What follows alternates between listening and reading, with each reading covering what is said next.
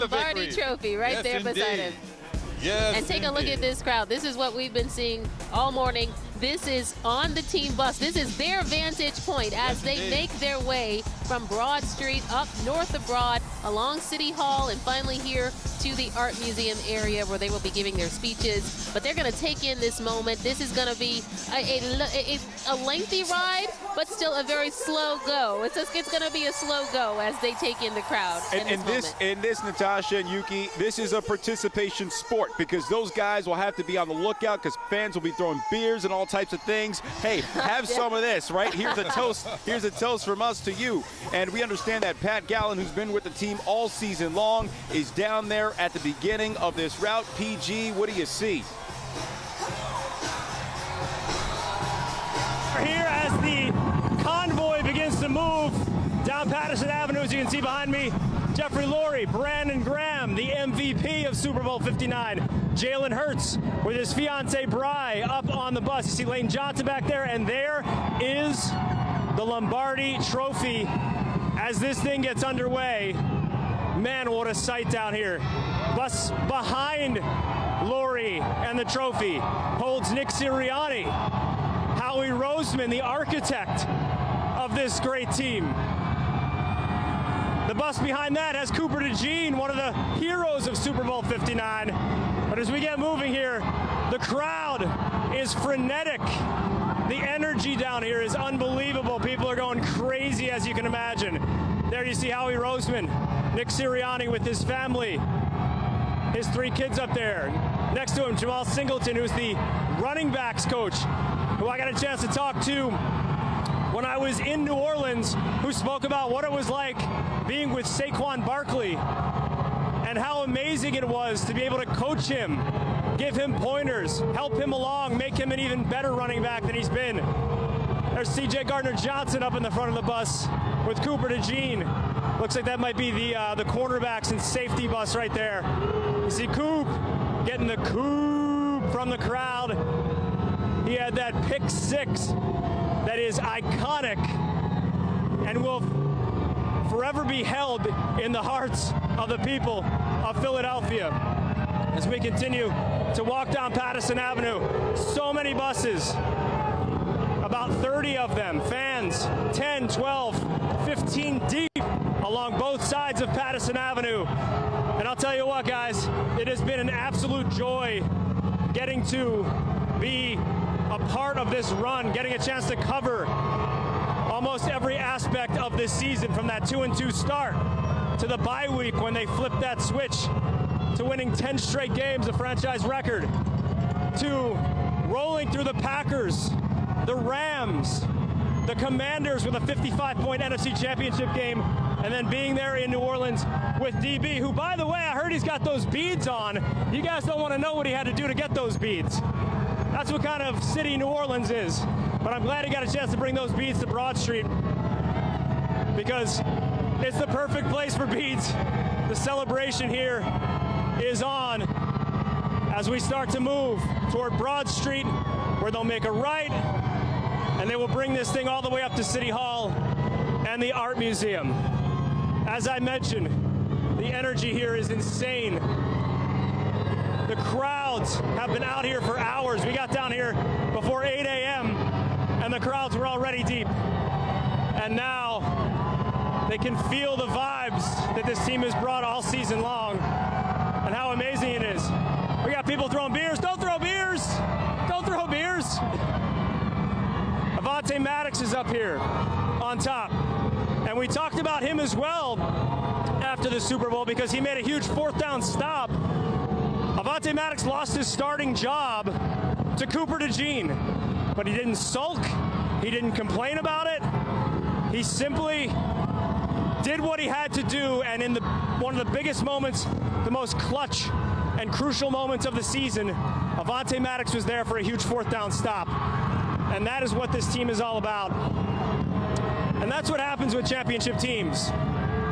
You just never know who will have to step up and make a huge play.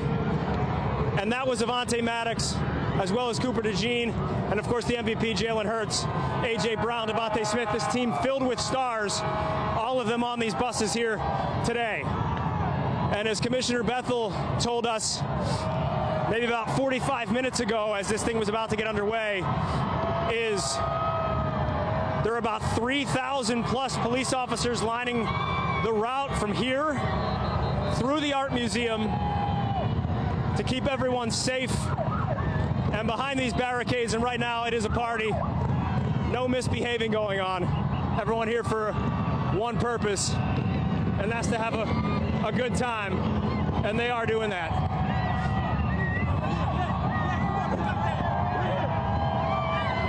All right, as we make the turn here to Broad Street at NRG Station,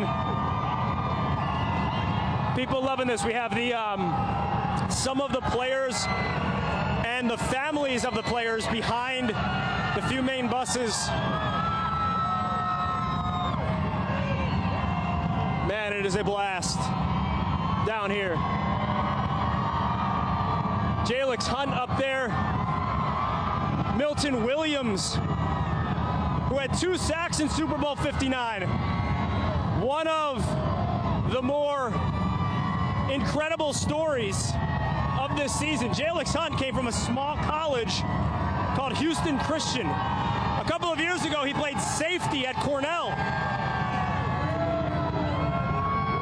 That is a rarity, that he becomes a defensive end after playing safety at a small Ivy League college. Milton Williams, who will be a free agent after this season, 2 sacks, roughed up Patrick Mahomes left and right. An incredible performance by him. I don't even know if you guys can hear me back there, but I'm just going to keep talking. Pat, I got you. I don't think you can hear us. Pat, we hear you, Pat. We hear you. Can you hear us, PG? Yeah, stand by. We got you. Yeah, we got you. Okay, live TV. This is what happens. Pat, I want to ask you this. We were in the locker room when they won this thing. We were both on the field when the confetti fell. How would you describe how the players are right now as they are on top of those buses, as they prepared to board those buses with their family and some friends, etc.? Like, how would you describe the vibes from the players as they are now realizing really a lifelong dream? Elation is the one word that comes to mind. And I think they're realizing on the grandest scale just how wild Eagles fans truly are, how passionate they are, how deep we run, how squad deep we are as a fan base. And you can just see it painted all over their faces that Eagles Nation is bringing it here along Broad Street, just outside of the NovaCare complex. And DB, you and I on the field after that game, you could see it on their faces then. And the culmination is this right here, this parade, this celebration of a team that is absolutely the greatest in franchise history by far. As I mentioned, the credentials of this team, 18 wins overall. That's one of the most ever in NFL history. One of only 4 teams to hit 18 wins. Incredible performances in the NFC Championship game and in the Super Bowl. Just unreal. And I think it is showing on the faces of the family members of the team as well as the players, as we saw at the front of this convoy of buses. I hope that answers your question, DB. Absolutely answers my question, Pat. And here's one thing that I'm not sure if you can see from your vantage point. We've got the chopper up, we've got the overhead view, and we're looking at fans 10 rows, 15 rows deep in some cases as the buses are going by. How are fans responding as they see Jeffrey Lurie and they see the Lombardi Trophy and Sirianni? What are some of the things they're saying? Of course, keeping it family appropriate. What are you hearing and what are you seeing and feeling from Eagles Nation as they get going with this parade? a lot of the words they're saying I can't say on television, but it's all in fun, and it's all positive energy. You see, look at these. They're all crazy. They're all nuts. But look at the smiles on everyone's faces. Everyone's hype, everyone's pumped, but everyone's keeping it positive for sure.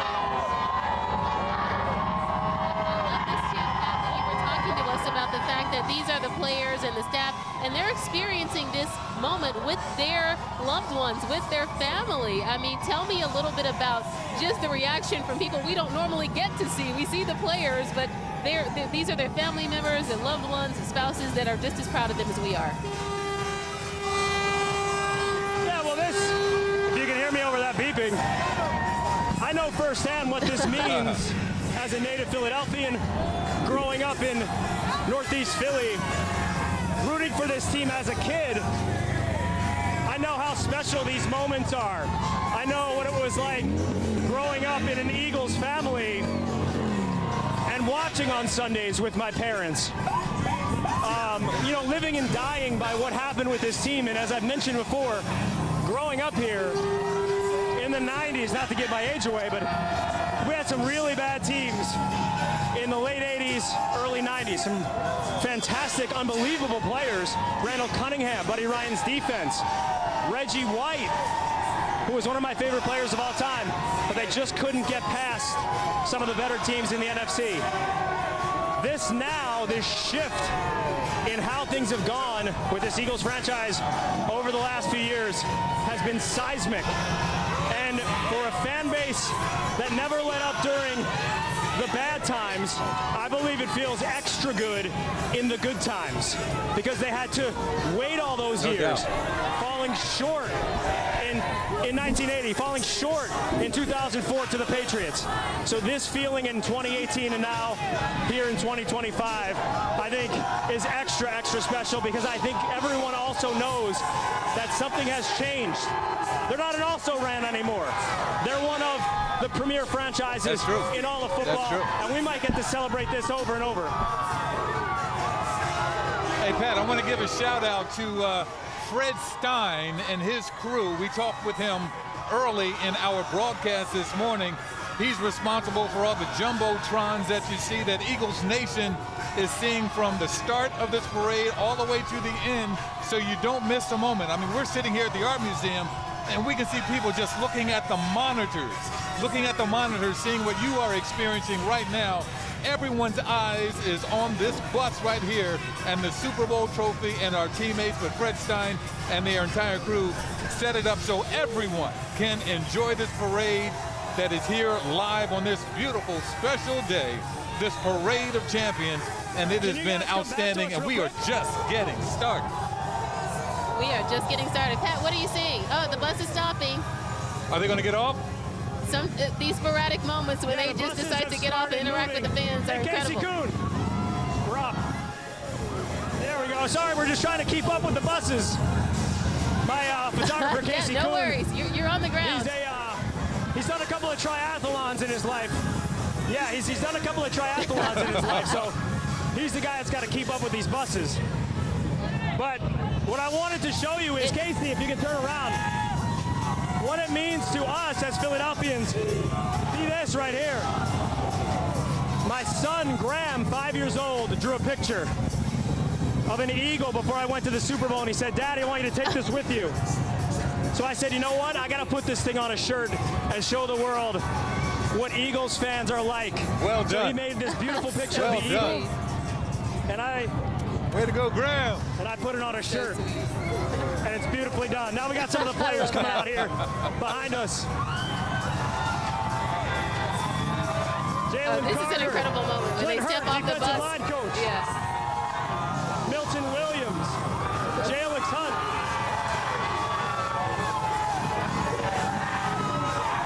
Jalen, what is this whole thing like for you? Man, it's crazy, man. It's crazy. I'm having so much fun. I'm enjoying seeing the fans and making their days. Did you think that Eagles fans had this level in them? Yes, yeah. I've been hearing the news about the fans before I even got here, and they showing out. It's unbelievable.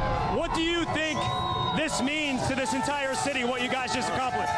It means a lot, man. They won this every year, and we try our hardest to go get the one. But we got the one this year, now it's time for us to celebrate it. Did you go back and watch your effort in the Super Bowl and see how you wrecked house?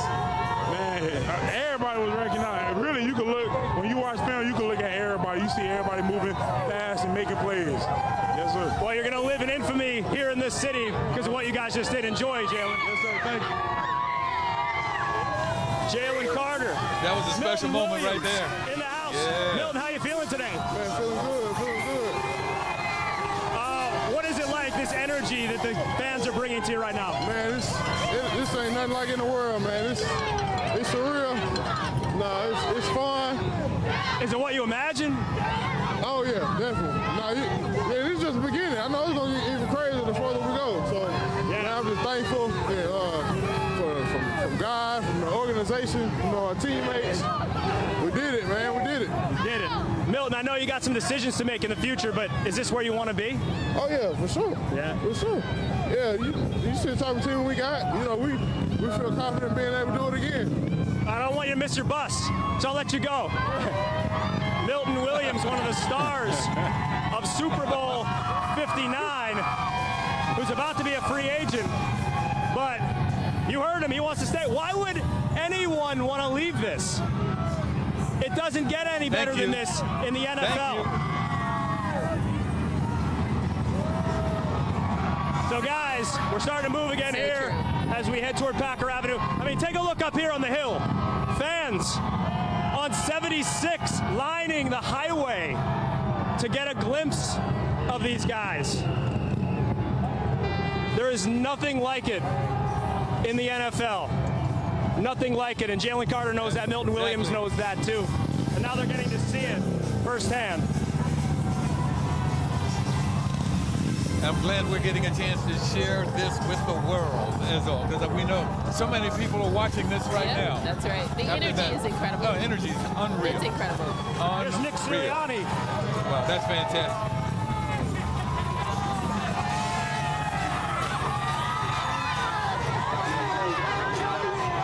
Coach, is this what you thought it would be like? It's awesome. These fans are awesome. Coach Nick Sirianni with a few words. He doesn't want the bus to leave him behind. Not that it would, since he's the head coach. And there's another guy Gotta get on the bus. who, after last season, they had to make some decisions. They decided to stay with Nick Sirianni. I mean, did that work out? That certainly seemed to work out. I'd say His it owner, did. Jeffrey Lurie. Yes, it did. Just taking it off.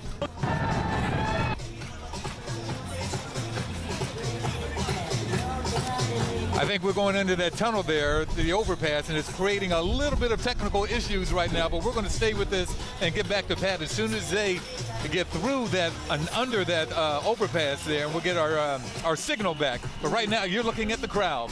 Eagles Nation all up and down Broad Street, up to City Hall. They're going to make a left at City Hall and come up the Ben Franklin Parkway, and this place will go absolutely wild as so many people right now are looking at the monitors, waiting for their heroes. Their heroes to reach the art museum. You know, guys. Hold on. Are we heading to a break here? I think we might be heading to a break after we sing. All right, listen. Pat Gallen, Casey Kuhn, our photographer there, getting some great content for us. We're going to check back with them in just a moment when they get through that underpass there. It was causing some technical issues, we think. But, hey, it is a parade of champions. There's going to be chaos, but it's the chaos of the best kind that you could ever describe. It is Valentine's Day, nothing but love in the city of Philadelphia. We're taking a quick time out, but we will come back with the parade of champions.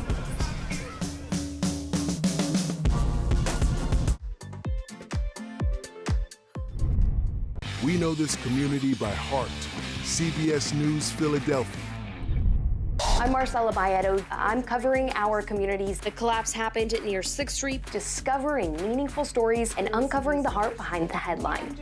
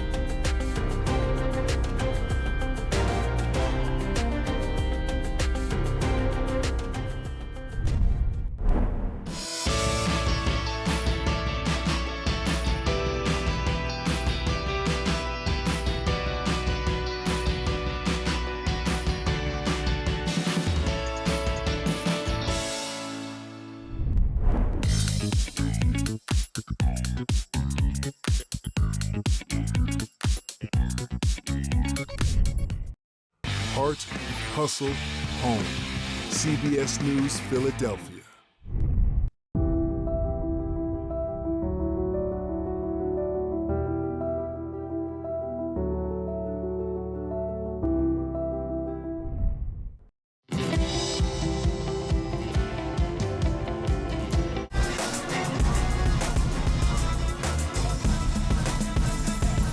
The parade is on the move.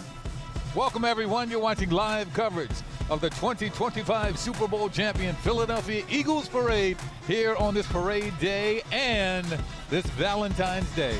And love is in the air from everywhere. Here, not only just here in the city, Natasha Brown, but all around the globe. Philadelphia Eagles, we went in as an underdog. People love the underdog. Love the underdog. Yes, indeed. Underdogs no more. We are celebrating our Philadelphia Eagles, and we just saw the bus. It's on the move. Slowly, it's making a glacial way here to the Art Museum as they take in the moment, the players, the staff, hoisting that Lombardi trophy there on the bus. We saw many of the players just a short time ago getting off the bus. This is what I love to see. When I covered them 7 years ago, I was on a balcony on Broad Street, and I saw them jumping off the bus to greet the fans, and it's that special moment where they have that personal connection. They feel the energy, they feel the love of these fans that have carried them through this season and have carried them for decades ultimately, because we know how passionate Eagles fans are. So it's just great to see them taking in the moment and feeling the love that we feel for them. And I feel the love as well, especially personally, because it took me and so many other people some 50 years to get our first Super Bowl win. Just and now 50? Just 50? I'm not going to stop right there. I'm going to stop right there. But now there's a generation out here now that has seen 3 Super Bowl appearances in the last 7 years, and 2 of those have been wins. It's a special time. They're spoiled. We're spoiling them, and it's just the beginning. Keep spoiling. Yeah, it's just the beginning. Just the beginning. So keep again, spoiling. we are looking at the buses now on the move up Broad Street. They're going to wind their way up Broad, come around City Hall, and ultimately make their way here to the Art Museum, where we will hear from many of the players, we'll hear from the coaches, we'll hear from Jeffrey Lurie. Also, we understand we might be hearing from Governor Shapiro as well on the Art Museum steps. But again, we are seeing crowds, I mean, 10 rows deep along Broad Street, along this route. We are seeing a sea of green around us here at the Art Museum, where this will all ultimately end. It is nothing but love, nothing but a magical, electric feeling in the air here in the city of Philadelphia today. I know we're on the parade route right now, but I'm going to ask my producer Monica and everybody back at the station if we can get a shot of the folks here at the Art Museum that are waiting for this parade to get here. But this sea of Eagles green and humanity here at the Art Museum is just unbelievable. Well, what's happening is once the parade began, the official DJ got going. And what's going on right now is it is a legitimate, it is a jam, it is a lituation here at the Art Museum. People are literally dancing, side by side. I mean, they're complete strangers. Absolutely partying right now. The one thing that unifies them is the love of this football team. They're all wearing midnight green and Kelly green. It is a jam. I mean, look at this shot right here. You've got the majestic Art Museum, the eagle behind the columns, the posters, the banners rather, of the 2 Super Bowls on each side, and Rocky right in the middle. Of course. Rocky right in the middle of it all, signifying it all. How about that? It is just amazing. Like I said, just the feel of it all, just from the minute we stepped here into the crowd, it has been nothing but love, nothing but pride, ultimately, in the city of Philadelphia, pride for their team. And I've never felt people be so happy. I mean, you can really, it's palpable that the sense of happiness that we're feeling from this crowd. Listen, I don't know Woodstock. Right. Did not go to Woodstock. Was not alive for Woodstock. I was, but I didn't go. Are you sure? Yeah. Maybe you don't remember it. It is, but from what I've heard, this is Woodstock-ish. You have people crowd surfing here. I mean, it's just like people are shoulder to shoulder. Yes, indeed. What a jam. And I'm seeing a guy who's up on one of the light poles. He's climbing a pole. He's waving, doing the Eagles. Yeah, I don't think he's going to be up there much longer. Philly going Philly, Natasha. Yeah, I think they're going to get him down soon. Don't worry. We'll have to temper our enthusiasm just a little. Look at the smile. The smile on the flag right now. I know you're smiling at home. We are smiling here on location. We're going to take a short break, and we will continue our coverage of your Super Bowl champion Eagles in just a bit.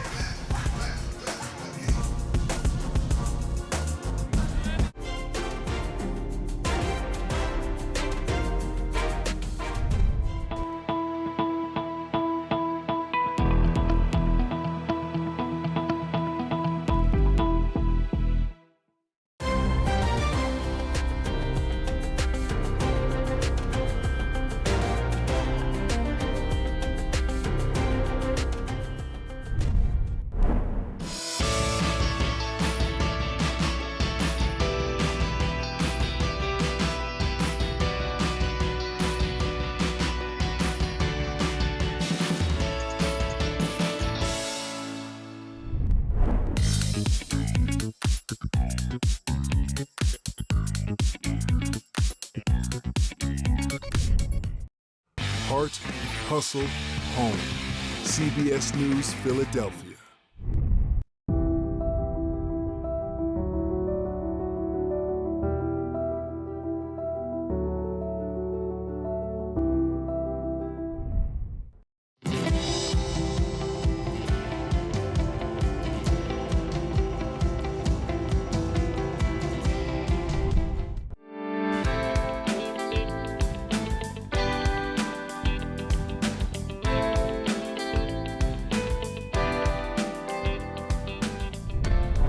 Uncovering the heart behind the headline.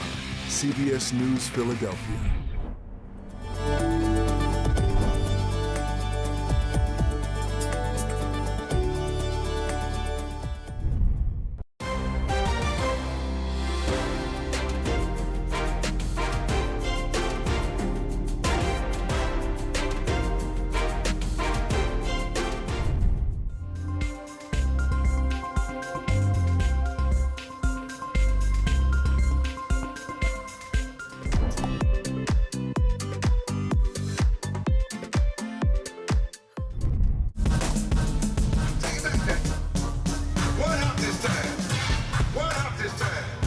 You are looking live at the celebration for the Philadelphia Eagles, the NFL champions, Super Bowl champions for 2025.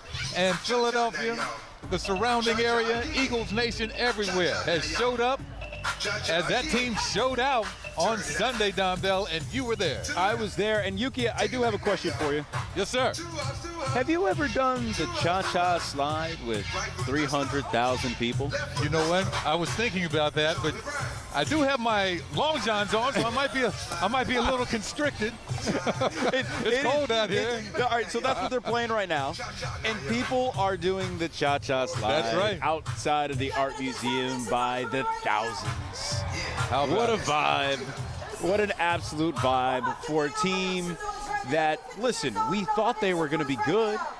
We were quite certain they were going to be good. But did we think they were going to be iconic? So true. Did we think they were going to win a franchise record 10 straight? I didn't. Cover Especially the after team all the time. was it a 2-2 start? After a 2-2 start. And, you know, we had questions about Nick Sirianni after he started chirping at fans at a home game during a win, you know. But we trusted the process. Yeah, well, listen, some of us didn't trust the process, but they showed us the way. Yes, they did. And they navigated through a whole lot of drama and things along the way to become really the best team in franchise history. And you asked me on Sunday after they win, I wasn't ready for this question. When the confetti was falling down, you're like, listen, dynasty? That's right, I did. What are the chances? And when you look at the way that this team is built, man, you know, you never want to take these moments for granted. That's true, because I hearken back to 7 years ago when then-coach Doug Peterson said this is the new norm. Yes. But with free agency and so many things that can happen, it wasn't the norm for a few years. That's right. So you never know what's going to happen. You never know, so you don't take it for granted. However, when you take a real good look at this roster, the young guys that they have, like Cooper DeJean and Quinion Mitchell and Jalen Hurts, still a young man at 26 years old. Saquon just turned 28 on Super Bowl Sunday. Right. They have an opportunity to run this thing back. You know, and so we understand, speaking of head coach Nick Sirianni, he's talking right now on the bus. Let's listen in to head coach Nick Sirianni. You know, we played our best game the last game of the year. That's what we were always striving to do, and we were able to do that because we got great players. We got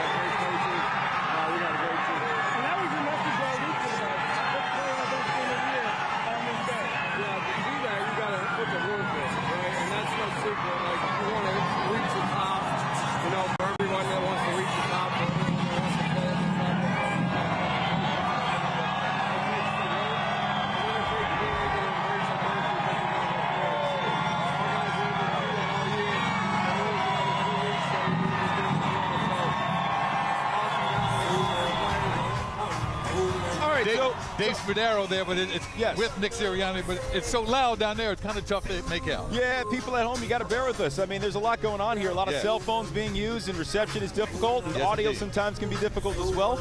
But Yuki, I'll tell you this: when I was in New Orleans, I had a chance to catch up with the owner, right, Jeffrey Lurie, and I asked him about Nick Sirianni and how he gets flack sometimes, and you guys stick by him. What do you love about him? And he loves the fact that Nick is unorthodox. And Jeff told me, he said, you don't necessarily want somebody who does it the same way everybody else does it. Right. And we've seen it with Nick Sirianni. Case in point, when he got off the helicopter, I'll never forget it. When he was hired, he came off with a normal looking jacket and some jeans, I think it was. I'm like, this is the coach? Yeah. This is the coach? What, he is unorthodox, but he has a method to his, shall we call, great madness. Yeah. And it has shown over the years. And I also talked to the GM, Howie Roseman, and one of the things that he said in terms of evaluating Nick Sirianni about whether his message gets through is how he told me that, listen, when you talk to the players, they over and over again recite quotes that come from the head coach, which lets you know that the message is getting through. One thing that Nick always tells the guys is, you cannot be great without the greatness of others. That's true. I hear Saquon say that a lot too. Yeah. Especially when we're talking about the offensive line. Right. And so you see it throughout this squad and the way that they went about their business all year long. They rely on each other. Oh, they certainly do. And Eagles Nation is loving it. Once again, we are providing you live coverage of the Parade of Champions here in Philadelphia, Pennsylvania. No matter where you are watching from tonight or this afternoon and this morning, no doubt you are enjoying what you are seeing, and no doubt if you're an Eagles Nation fan and a fan of this team, you enjoyed what you saw Sunday night. And here's the culmination of that game and the entire year, and a lot of hard work. And as we saw a lot of the players talking with Pat Gallen, they are enjoying it as well. This is for them, but it's also for all the people that you see and all the pictures we are providing for you this morning. You know, we talked to Governor Shapiro earlier, and we talked about how Philadelphia gets a bad rap, and a lot of it has to do with sports fans, right? What people see throughout the country, et cetera, you know, the one or two moments where things go sideways. Well, people will tell you, fans or players will tell you that, you know what, Philly is hard. There may be no place that is as critical as Philadelphia. However, there is no place in America that's better to win. None better. Nobody loves you more. That's right. And we are looking at it. This is it. This is what it looks like. And you know what, Don? Players want to come here now. They want to come here and be a part of this magic, whether we're winning or not. They want to be a part of what they have seen over the years because they know we've got something special here. It's a destination. Yeah, no question. It's the reason why over the last 5+ years you see athletes, not just in football, but in baseball. Why do you think Bryce Harper's here? Right. You know, right. He sees this. And I'll bet you, listen, the Phillies down at Clearwater, they're watching this. Oh, no question about it. No question about it. And they want to repeat that they, too, have some unfinished business. But it's all about our Eagles on this day. You're right. You're absolutely right. Yeah, and man. Don't be surprised. I'm just going to put it out in the atmosphere. Some people have. There's a free agent out there by the name of Myles Garrett. Oh, yeah? Who's looking for a team. Absolutely. He's a talented all-world defensive end. Yes, indeed. And listen, you know, again, in New Orleans, running into free agents and running into players on the red carpet, all those things, people talked about this. When they think of Philadelphia, they look at this, the bus that says World Champions on it, and they look at rows 10 to 15 deep of fans, hundreds of thousands of fans coming out here and cheering on this Philadelphia Eagles football team. They look at the guys lighting those victory cigars, throwing gifts and treasures to the fans waiting below. They are having a great time. Now, last we checked, I can't tell right now what they were at Broad in Oregon, but they're making their way up now. They're getting close to the City Hall. And once they get to City Hall, they'll make a left turn and head toward the Parkway. And that's when the Parkway is going to start to jump. Oh, my goodness. I remember that in 2018. Yes, indeed. In fact, we were side by side just like this in 2018. Yes, we were. And when that bus comes around, all people lose their minds. I mean, they're losing their mind watching the Jumbotrons right now. Yeah. So you can imagine when it's all the way live. Oh, all the way live. It's coming down, man. And once again, shout out to the house DJ here, man, playing all the right beats. People are having a good time. This is now turned into a full-blown celebration on a Friday, man. No other time is better than this. No doubt about it. No doubt about it. I've had texts. My phone has been blowing up. People from all over the country are watching this on our stream. They're probably watching it somewhere else as well. There's the GM, the architect, right there. Howie Roseman. Oh, there's Howie. Listen, there's no season like Howie's season. You just let that man cook, right? He's the one who put this team together. You know, he's the reason why. Listen, you remember Carson Wentz was the franchise quarterback here, right? Right. And he made the decision, you know what, we're going to go in another direction. Decided to trade Carson. And with those picks, he ended up getting guys like Jordan Davis and Jalen Carter. That's right, them dogs. Is that Nick Sirianni right there just having himself a party? And look at those crowds. Look at cheering Nick on. Unbelievable. And Nick is loving every bit of it, the entire organization. And Nick always talks about his organization, not just the organization, not just the players, but you have the chef, you got the people in the front office, you have the intern. Yes. Everybody in that Eagles organization is so proud to be a part of this today and serve the people of our region and the nation. A couple weeks ago, Jalen Hurts said, this is before they won it, and this is, I want to say it was right before the NFC Championship game, because obviously that was their last home game. And he had a message not just for the players, his teammates, he had a message for the city. And he said, it's going to take all of us That's right. to get this done. One team. One team together. One team, one city. One city. And you see it. These guys, listen, they didn't have a first-round bye. But what they did have was 3 home playoff games. And in those 3 home playoff games, they were dominant in 2 of the 3. And we saw fans really bring their best. 70,000 deep at the link in 3 of those games. And everything fell into place. We were guaranteed 1 home game.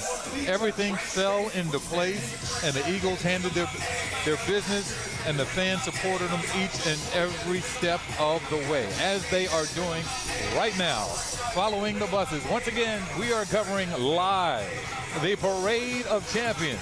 The Philadelphia Eagles are your Super Bowl champions for 2025, and we are loving every bit of it. You know what, Yuki? I'd like to welcome back Natasha Brown. She left the desk for a second because she was doing the wobble. But now that she's done doing the wobble. I'm back. I had to do a little wobble.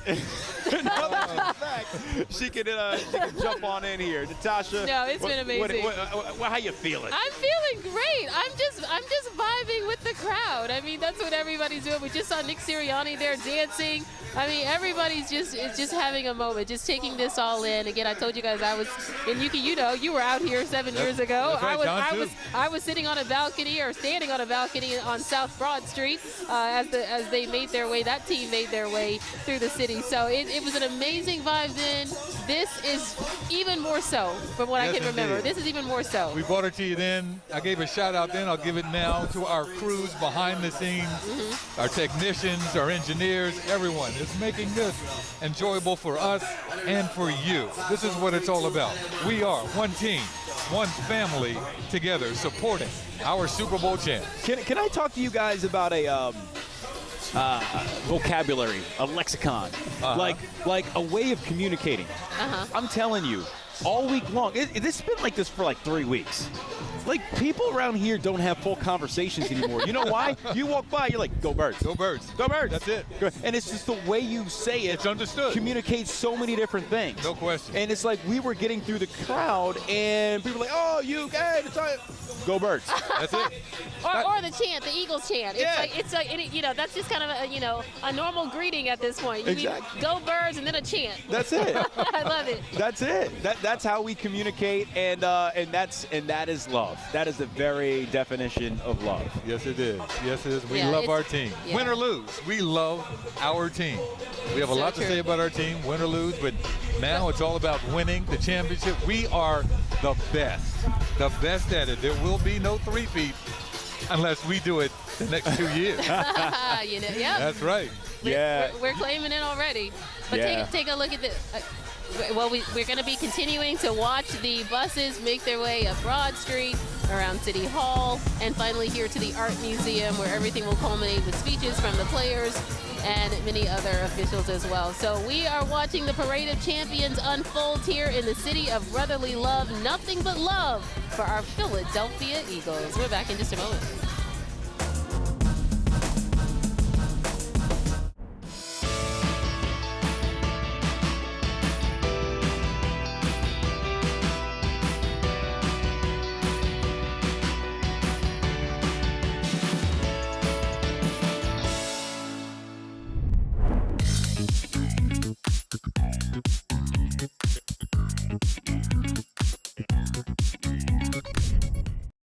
Heart, hustle, home. CBS News Philadelphia.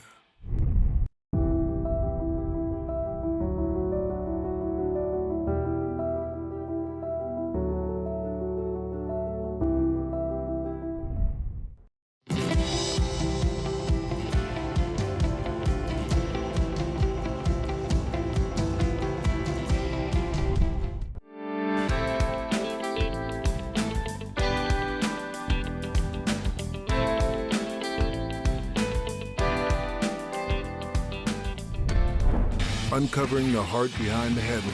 CBS News Philadelphia.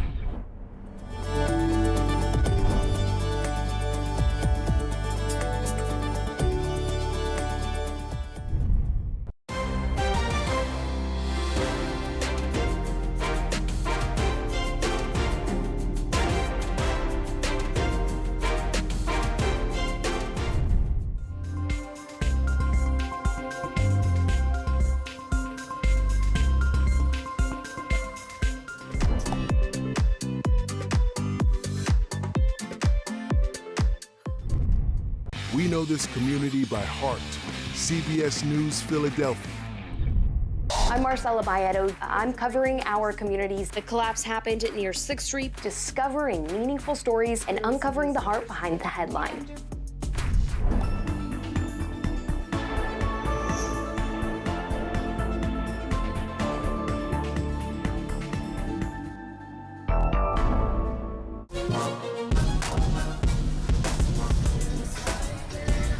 Welcome back, everyone. CBS News Philadelphia's coverage of the Parade of Champions as our Super Bowl champion Philadelphia Eagles are making their way along Broad Street right now. We understand. Where are they, Monica? They're at Broad and Passyunk there in South Philadelphia. It's been a slow trek because our players and the team taking in the moment, hopping off the bus, interacting with the crowd that is literally just thousands and thousands deep at this point along the parade route. So we are taking in the moment as well here at the finishing point. They are finally going to be making their way here to the Art Museum, which is where we are awaiting their arrival. But again, they're moving at a glacial pace, as they should, as they absorb the moment and take in this moment with the fans. So, I just got to let you know. All right, so Yuki, he went to the bench for a second. I'm not Yuki. He's on the bench. We decided, newsflash, this is not Yuki. Yes.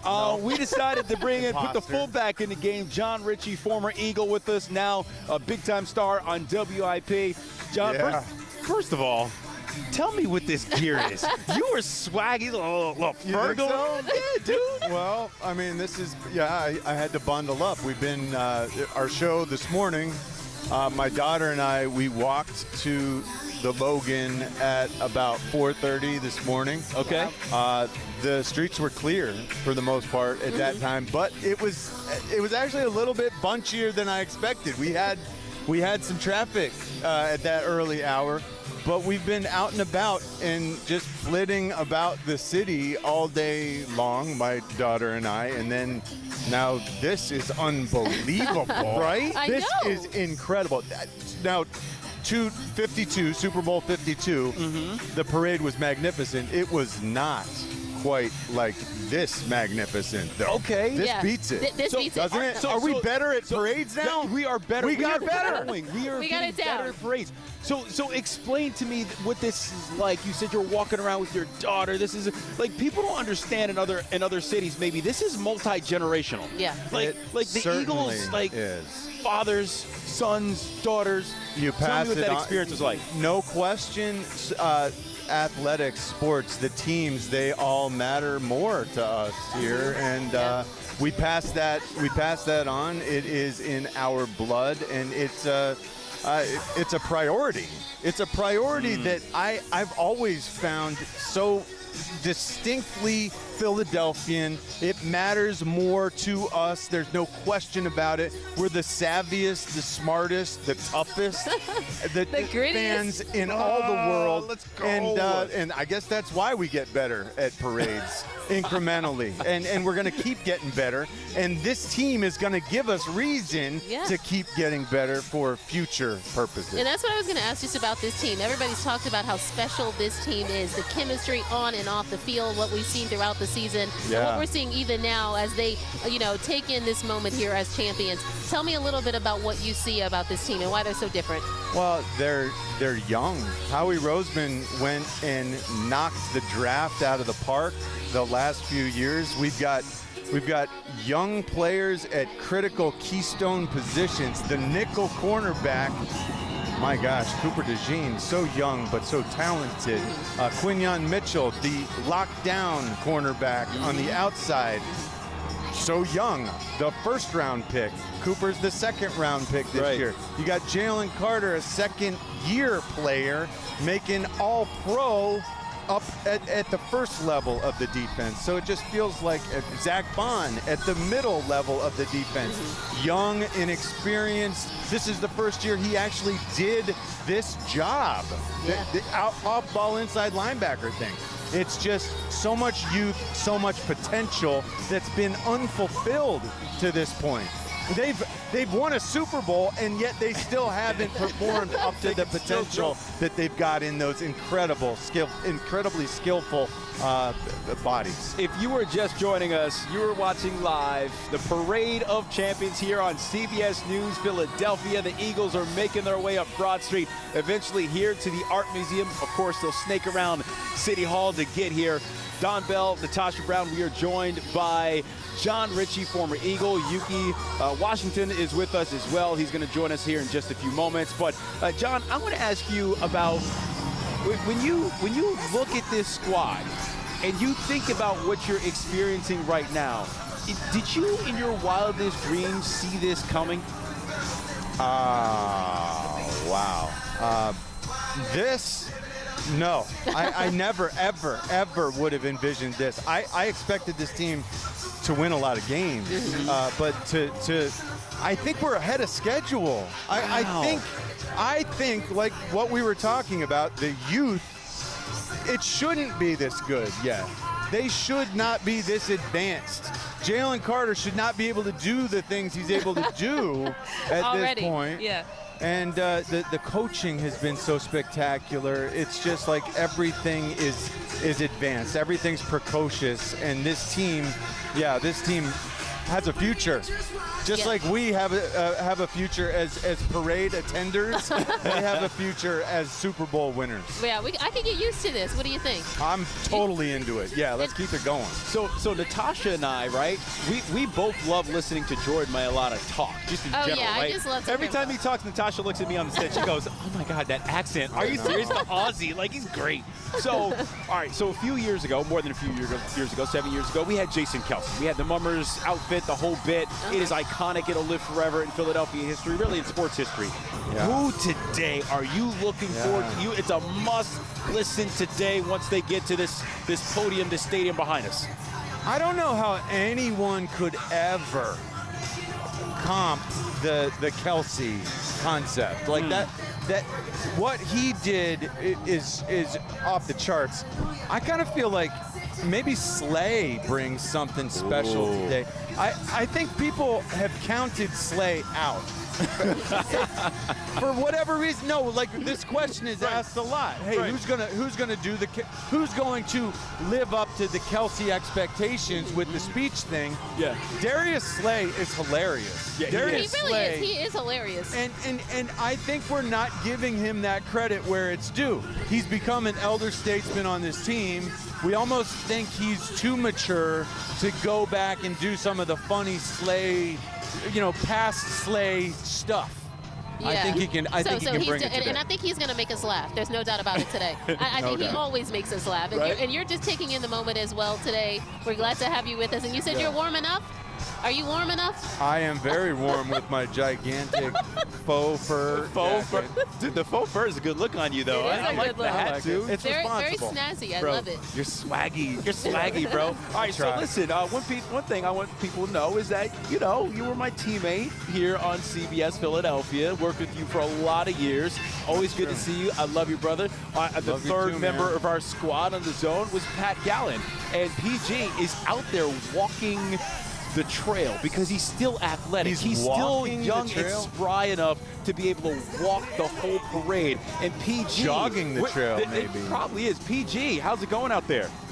If you can hear me, we are at Broad and Snyder, and I don't know if you'll believe this, but it just keeps getting louder and louder. The further we go, I know we might be taking hits. It's tough because the signal strength down here is being soaked up by the thousands, 10,000s of fans. Hey, there's my buddy John. John Freeman. Hey. I went to high school with him. The bus right here holds Jeffrey Lurie, Brandon Graham, some of the Eagles dignitaries, as we try to keep pace as we make our way toward Passyunk Avenue with the police escort. We talked to Jeffrey Lurie maybe about 6 blocks ago, which at this point is probably about 20 minutes. And he says it doesn't get old. And basically, to a man, they all said the same thing, that this does not get old. We saw Lane Johnson holding the Lombardi Trophy. And I said, look into it. What do you see? What do you feel? And he said, I see a big bald head that's freshly shaven. So he had jokes, but I think a lot of these guys understand that this is a moment that this city won't forget. This is a moment these players won't forget. Each guy, Slay, I talked to. Kenny Gainwell, I talked to. And they all basically said, this is crazier than they even imagined. And it's hard to argue. I mean, you can see from these pictures, the crowds 10 deep on top of buildings. Pretty much everywhere along this route. And I'll be honest with you, I don't see one person out here that does not have a smile on their face. How's that for love? We got AJ Brown over here in a mummer's costume. Maybe AJ wants to be a mummer. This sign says, Jalen, my mom thinks you're hot. The signs out here are very clever. Like a good neighbor, Saquon is there. Kenny Pickett. Yes, he can. Kenny Pickett. Yes, he can. Nice. I mean, to say it's hype out here is an understatement. I got a chance to cover the 2017-2018 Super Bowl, and I was at the Art Museum, and it was hype, but there is nothing like Broad Street during a parade. This is the third one of my lifetime that I've gotten a chance to be a part of, and let me tell you, it gets better and better every time. Getting a chance to be part of the coverage in New Orleans, you just saw how these fans showed up and showed out on Bourbon Street, respectfully, and how much fun it was down there to be a part of that. And now to see these guys enjoying the fruits of their labor with the city of Philadelphia. I mean, their smiles say it all. You see Jeffrey Lurie doing the Eagle wave. And I think what's happening here, too, is that they're falling a little bit behind because guys keep stopping. I don't know if you caught it earlier. We had Jalen Hurts out here on the street, and I asked him, What's this like? And you know Jalen, a man not of many words, said, you see it. Yeah, you can see it out here. It's crazy. It's nuts. It's wild. So many great signs. So many kids. So many people just stoked for what they're seeing. I'm getting pelted with confetti. I won't complain too much, though. And we're actually, yeah, and actually, Pat, I'm going to interrupt you for a second. We're seeing Jason Kelsey, the legend. He's right here now. He's walking in. Looks like he's is he over here by the art museum? Where is he? Anyway, Jason Kelsey making his appearance here. You know how much he's at the front of the parade here. He's at the front of the parade. We see Jason Kelsey. Of course, everybody's talking about who's going to top his iconic moment there in the Mummers outfit and his speech when he won the Super Bowl. We're going to see who can do that, if anybody. I'm sure there'll be more moments today like that. So we're hearing that Jason Kelsey is, Natasha, up by City Hall. I guess he's had to turn the page from watching his brother lose on Sunday. John Ritchie, right? I think he's had to move on from that, right? Not easy. That's not an easy spot that he was in. A lot of emotion watching that one. You could tell he was grappling with that. I totally understand. But of course, he's here for his former team and his former teammates. Cool. So that's amazing. Yeah, I'll pour some out for Travis. Okay, we're done. Turning the page, getting back to the Philadelphia Eagles and the celebration we got with Jason Kelsey and these guys on these buses making their way up to the Art Museum. Once again, Don Bell, Natasha Brown, and John Ritchie is our guest for now. And John, so listen, what has been the best part of this day for you so far? Oh my gosh, the best part of the day, watching the day grow, watching the massive humanity increase exponentially. Look around. It just it keeps growing. The love for this team is limitless, and we are actually seeing that personified by the numbers, the sheer numbers. Doesn't this look bigger? It does. It looks much bigger than even, like I said, 7 years ago when I covered this. And the energy, like I said, the energy, you feel the happiness in the crowd. You feel the happiness just everywhere. Have you ever felt the city like this, this moment? There is no city like this. There is nothing that compares to what we are capable of as a fan base here in Philadelphia. There is no town where people are more involved, where people are more attentive, where people are more educated on what the team's doing. People talk about the changes coaches make at halftime. Here in Philadelphia, they can tell you, all right, they went cover 4. Yeah, they're cover 6. Man, look. We have details beyond the norm. Oh, the underfront in the second half allowed a better angle for the Buck linebacker to secure that edge against the run. Yeah. We take it to another level in Philadelphia, as evidenced by today. People say inside baseball is a term. Inside football. Philadelphia is inside football. No doubt about it. And we should be very proud of that. Yeah, unbelievable. These images are unbelievable as they play Blow the Whistle behind us. Yeah, I know. and appropriately so at this point. We can blow the whistle. Oh my goodness. Oh, you got to see people dancing in the crowd right now, it's amazing, you guys. I think Don's going to get up and do a little two-step for us in a minute. I don't know. It is a full-blown lituation. I've said it over and over again. This is absolutely outstandanding.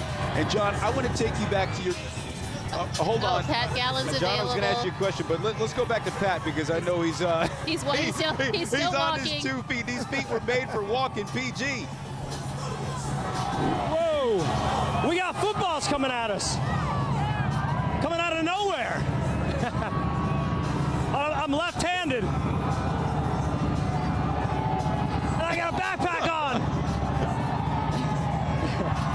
I'm not right-handed. Don't tell anyone I'm left-handed. He's got a backpack. We're trying to keep up with these. We're trying to keep up with these buses. They're starting to move a little bit faster because I think they've fallen behind the timing. We're only at the front is at Tasker. We're at Morris, so we're about 5 buses deep here, trying to keep up. We got people throwing footballs. We've got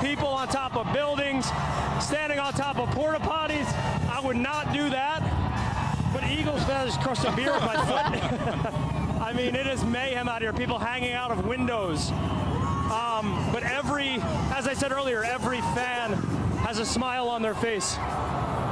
Every player has a smile on their face.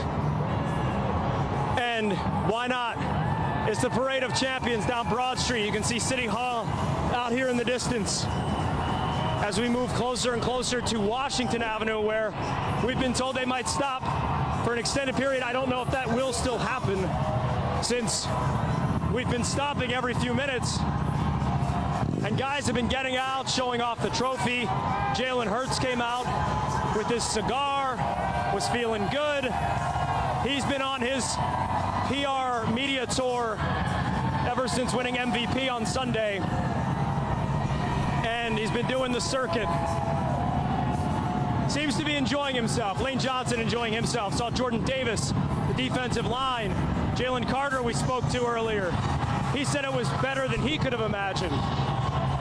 It is impressive, and when I think back to that game, whoa, we got beers being thrown. Probably not a good idea. Or is that a hoagie? That may have been a sandwich of some sort. We got beads being thrown. There's beers, hoagies, footballs. People losing their minds. There's all kinds of stuff being hurled out there. It's mayhem. Hey, Pat, Roses. what's it been like just... Eagles. Roses, too?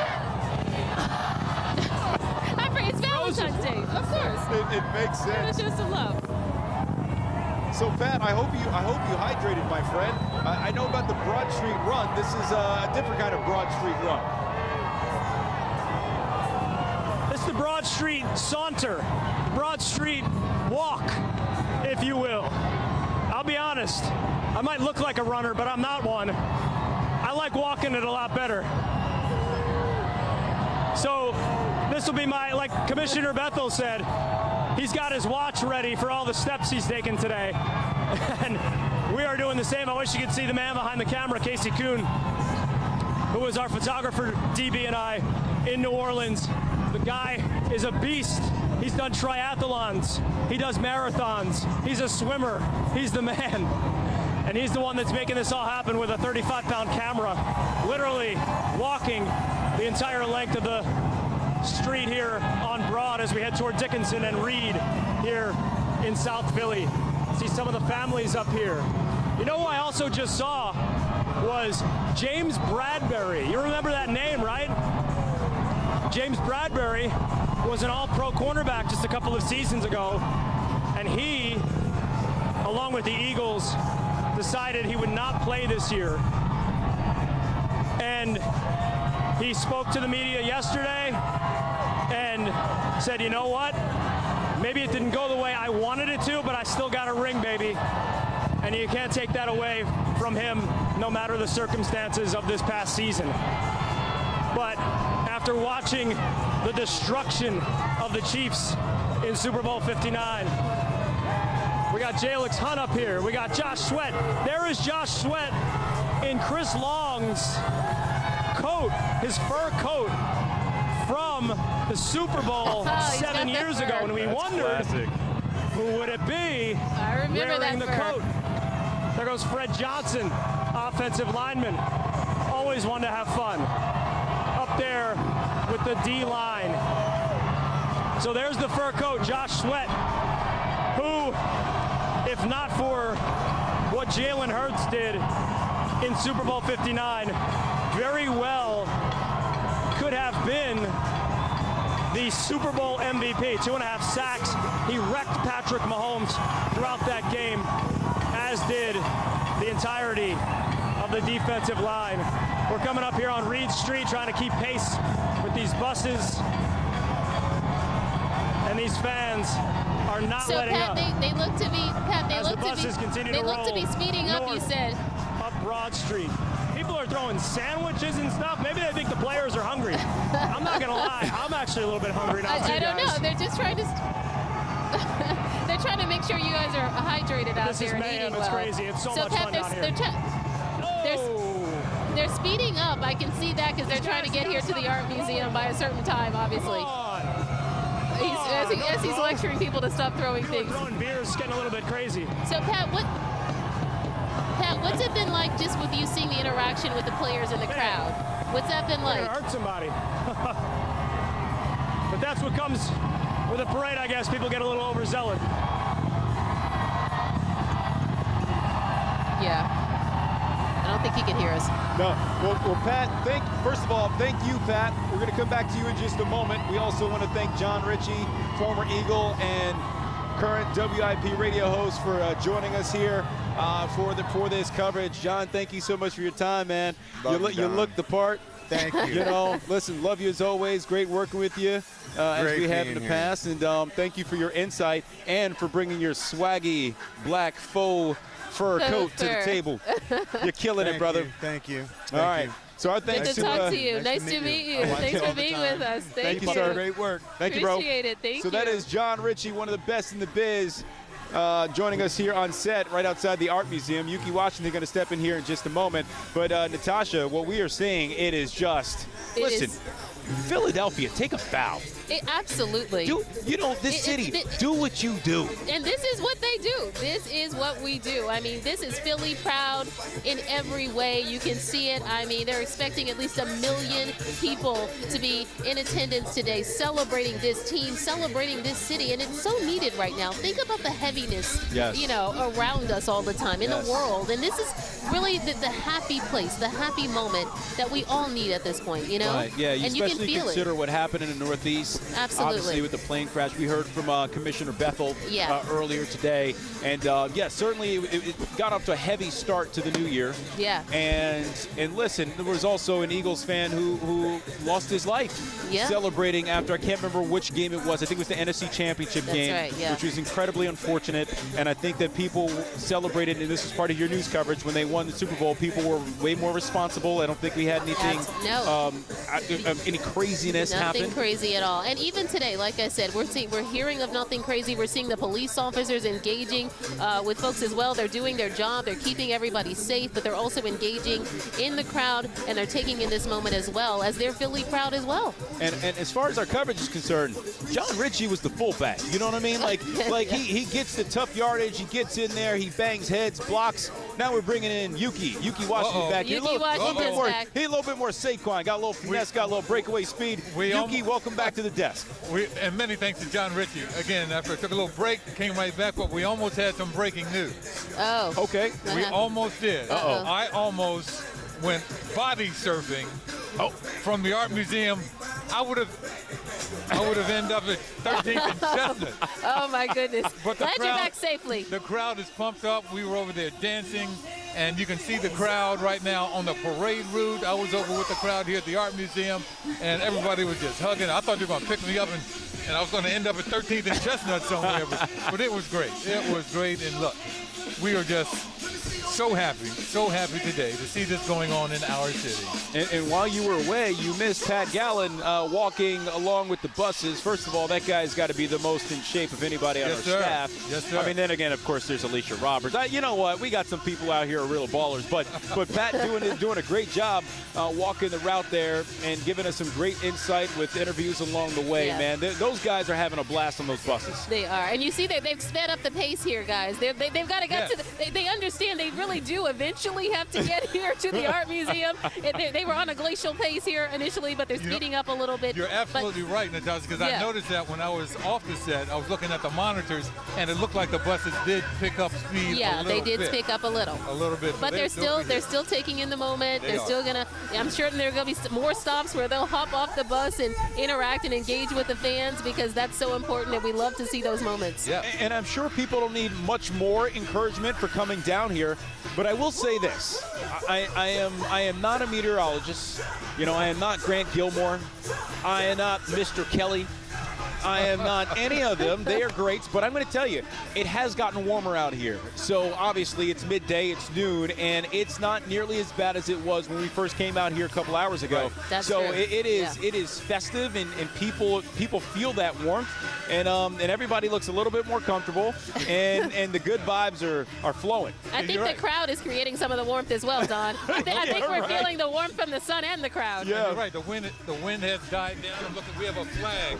We have a flag right behind our camera, and it's not as starched as it was earlier. You're right. So things are calming down a little bit, and that's perfect timing as the caravan gets closer to the art museum.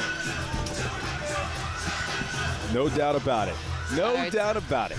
Looking at the buses there now. So And we were what's interesting, it's the stuff, Natasha, that happens on those buses, right? We're getting glimpses. Every now and then you'll see somebody pop up with a champagne bottle. You'll see something spraying out of the buses. You know, Right. Wait, did you see the Lombardi trophy, like the one that's on the bus? Not the real one. Yeah, yeah. But the one that they made up, the huge one? the replica. The replica was amazing. I can't wait to see some of the players' video of being on the buses, because they'll put that on their Social media. Yes, being indeed. They'll put that, insane. what it was like to be on those buses. We have a camera up there as well. We saw Nick Sirianni speaking not too long ago, but this is a sight just to behold. It's something we will never forget. I mean, I never forgot 7 years ago. That's still in my mind, and now seeing this on top of it, and like we said earlier, more to come. More to come. More to come. More to come. We certainly hope so. Yeah, no doubt about And you that. know, it's like, this is what it's all about. You know, I mean, I think sometimes, you know, for us covering the sport, you know, you always cover wins and losses, and it's a long road to the end of the season. And we got to remember, there's 32 teams in the NFL. You realize that 32 teams, there's only one team. There's only one city in America that gets a chance to do this every year. Yeah. And here we are, it's us. And Right. it's so fitting that it's us, you know? It's so fitting that even with John talking about how this city, we live and bleed green. I mean, we can talk about plays that the coaches are talking about. You know what I mean? Yeah. They're so intimately involved in this team. I mean, and you feel it. You see it. You see it right now with the people that are celebrating this team, all these fans that wanted to be here, not just from this state. We're talking about from all around the country. Yes. We're talking about somebody I heard that's here from London, that came in from London. Oh, this yes. is a worldwide phenomenon when it comes to the love of this team and this team in general. And sadly, there are a handful of teams around this country, a handful of cities that have never experienced this. Yeah. Then are still waiting. They are still waiting. And until 2018, That was us. we were one of them. Yes, we were. Yes, we were. So true. Yes, we were. So we see they're being escorted, obviously, by Philadelphia's finest, Philadelphia Police Department. They are obviously 3,000 deep, police officers in the city of Philadelphia and other law enforcement agencies helping to protect us and protect the route of this parade, and just also taking in the moment as well. We've seen plenty of officers here, you know, dancing a little bit, you know, interacting with the fans. yeah. I mean, this is a moment for them too. So we love to see that. We love to see that you know, everybody's involved in this and everybody is just taking in the moment. I'm not going to lie. Watching police officers and security people dance and get a little two-step off to the side is literally one of the most pleasurable things what? ever. Like, I love seeing that because it just goes to show you that this movement, what's happening now, can move through you no matter what it is That's you're right. doing at that particular time. That's right. You're swept by it. I wish Yeah, I wish I had taken my phone with me when I took my little break when John was here, because I was actually three of the police officers. They weren't Philly PD. They may have been maybe even a step higher, but they were doing, what's this thing when you go like this? You talking about the snake? What was the snake. snake? Yeah. What's this thing? They were doing the What's snake the- with. I wish we were on I camera wish you could have for seen that, guys. everybody to see You you missed do the a snake moment. just now. Yeah. You missed a moment. But we were doing that. And it You was really great. did. It was great. They were having a good time, while also watching the crowd, making sure everyone out there is being safe as well. Yeah, and we're seeing the buses. I guess they're kind of at a lull here. They're stopped at a point here as they make their way towards City Hall. And again, we're seeing what we saw. Pat Gallen was telling folks, stop throwing sandwiches, stop throwing. He literally was admonishing the fans, like, hold on a second, no, don't do that. Is that not the most Philly thing ever? It isn't I mean, it, they're though? probably throwing Wawa hoagies at the It's guys. probably a now. hoagie. Like, here's a hoagie on me. You know, here's an Italian on me. It's all love. It's all love. It is all love on this Valentine's Day, this parade day, the Parade of Champions. Oh, and we understand family members are handing out sandwiches. They got off the bus. These are family members of the team players, and they got off the bus to hand out sandwiches. I love this. This is phenomenal. special. This You know is why? amazing. Because we're family. That's right. We have been family. I love to say it all the time, and that shows it right there. That is great. Yeah. Beating Eagles Nation. There is And there's Brandon BG. Graham. There he is. Brandon Graham shaking hands with the crowd, shaking hands, giving high fives. We love BG. We do. He's so special. We do. Now, obviously, if you're just joining us or you're new to this journey, Brandon Graham, 15-year veteran. He's the longest tenured athlete, professional athlete in Philadelphia currently. And he said at the beginning of the year that this would be his last. When asked about it recently, you know. Maybe not. Yeah, exactly. I'm not sure if he's going to stick with that.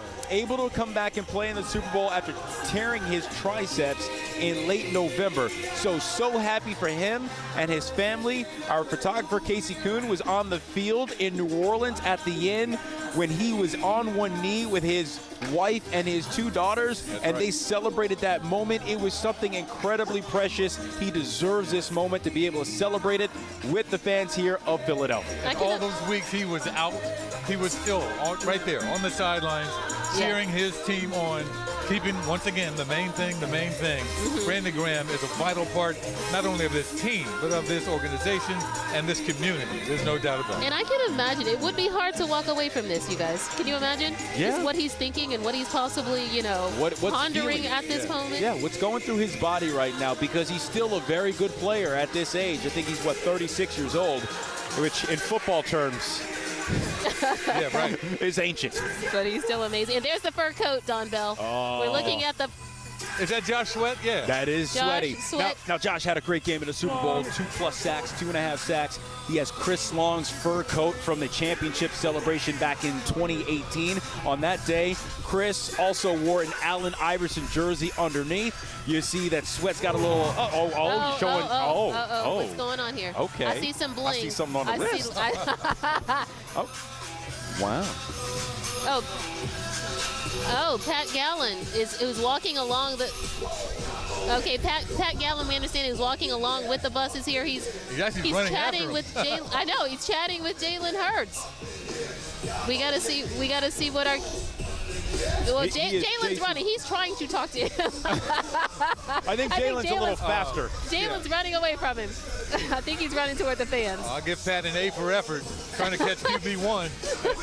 Just ask the Chiefs about that. He's not the only one. I'm not sure if that's going to happen. Yeah, Jalen Hurts, an interesting guy. His first 2 Super Bowl appearances, he led the team in both passing and rushing, 70+ yards both times on the ground. So, and in his first Super Bowl appearance, he had 4 total touchdowns and 3 rushing touchdowns, which is a record from the quarterback position. So, for a guy who's been criticized quite a bit because he was just 20th in passing this year, he finds a way to get it done, and he is the Super Bowl MVP. I understand, although, by the way, to the defensive side of the ball, Cooper DeJean. Let's listen in. Never get up. What's life been like since the Super Bowl? Crazy. It's just been nonstop, all over my phone, blowing up, having a good time, so. Enjoy, man. You're the man. Appreciate it. Thank you. Eugene, Eagles quarterback.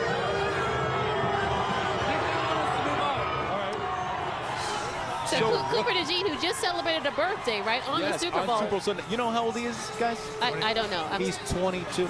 22 years old. So he was barely, you see how they're drinking on those buses? He barely made it. He's probably drinking a little apple cider, maybe. He barely made it. The shoes I have on are 22 years old. Oh, my goodness. 22-year-old So happy to have Cooper him. DeJean. From the small town in Iowa, right? A really small town. I can relate to that.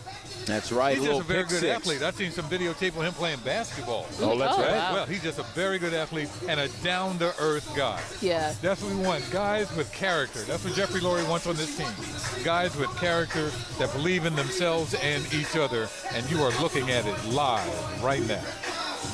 Yeah, it is amazing to see. Like I said, it's amazing to feel the vibe. I'm sure people even watching right now, we're in the midst of it. We can feel it. We're absorbing it. We're energized by it. And I'm certain that if you're watching, you have to be as well, because this is certainly a sight to see. It's certainly something to be proud of. We are certainly Philly proud at this moment as we celebrate a parade of champions and our Philadelphia Eagles. We are at and I'm talking about our desk. We are at the footsteps of the Art Museum. So this is where this thing is going to end. This is where the final presentation will be, where we will bring you all the speeches live here on CBS News Philadelphia. Of course, we'll have to bring it to you on a delay. Because these guys have had some drinks, and the party started early. No telling what's going to be said in some of these speeches, but I know it all being fun, and it's something that we're very much looking forward to. That we certainly are, no doubt about it. Like I say, it won't be long now. They're getting closer to City Hall, but once again, they want to see their fans. You saw the families handing out the sandwiches. You saw some of the players talking with the Eagles Nation, members of Eagles Nation on the side. They are enjoying this as much as all of us are. Yeah, let's Speaking listen of to Jeffrey this man right now, this is the team owner, Jeffrey Lurie. Not only off the charts, but beyond. And the fans, I mean, you knew they would show up. Millions of fans, every inch. It's beyond anything you can describe, honestly. Jeffrey, let's think about Sunday. Your thoughts on the game and how it went now that you've had a couple of days to put it in perspective. You know what? We were well prepared, played our best. We always felt we had the best roster, and the players, coaches executed really in an incredible way and beat a very good team, and we're world champions.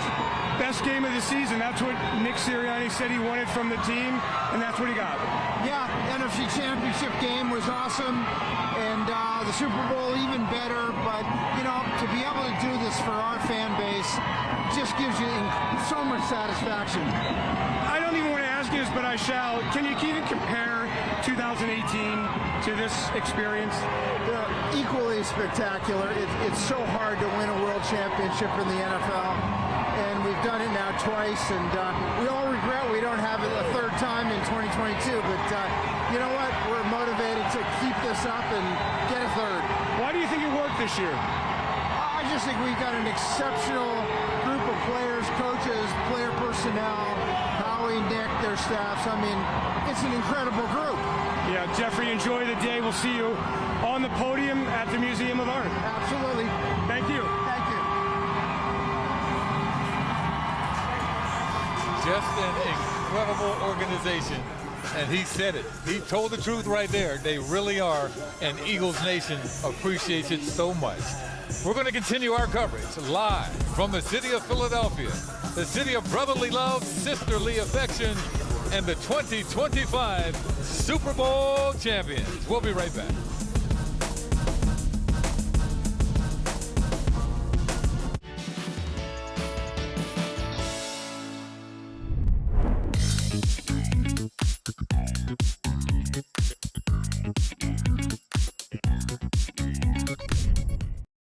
Heart, hustle, home. CBS News Philadelphia.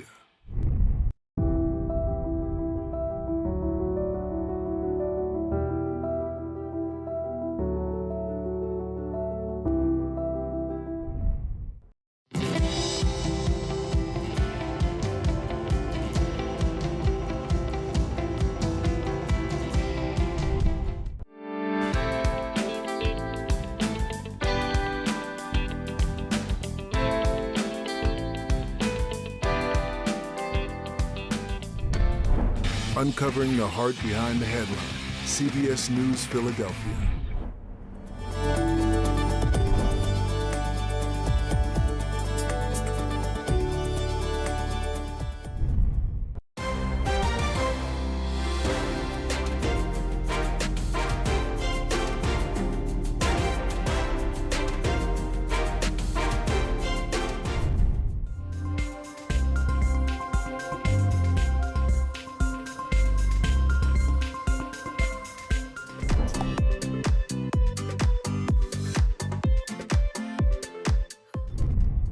We know this community by heart. CBS News Philadelphia. I'm Marcella Bayeto. I'm covering our communities. The collapse happened near 6th Street, discovering meaningful stories and uncovering the heart behind the headline.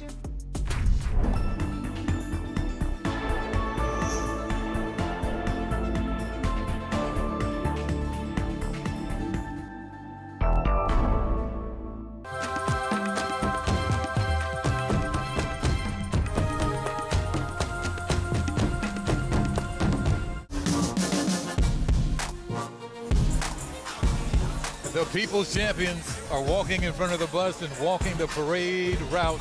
You are watching live coverage of the Super Bowl champion Eagles as they get closer and closer to the Art Museum. Some of the players are still on the buses waving, some as you just saw, walking in front of the buses, just soaking it all in. Because in reality, you don't know when you're going to get back. Yeah. You really don't know when you're going to get back. But they are taking it all in right now, and it is such a good feeling on this Valentine's Day, And 2024. I just love to see, like I said, with the players. I mean, usually they're on the field, the fans are in the stand. There's a disconnect in a sense, even though they feel, they hear the cheers. Yep. But this is personal. Yes, this it is. is when they can get down, they can high five the fans, they can be in the moment, they can feel the love. They can feel the love personally. No, that's a great point, Natasha. And you know, we've talked about this quite a bit over the last couple hours, right? Like you never know when you're gonna be back. That's right. Yeah. Right? And so you have to cherish these moments when they do happen. And you know, there is a clip of Jalen during the Super Bowl, and he looks over at one of his teammates, and one of his teammates says to him, "Hey man, it's 40-6. You can smile now." And he's like, "It's not over until it's over." right. And then Yeah. he also said, 57 changed me. Talking about Super Bowl 57 2 years ago. Yeah. Losing that game where he had an MVP type performance but lost anyway.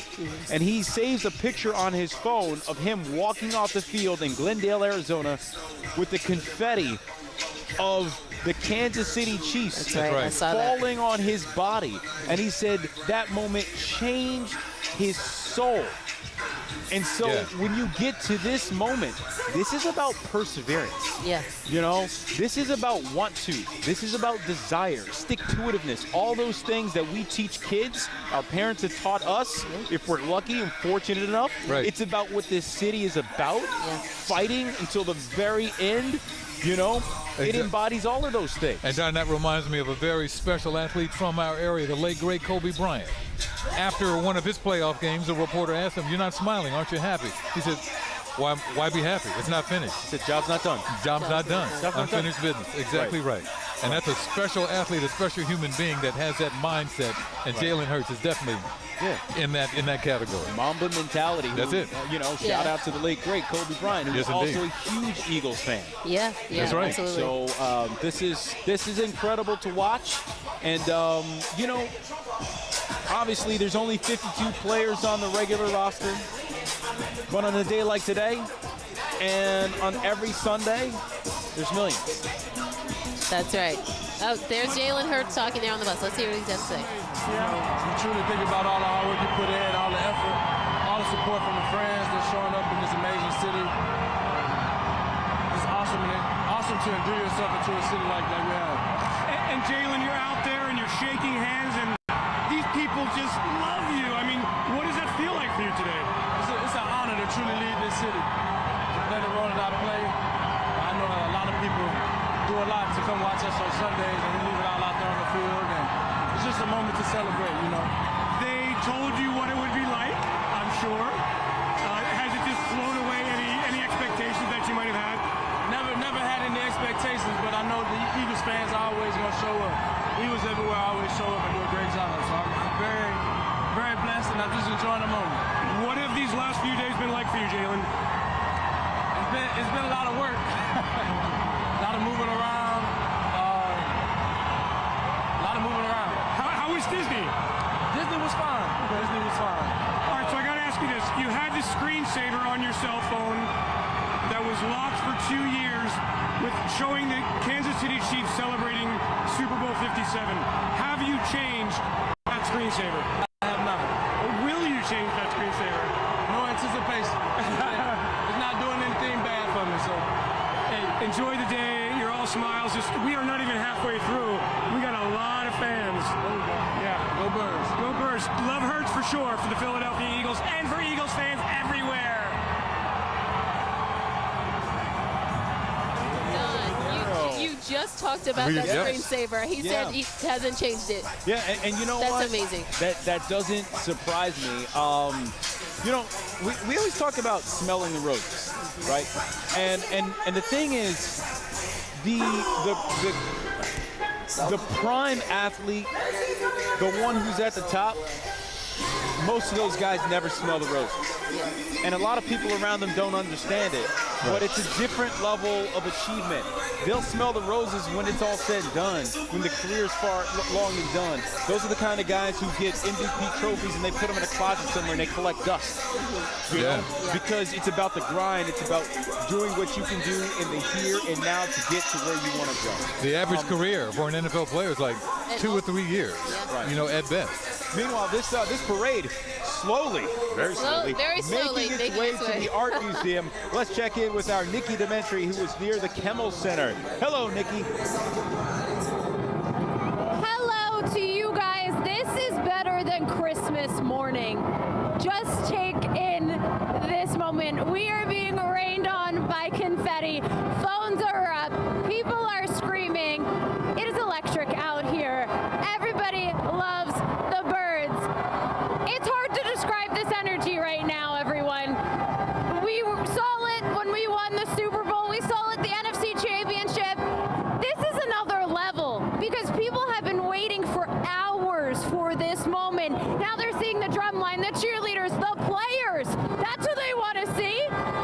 Everybody's taking a little bit of a stop here, too. We'll see if they end up getting off the buses, go up to fans or anything of that nature. Alan Wheeler is behind the camera right now, and he's zooming in so you can see different things going on these buses. I want to tell you, down here at the ground level, we're probably 10, 12 people deep back from Broad Street. And half the people are jumping up and down to try to see, to stay warm, and to just soak in this moment.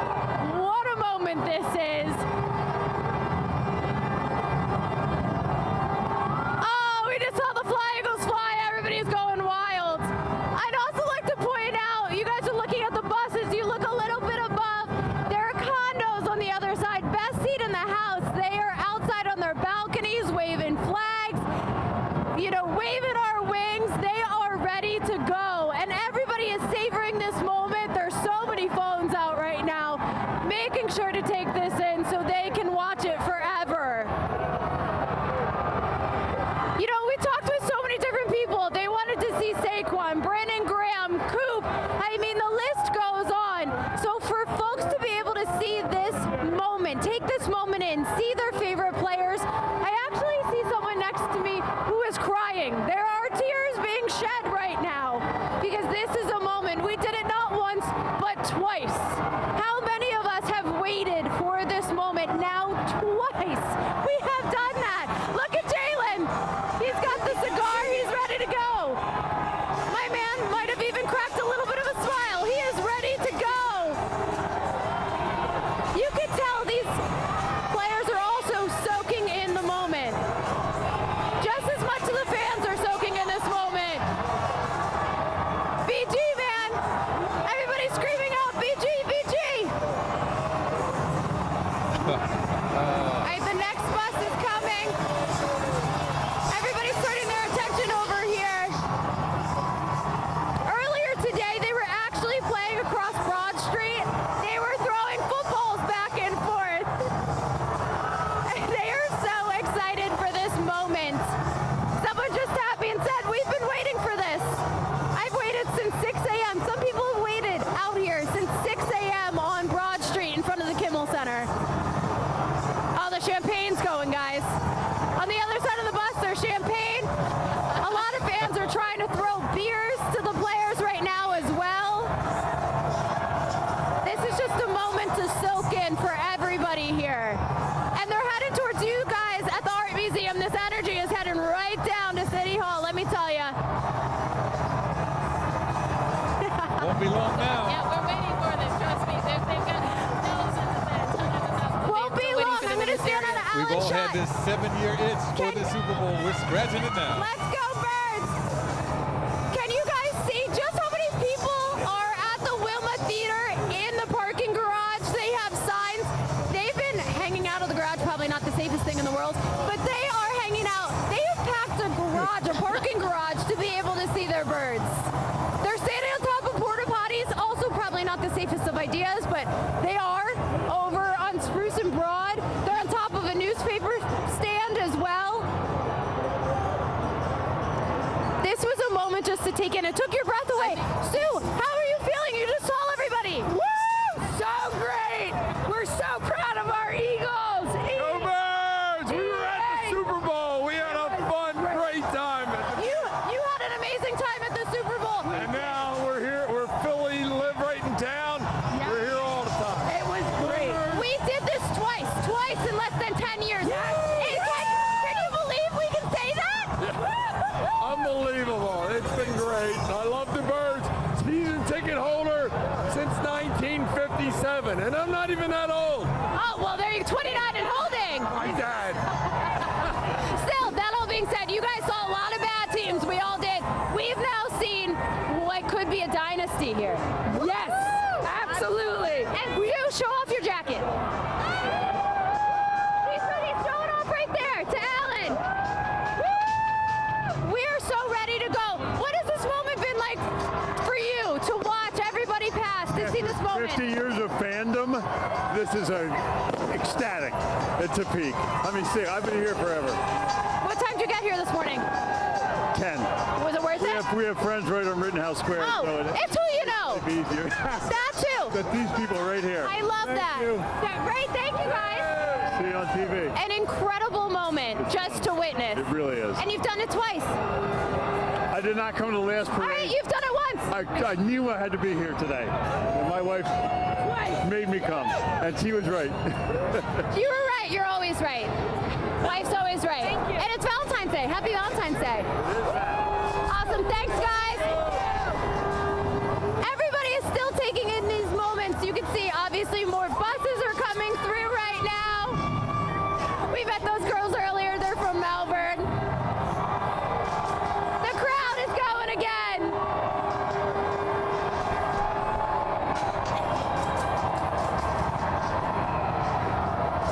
There are so many people as well sitting on top of planters, and they're like, how do I get up higher? I don't know, I'm not going to tell them, but they have a great vantage point as well. Just to take in what? It's been 5 minutes? They waited all this time to take in these moments, to be able to see their guys, their team in their hometown. There's truly nothing like that. We are the world champions. Oh, look what's here. I can see the reflection. I see the reflection of our city in that shiny trophy. And that shiny trophy, we see our city. The reflection is absolutely beautiful. What a day it is. What a day. It's amazing what Nikki's saying, seeing people just trying to get a glimpse from anywhere they possibly can, just for a minute, just for 5 minutes. We are a city of climbers, clearly. Yeah. Like on top of newspaper, Porta potties, poles, and parking garages. Look over here at the Art Museum. We're on top of 676 area up there, the road over the bridge that goes down. Oh, they're over oh the, my they're goodness, over the everybody. overpass. And I can see people in apartment buildings on their balconies looking over. This is just, it's a happening. That are available here on the parkway. You see people on their rooftops, and apparently a lot of parties breaking out at people's homes as well. Yes, so indeed. As they get ready for this party here. And also we should mention that, listen, obviously schools are closed too. That's right. So you got all the kids out here as well. And of course this is something that you would experience, especially as a young child. Yeah. Because again, these don't happen very often. It really, I was saying earlier, it took me 50 plus years to see the first one, the first win. And we had a championship in 1960, but I'll say it, I was 2, but that was an NFL championship. It wasn't the Super Bowl era. You're breaking up, excuse me. You're breaking up. We have bad connection, you're breaking up. He can't hear you now, Don, for some reason. He's lost connection. No, it's amazing, though, just to see it. You see the confetti there. We see I think they're popping champagne bottles, of course. I want people to know that Philly Elmo is officially in the building. If you guys know, you know. Philly Elmo is on top of one of the little statue things at the Art Museum. Just want you to know. Okay, oh, there he is. Philly Elmo has made an appearance. Some people at home are like, what's Philly Elmo? Yeah. If you know. If you know. Yeah, if you right? know, you know. But we all know Swoop, when Swoop was right there in front. Yeah. Right there in front. The cheerleaders in the back. This is a beautiful sight. A beautiful sight. Family coming together to celebrate the Super Bowl champion. What a year they had. What a year we all had. Yeah, it's just been amazing. And just to see, we were talking about this being a generational affair. We're glad that the schools were out today for the kids and their families to all be here to take in this moment. I mean, it's a family thing. You always talk about family. Exactly. It's family, you know? Exactly. It's nothing but family and love here in the We're city of talking about this Philadelphia. for a long time to come. So guys, on a personal level, you know, Pat and I and Marcella and the rest of the crew, we're in New Orleans and we're actually at the Super Bowl and we're enjoying it, man. You know, the confetti fell. We're excited.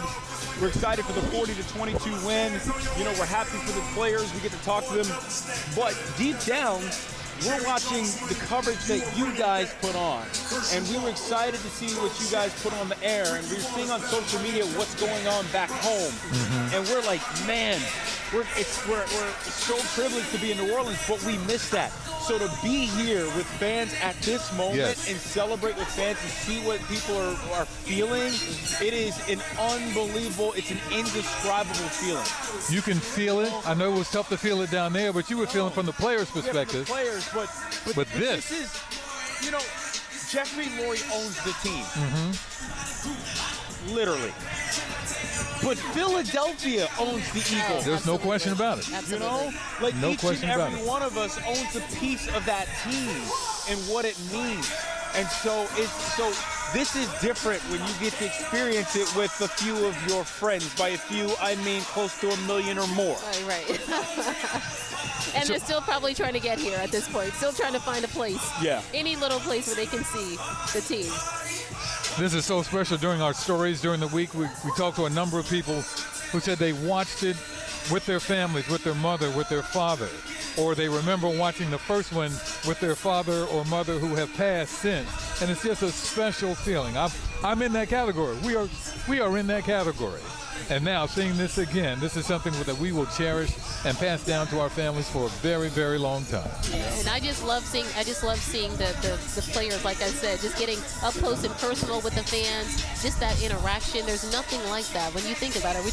Nikki was talking about people crying and the emotion right now. This is emotional. This is there's happiness, there's euphoria, there's so much emotion right now. Truth be told, I shed some tears the first one.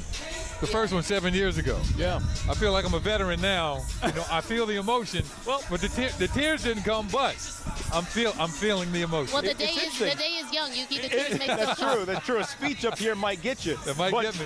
When Natasha and I were talking to John Ritchie, he said, "Is it possible that we're getting better at parades now that we're veterans, that we know how to do this?" Because he was saying this parade is actually better than the one in 2018. Okay. Yeah, that's right. one man's opinion, but I'm curious to know what people are experiencing and how they might compare the two. Yeah, I know. Like I said, for me, Yuki, you were here. You were in the midst of it we were right here. at the art museum. I was along the route at that point, and it was electric then. I mean, this to me feels even more so. There's Jalen right there holding up the trophy. He's got his T-shirt on. Love hurts. Yeah, the Love Hurts Nike Love promotion. Hurts. By the way, listen, I'm not here to give a whole lot of props to a multi-billion-dollar company, Nike, but you know they really stuck the landing with a Love Hurts promotion following the Super Bowl. That's now at Love Park. That's of course, at Love that Park. You can just see it for yourself. Awesome, absolutely awesome. So we see that I think they're picking up the pace, you guys. It appears that they're picking up the pace here along Broad here, trying to get to the Ben Franklin Parkway and ultimately here to the Art Museum, where we are picking up the pace so that they can get here, see this end of the crowd, because this is going to be an amazing sight for them as well. And we can't wait to hear from some of these players as well once they get here to the Art Museum. And we can't wait to hear the crowd once they get close. And I'm going to give a heads up to our producer and the people back at the station, Monica and everyone else back there doing a tremendous job for us. Once they get closer, you know, I highly recommend we're going to be quiet, and you're going to hear this place pulsate. We'll do that maybe for a few seconds once they get up here, but it's going to be a few minutes. Just let them take it all in. Take it in. What I remember about covering this in 2018, the two moments that really, really resonate with me before they spoke. is when they make that turn from Broad Street That's the one. down the Parkway, and people turn around and they see that the buses are coming. That's exactly There what is I'm an talking eruption like you've never Yes. heard. Yeah. It is mob, right? So that's the first time you're going to hear something that's just going to give you Right. chills. And then obviously as they get closer and then they start to take the stage here, you'll have another moment. And really looking forward to that. Yeah, we'll see the police escorts. We'll see the lights flashing, and they'll make that slow move toward the art museum. And you're right. That's exactly where I was going. This place, this location will erupt. The eruption is going to be, Yes, indeed. undeniable. They're going around City Hall right now. They're going All right. around City Hall. So there we're gonna get that moment soon. We're Yeah. gonna get that moment soon. When they clear City Hall and they get down the Parkway, it gets lit, man. It turns into something different. Guys, I'd like to say something real quick. Just reflecting on that game for a moment, right? Pat and I, we do a pregame show on Sunday morning, and we give predictions. I did predict them to win by double digits. I thought that the Chiefs had no chance. I wouldn't say no chance, but I thought that the Eagles definitely were going to win that game and handily. But the final score, it feels different when you win by 18 points. It was 40-22. At one point, they were at 40-6. Right. And to me, there is such a resounding. There's just this emotion that you feel because they hit the Chiefs with a tidal wave. It was such a no-doubter that it makes this celebration feel. God, it's just something different rather than winning by a field goal. Exactly. I heard Travis Kelce in the locker room afterwards said, they punched us in the mouth. And Right. we had nothing for it. Right. And that's exactly what the Eagles did. They punched them in the mouth. They played a fast, violent game, and they wanted it more. They wanted it more. Yeah, they left no doubt on the field. Right. There's no doubt about it. And we understand they're coming around Love Park now, guys. We understand they're coming around Love Park. So they're getting closer and closer to the art museum. You can see folks there. You can see wow. look at Love Park. It is almost unrecognizable how many people are there. Natasha, you can't see the park. You can't even see just the see park. It people. is almost unrecognizable, but that is Love Park that they're winding their way around right now. And the crowd, it's, oh my gosh. Hey ho, you can hear the It's music in the amazing. background. Hip hip hooray, ho, our champions are in town. You're watching live coverage of the Parade of Champions, the Eagles Super Bowl champions. What a sight to see. And we can hear, can you hear the crowd? I feel like I can hear the people from Love Park here where we are. Yeah, we can hear oh Love my Park. goodness. We can hear Love Park here at the Art Museum. And for reference, as you mentioned, for people at home, our studio, our desk at the footsteps of the Art Museum, and we can hear, Natasha, you said we can hear Love Park from where we're standing. Exactly. That's amazing. And like I said, it's almost unrecognizable with the depth of that crowd there just cheering on their Philadelphia Eagles. And the word is out that they are getting closer because the seats behind us, which I assume will be VIP and family, people that support the organization, they're starting to slowly get to their seats to get ready for the program that will take place on the Art Museum steps. But there he is, QB1, holding the trophy loud and proud. Look at it. Look at the confidence on that face. And look at there's the cigar. There it is. Hey, it's Valentine's Day, It's lovebirds. Valentine's Day, Lovebirds, it's Lovebirds. Valentine's Day. I love that. I almost forgot. I see so much green. I don't even, there's no red in sight. That's what, wait a minute. I had to put a splash of red on. Okay, There you go. Yuki's got I had to put a splash of red on. Yuki's got a splash of red. Thank goodness. A Yes, reminder. indeed. But yeah, this is amazing. Hip, hip, hooray. Again, we're seeing the Eagles, many of the players off the bus and walking along, just enjoying the crowd. That looks like somebody who's got their child on their shoulder. Again, this is a family affair today as we celebrate this team and this family that we have here in the city of brotherly love.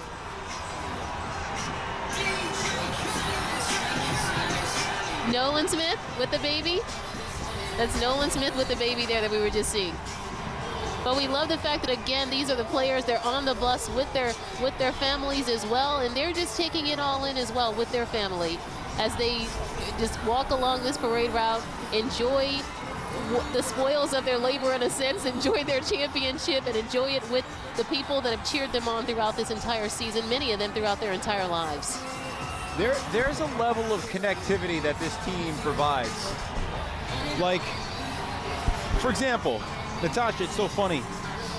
Every football Sunday, every game day, Natasha and I, it's not like we get on the phone. We don't talk, right? No, we don't. And then, like, somewhere in the first quarter, it's like bing, bing, bing, bing, bing, bing. Oh, it's like Natasha. 8 messages in a row. I'm like, oh, it's downtown. So I'm watching the game. I'm taking notes. And then I'm like shooting messages back to Natasha. But that is the connectivity. That's right. That we as a community have around football. I and forgot around you're working. I'm just football team. watching usually, but you're working. No, but I know, but you know what I'm saying, right? It like is. we So all, true. and this is what happens, right? This is part of the fabric of our community. It really is. It's the connective tissue. It really is. And just look at the guys connecting with the fans off the bus. As we get closer to the art museum, they're showing their love as well and their things, because the crowd really energizes these guys. I mean, they hear it. They hear it. They hear the cheers, and they hear the boos. They know they have to play better at certain times during the game. But gladly, there weren't that many boos this year, that's for sure. No reason to boo this. Not at all. Year. No doubt about that. Not at all. One of the players yesterday said he knew this was going to be lit based off the reception that they got when they came back from New Orleans. Yeah. He said that when they were at the NovaCare complex where they practice, the players could not get out of the complex with their cars because there were so many fans in the street just wanting to get a glimpse of them and celebrate them. We covered that, Don. We covered every minute of that. And they, like I said, they were doing the fist bumps, just trying to get their cars out of the crowd of fans that had swarmed them. And but what they were taking it all in. They even had their phones out taking pictures of the fans. That's what I was going to say. They were taking pictures, documenting the whole thing. Right. And when they got in their private cars, they would roll out. I remember A.J. Brown just put down his window. Yeah. He was moving slowly and just giving fire. I just like to point out, guys, they're playing Dreams and Nightmares right now by Meek Mill, the very beginning of it. So, there's going to be a crescendo here in a few moments. Okay? that would be true. It's telling you. DJ knows what's going on. It's about to turn up. When this is all over today, you're going to have to school me on these artists. Oh, you want us to? We'll talk to you later. We'll talk to you off camera about that, Yuki. Are we going to talk offline? Let's talk off camera. All right. Yuki's looking at me like, Meek. He's like, wait, who? what? What's going on? No, I know Meek. Philadelphia's own Meek Mill, by the way. I'm not sure about the lyrics. I know Meek. But I'm not sure about the Philly's lyrics. own Meek Dreams Mill. and Nightmares. I assure you, 90% of the people in this crowd know this song, even if they're not fans. Yeah.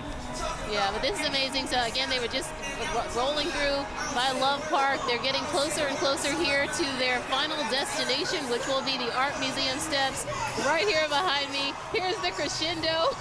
Here's what Don was talking about with the Meek Mill song, Dreams and Nightmares, which was their song. Wasn't that their song? Yeah. This was their song. Just like 2018. Blow the Whistle is their song this year. This was their song in 2018 when they were Super Bowl champions as well. So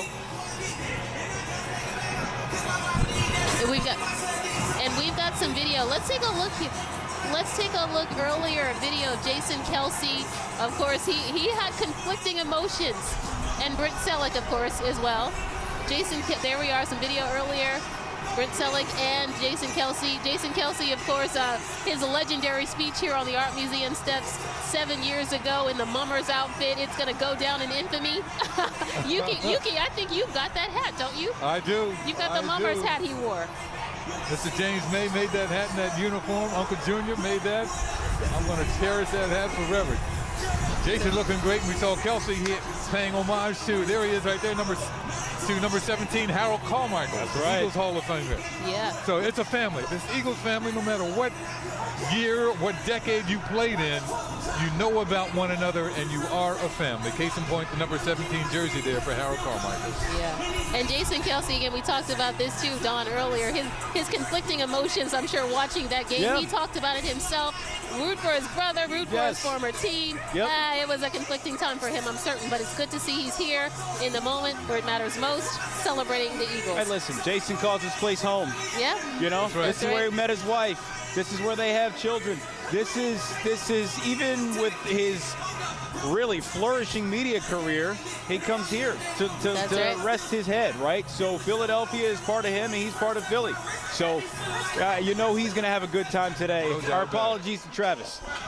You know, I got to give a shout out to Cam Jurgens right now, because here's a guy that stepped in for Jason Kelsey, right? That's right. And you rarely heard his name, and that's a good thing, because he was getting the job done. Following a Hall of Famer like Jason Kelsey, and boom, that's one thing about this team. They all got, next man up, they all got the job done. You know, Pat and I had the pleasure of meeting Cam's parents while we were in New Orleans, and you see where he gets it from. Just hardworking people, good souls, good, just down to earth. And you know, Cam really handled it with a whole lot of grace this year. And the Eagles as an organization should be proud of that transition and the way it handled, the way it worked out for everyone involved. Yeah. Once again, they want character guys on this team. That's right. Character people. Yeah. And we've seen their character play out, even in the days after the Super Bowl with Saquon Barkley. He was at Raising Cane's. There he is right there. Speaking on cue. On cue. On cue, hoisting the Lombardi trophy right there. Saquon Barkley. I think he may have a couple of diamonds in that chain. I'm not quite sure. Just a couple. Just a few. Just a few. And maybe a carat or 3. But this is fantastic. Already ingrained himself in this community. He talked about how much he loves Philadelphia. He loves the passion in this city among its fans.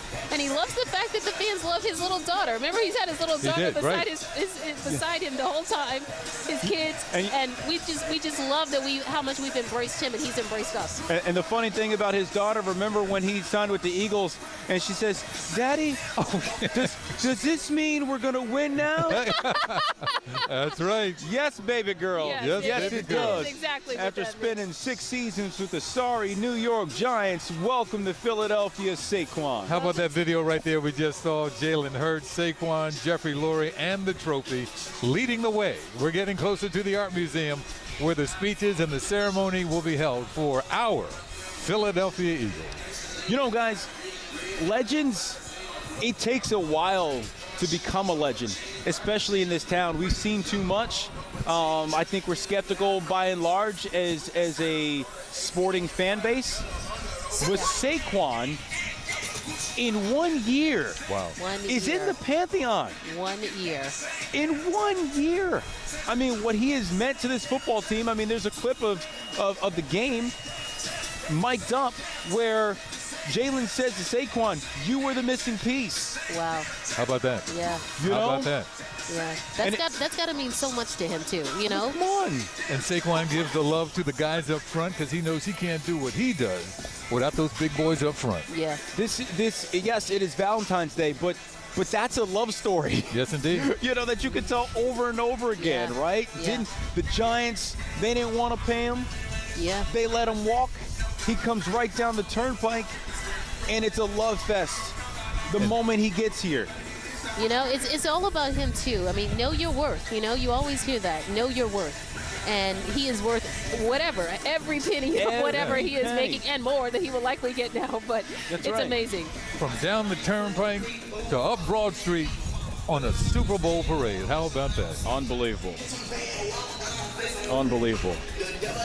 So we're seeing, Yuki, you were talking about what we're seeing behind us here. The fans are filling in here. Oh, we're listening to Saquon. I'm sorry, Natasha. Yeah, here's Saquon. You seem like you're having a lot of fun. I might be having too much fun. There's no such thing. Yeah, it sounds like we're having what this is going to be like? Has it exceeded any kind of like thoughts that you might have of what this is like? Yeah, every time I think they can't take it any further, they take the whole nother level. So it definitely exceeded expectations. I saw a little clip on it the other day, 2017, when they won the first Super Bowl. But man, we got the best fans in the world, man. Hey, why did it work this year for this football team? Love.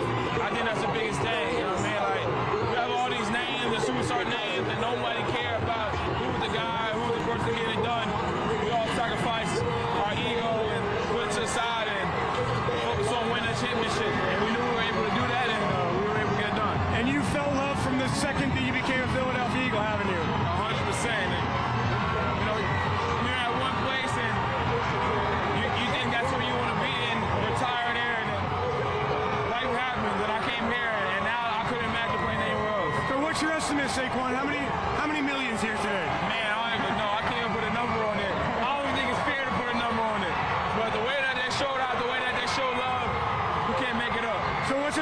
since Sunday? I'm happy about Friday. Let's say that. Sunday was amazing. My birthday was that same day. It was amazing. You get time to reflect on it. You get a little greedy. You start thinking about the future. But stuff like this takes you back and helps you live in the moment. Thank you very much, Saquon. Great season, and enjoy the rest of the ride today, man. Always. Go Birds. Go Birds. Saquon Barkley with Dave Spadaro on the Eagles bus as they get closer. And you're seeing the foot traffic coming closer as well. The last stop will be the Art Museum steps, and we will hear from some of our favorite players and the organization of your Super Bowl champion Eagles.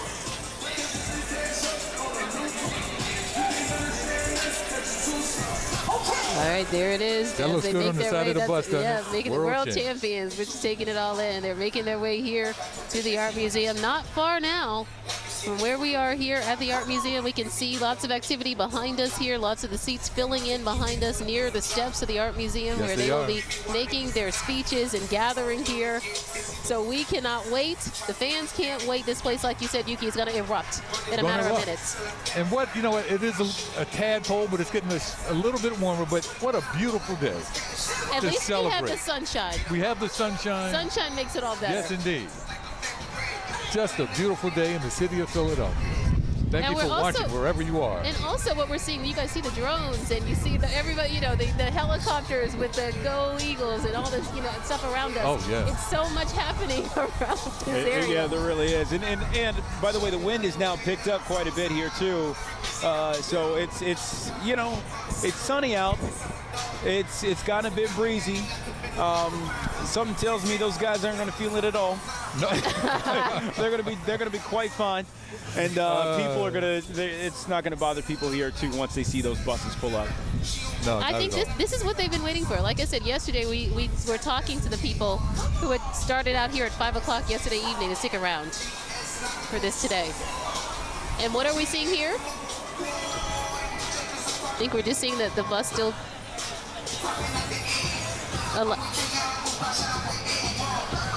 Okay, so what we're seeing every now and again when you see the shot break up in a sense, you're seeing the players apparently running off the bus, running into the crowd just to interact with the crowd, give a high five, thank them, I'm certain, for their love and their loyalty. So I love this interaction. This is what it's all about.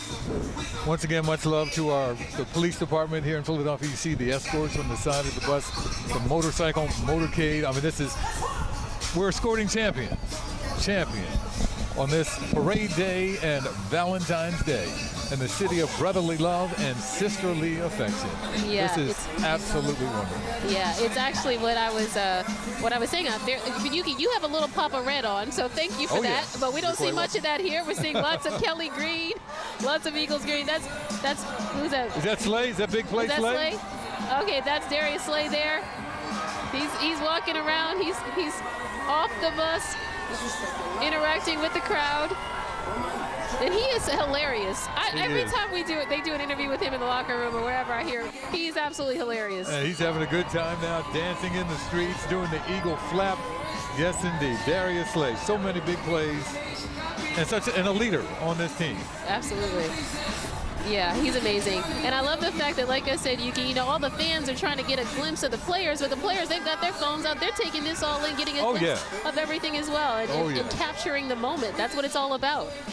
They're going to sit back and look at that video in years to come.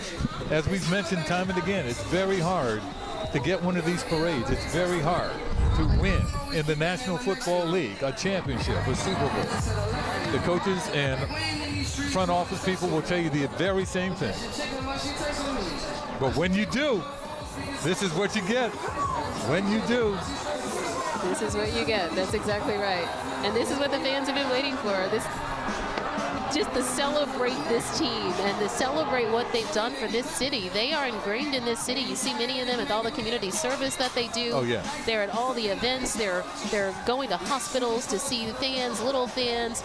The little boy who was injured recently. Sure. And A.J. Brown. Yeah, A.J. Brown. Yeah, you just see and raising canes. Saquon Barkley handing out chicken fingers. That's right. So, you know, you just love to see how much the fans love them, how much they do for this community as well. well. And Tasha, they do back. a lot of that we don't even know about. Yeah. I know some players that have gone out on their own to get out in the community on their own.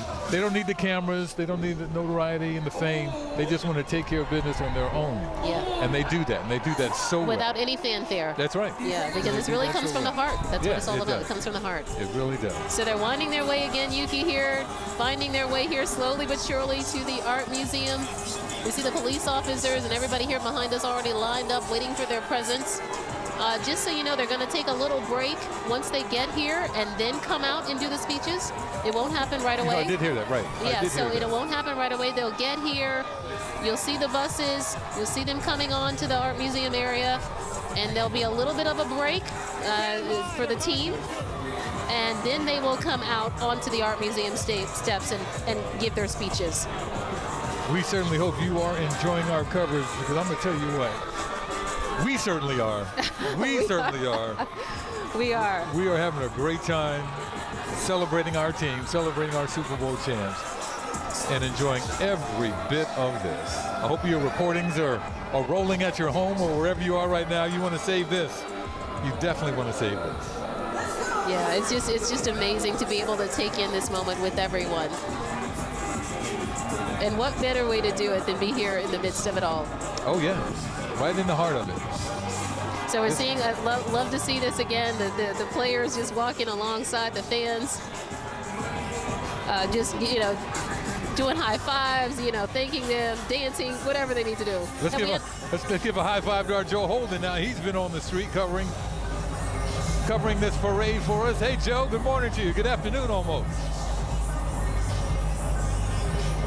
Good afternoon, good morning, good evening. All of the good things coming here from the Parkway today as the team rolls on by. I am joined by several dozen members and friends of the Franklin Institute here watching as, wow, this is some celebration.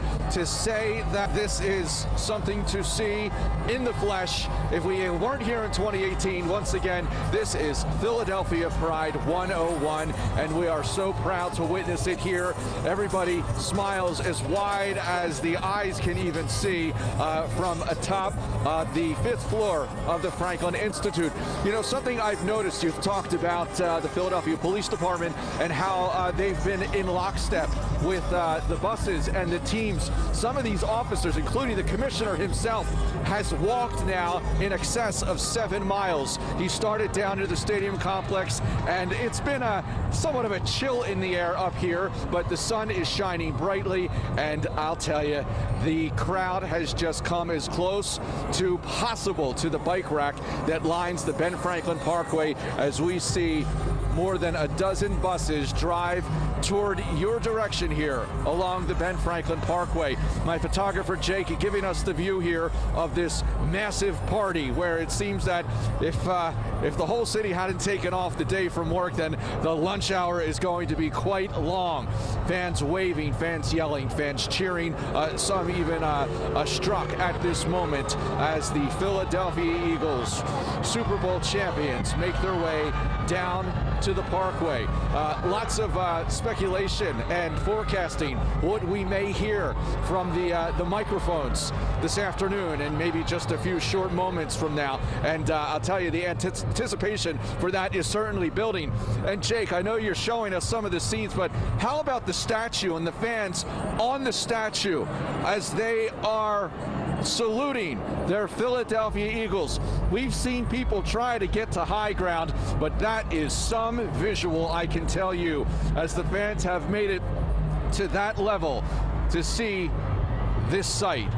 And we are 5 stories up from the Parkway itself, and I'll tell you, the moments where we've seen the fans just come closer and closer to the bike racks just to get a sight here. Does that not tell you the importance, the value, the pride, the love for this team, for this organization? And let me go a little deeper. It tells you the pride for this city that we love so much, and we all have our stories and our nostalgia and what brings us together on Sundays in the fall and into the winter and over Thanksgiving and Christmas and all the holidays. That is all captured in this moment right now. It could not get any more heartfelt than just the sea of green and black, midnight green, Kelly green, the 80s, the 90s, the 2000s, all represented across the board. The many quarterbacks, running backs, the lines, offensive and defensive, all of this at play right now as we watch what is just a touching spectacle. Love for the city of Philadelphia, and it's all here. We have grandmothers, grandfathers, aunts, uncles, families, generations. There is no gap in the love and the moment that we see here in the city, this bright day for the city of Philadelphia. Yuki, Natasha. Joe, thank you so much. From your vantage point, we can see people clamoring to get a sight of this bus at any, by any means necessary at this point. We understand that the buses are at least halfway up the Ben Franklin Parkway right now, so they're inching closer and closer here to the Art Museum right behind us, where everything will culminate in their speeches. Again, they're running a little behind. Just a little bit. Just a little. But you know what? We knew it was going to be a fluid situation because they're taking in the moment. They're jumping off the buses. They're interacting with fans. The fans are interacting with them. So, there's no need to rush the moment. You don't rush a moment like this. These moments don't come very often. That's true. We don't know when they'll come again, hopefully soon. But no need to rush this moment. So we see the city just taking it all in, and so are we. And Natasha, I can see the police lights looking from the Art Museum steps straight down to City Hall. I can see the police lights, so they are slowly but surely getting here. And some of the players are even out holding the trophy, going by the crowd, giving them a close-up look at it, because the average fan doesn't get a chance to see that trophy. That's exactly right. They have moments and they have occasions where the trophy might be displayed somewhere. You can go and take a picture of it, but not everybody gets to see it like they're seeing it today. Yeah, they're seeing it up close and personal, Yes, and there's nothing like that. So we love to see this. We can see the players again just hyped. We love to see this because, again, like I said, this is personal. It's personal for them. The fans are never able to get this close to the players. We cheer them on from the stadium and from the stands, but this moment here is different.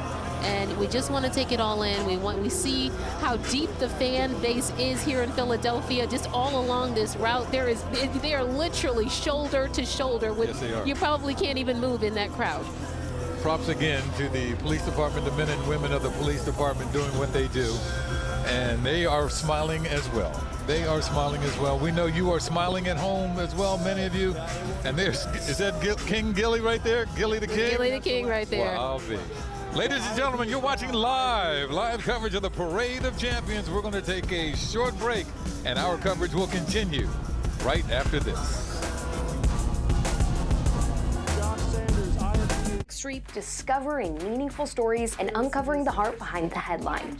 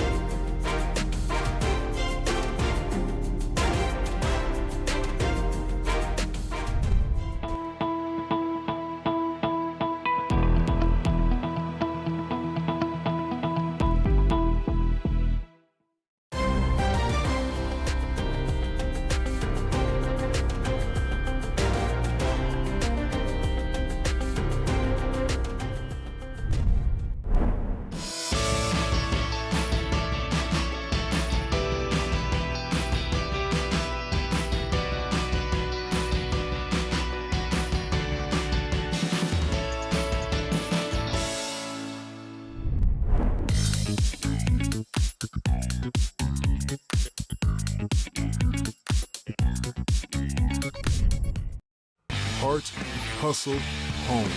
CBS News Philadelphia.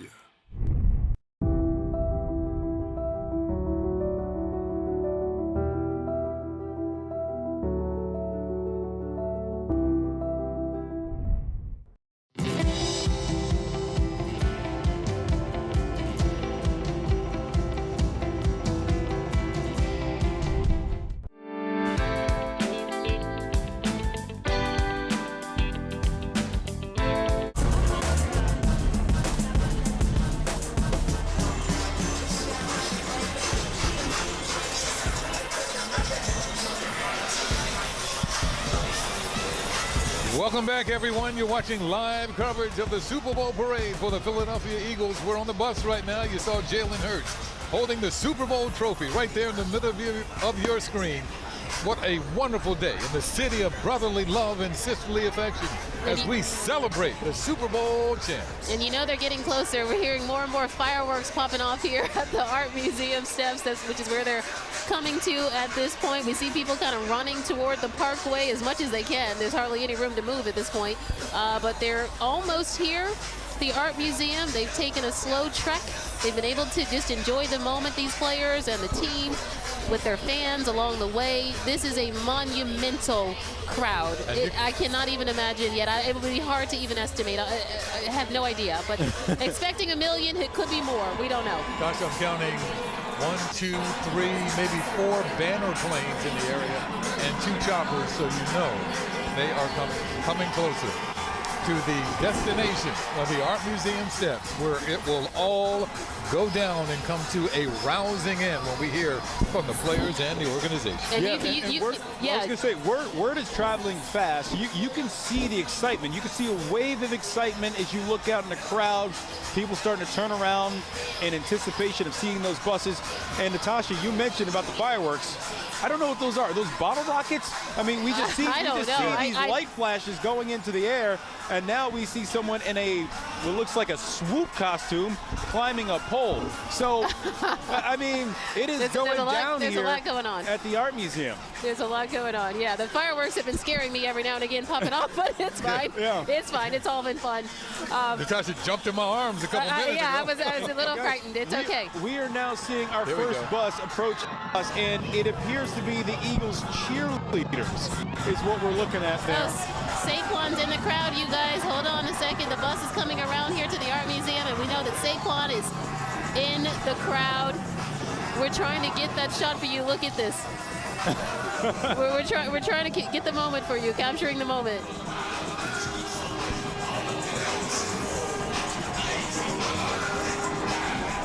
There he is. This is so special. There he is. He's loving it. His first year with the Philadelphia Eagles, bringing home the Lombardi Trophy. That's amazing. Yeah, and he didn't break Eric Dickerson's rushing record for yards in a single season, but he broke the all-time record for rushing yards in a regular season plus the postseason. So a record campaign for Saquon Barkley, the all-time leading rusher for the Philadelphia Eagles in a single season, and also the 9th player in NFL history with 2,000 yards rushing. That is an exclusive club, my friend. An exclusive club in the history of the National Football League. And so it's a Super Bowl championship. And here we are. We can see it, you guys, to the left. To our left, we're seeing the buses come around. And people are to the Art Museum. They are running. They're running towards the bus.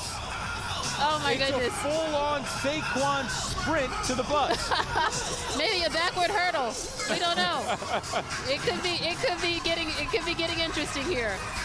And I'm looking at the Jumbotron video, and we'll probably pick it up as well. Jeffrey Lurie was flapping his Eagles wings as he was leading the buses here to the Art Museum, and this wonderful crowd that has gathered here on this parade day and Valentine's Day in the city of Philadelphia. And they're playing T-Pain's All I Do Is Win. Hello. And all the hands are going up. And they are. Everybody's dancing now. The hands are in the air. All we do is win, win, win. So true. That's what we do. Can you hear the DJ?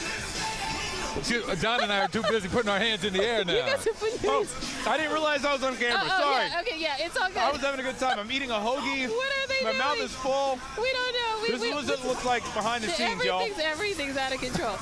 Everybody's out of control. So, yeah, we're just seeing the buses that are winding their way around to the back side of the Art Museum here. And the crowd is going nuts, running toward the buses as much as possible. Again, it's hardly room to move.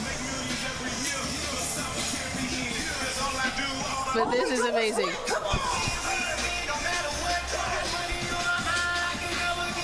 You know, this might be the time when we let it soak in, because it is so loud where we are right now. We can barely hear each other.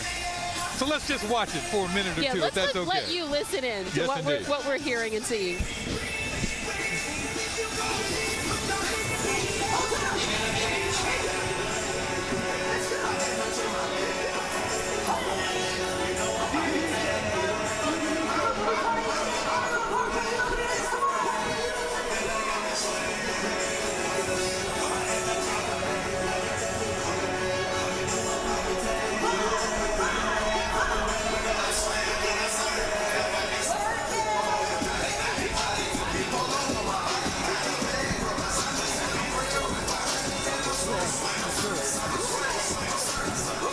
That's what we got to do. You got swag, sir. Go.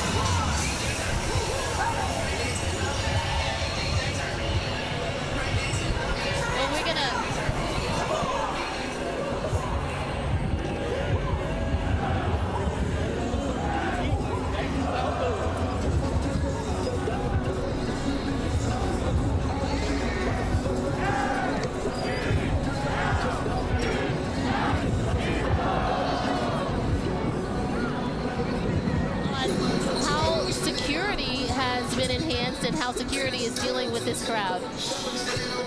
We're going to take it now back to Joe Holden, who is at the Franklin Institute. He's going to talk to us more about security. Some 3,000 law enforcement officers helping to protect the community as the Parade of Champions unfolds here. Joe.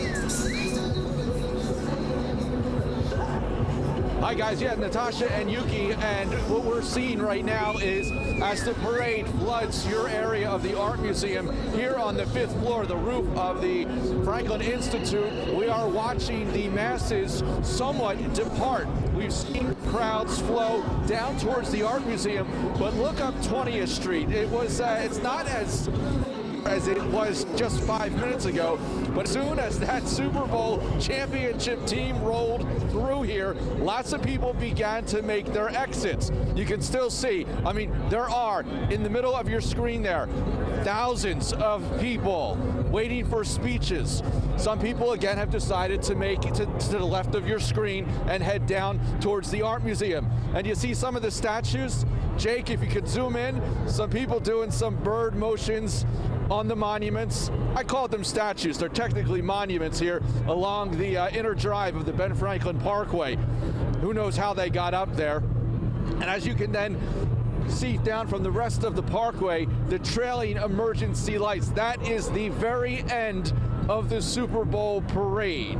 And then ahead of all of those emergency lights are the many buses carrying the team, their family members, and other staff with the Philadelphia Eagles.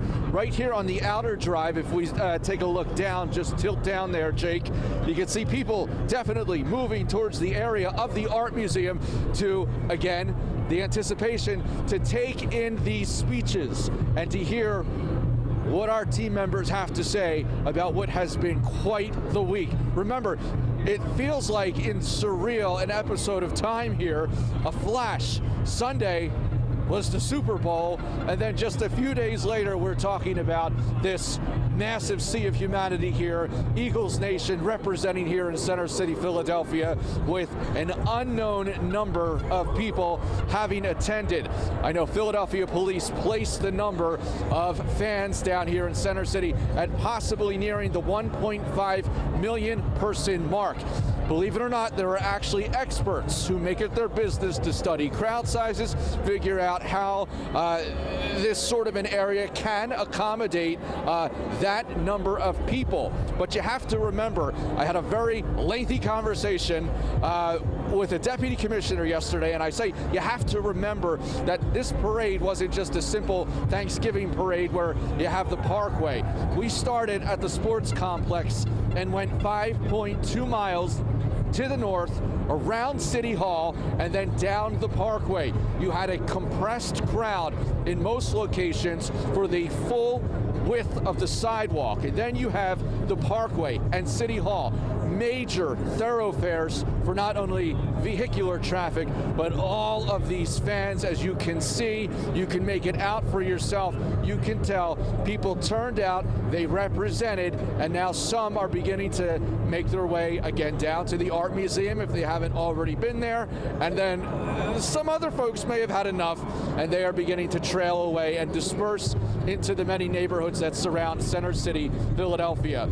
SEPTA warned, if you've been watching the coverage for days now, that the exit was going to be their big hit, because a lot of folks would decide in the snap of a finger it was time to call it a day, and yeah, some people are leaving. But still, we are here with several 100,000 people easily, and as Jake is panning down now to the east part of Center City, Philadelphia, you have the Vine Street Expressway beneath the city, and then more Birds fans. As far as the eye can see, the Free Library is to the left, and then you're looking straight over the area directly north of Logan Square.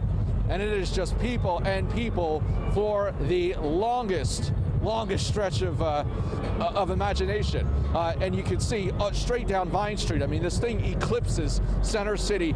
And what a moment it was as it went by here. To sort of recap and give you some idea of what it was like, we're here with guests and visitors of the Franklin Institute, and people were shoved against these rails watching as the parade went by. Yes, we saw team members and we saw players out running along the buses, dancing, high-fiving. It really a moment of elation. And just my own personal story is that I'm joined by a couple of field producers. They are two of my three children. Just come in here real fast. This is Julianne and this is James. James representing Mr. Brown, right? There you go. They're on the quiet side. What you think of the parade, guys? I think it was amazing. Go Birds. Yeah. Go Birds. Yep. James, what did you have to say about the parade? It was good. It was good? Any emotions other than it was good? No. No, that's all he had to say for that. You guys are good. So they've been field producing with me, watching this, taking this all in, and it really has been a sight to see, to marvel at, because remember, the anxiety we talked about in getting down here in the first place, it was what time are you leaving? Are you leaving at 5 a.m., 6 a.m., 7 a.m., and then are you doing regional rail? Are you doing the L? Are you taking the subway? Are you taking Patco? Or are you driving? And more than a few people told me that upon more reflection, as the week went on, they thought, you know what, we're going to make a run for it. We're going to take the car, we're going to drive, and we'll see what we see, and we'll get where we're going. And my own personal experience, it was really rather effortless coming in this morning, despite the fact that there was anxiety. It was an anxious moment. But here we are. The parade has passed through here. We are waiting for speeches. Natasha and Yuki, it is something really special to share with all of you, to see this, to witness this, and to tell these stories and spell out what the impact is for everyone in Philadelphia. No doubt about it, Joe, and I'm going to steal a line from the Eagles, the band, when they said you can check out, but you can never leave. And you will never leave something like this. Yeah. This is absolutely incredible. And Joe, thanks so much to your field producers there. I mean, they really did the heavy lifting today, I can see. I love it. And the buses are rounding the art museum, as Joe told us. And if I remember correctly, they will go behind the art museum and everyone will get off and triumphantly walk through the art museum to these steps. Yeah. And once they do that, if that's the same plan as 2018, then this place will erupt. No, I didn't realize that they walked through the art museum. Yeah, they came through. They came through, and then to get to the steps. to get to the steps. Yeah. Now, I know there's definitely a bit of a lull, like we said there was gonna be. Once they got here, they're gonna take a bit of a break, and then they will come back out supposedly in an hour or maybe less. Okay. And give the speeches. So they're getting themselves together to give the speeches, taking a moment, just taking a pause, bringing it down. Halftime. It's halftime. It's halftime. Speaking of taking a moment, I think we have video of Jason Kelsey taking a moment with some fans at McGillen. At McGillen. Yeah, okay. And he apparently bought a rounds for everybody. Is that right? Is that what's happened? I think so. Let's check it out. Oh, there we go. There we go. All smile. And there's Brent Selleck, right? There's Brent Selleck there on the right. So, yeah, listen, Jason Kelsey has always been a man of the people. Yes, he This has. further solidifies it. Whether he's on the team or not as a champion or really an observer, he's out there enjoying it just the same. So, I can only imagine if you are in McGillen's and you're ordering a drink and you look up and you see the bearded one. You see Jason Kelsey, the future Hall of Famer and an all-time Eagle, saying, you know what, put the wallet away. This one's on me. He's got this. He's got this. And look, the love for him in this city. I mean, it's so endearing to see that, and to see him still have so much love, always here, like you said. This is home. This is home for him, a second home. No question about it. And one of the things I really admire about Jason is the fact that he is always at home with others. And with fans and just with everybody. I mean, everybody who's ever come in contact with him out in public has a good story about him. And he's real, he's genuine, and there's no wonder we love him here. Yeah, no doubt about it. I wonder if he'll slow down, because ever since he's retired, he's been everywhere and seems to enjoy every bit of it as well. And let's go to Pat Gallen. We're hearing now, because I think he's got an update for us. Pat. Don Smolenski, maybe he wants to talk. Hey guys, yeah, I hope you can hear me pretty well because we are behind the Art Museum. We just watched all the buses come up behind us. All the players, the dignitaries, the front office, they all came in through the back entrance of the Art Museum, and they are going to head obviously to the front where the stage and podium is so that they can get the ceremonies underway. So that should be happening soon. But guys, we just walked, myself, photojournalist Casey Kuhn, what I think is probably 6 or 7 miles. We started all the way down at Lincoln Financial Field. As soon as the gates opened, we went with the team all the way to the Art Museum, and I could use a shower, I could use a drink, I could use a snack as well, but I'm not complaining because it was a sea of madness through Broad Street. They made the turn coming up Ben Franklin Parkway. My ears might be permanently damaged from hearing the sound and the wave of all the fans, but it was amazing to see all the guys come out, some of them holding the trophy from time to time. We saw Jalen Hurts get out. We saw Saquon Barkley get out. We talked to a couple of the players. Jordan Davis said this was bigger and crazier than he could imagine. Josh Sweat we saw. I don't know if you got any of that video because we were on the run, but Josh Sweat got Chris Long's coat, the fur coat that he wore back in the 2018 parade. And he said he didn't even have to put a down payment on it, didn't even have to barter for it. He was, Chris Long was Josh Sweat's veteran when he came into the league, and he said it was his pleasure to pass that along to Josh Sweat, who had an amazing Super Bowl 59 with those 2.5 sacks. Definitely the MVP of the defense. We saw Cooper DeJean, Quinyon Mitchell, Reed Blankenship, Avante Maddox all celebrating out with the fans. We have another bus here that is arriving with some of the players, some of the families that are going to head out toward the stage. And it has been quite the day. I wonder if this is the one that had the mayor on it. They've been hanging out as well. There's Mayor Parker right there. This is her bus. Former Philadelphia Mayor Nutter was on that bus as well, so she'll be heading out to the stage. And we've been wondering this entire trip who will give the best speech when they get to the stage. Josh Sweat's got the coat. He's not a loud, boisterous guy. I don't know if I'm going to go with him, but he's definitely going to make some people happy when they see that that fur coat. Saquon Barkley was feeling no pain, if you know what I'm saying. He had himself a good time. Jalen Hurts was just loving it. The crowd surrounding him.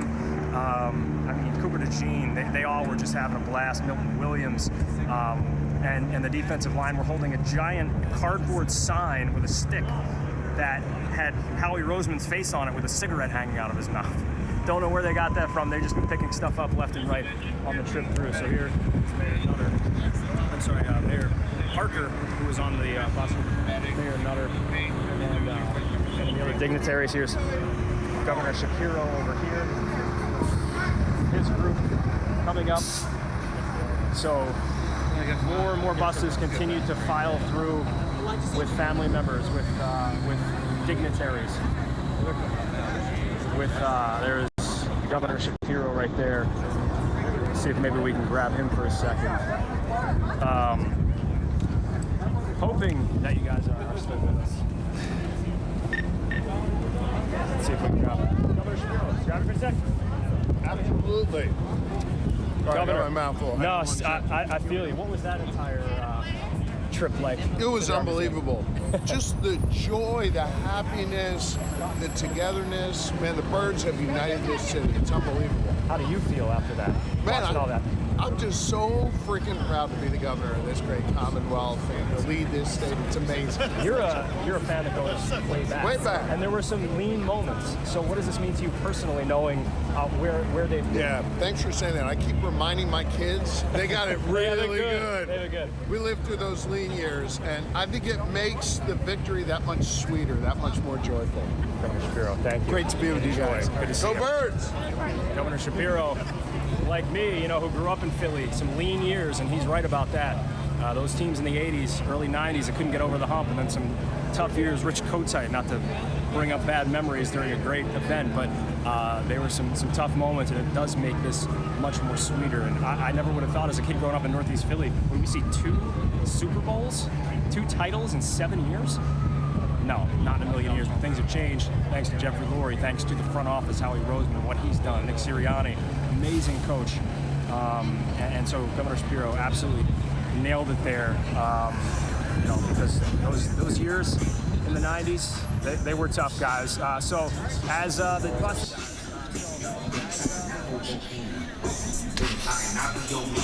It looks like Pat's shot is broken up a bit there. Yeah, I think we lost him a little bit. He's absolutely He's right. behind the art museum, with all the dignitaries now filing in as well as the team. And this is for the Eagles family, past and present. We've lost a number of players and coaches over the years, and we love them, and we love those who are here with us. This is all about family. And I believe we have Pat back now. It sounds like we have Pat back. Hey, Pat, I'd like to ask you, since you made that, I don't know how many miles it was. I won't even estimate, 6-7 miles. I guess I won't estimate, and then I did. But anyway, Pat, what was the highlight of walking along the bus, walking that route?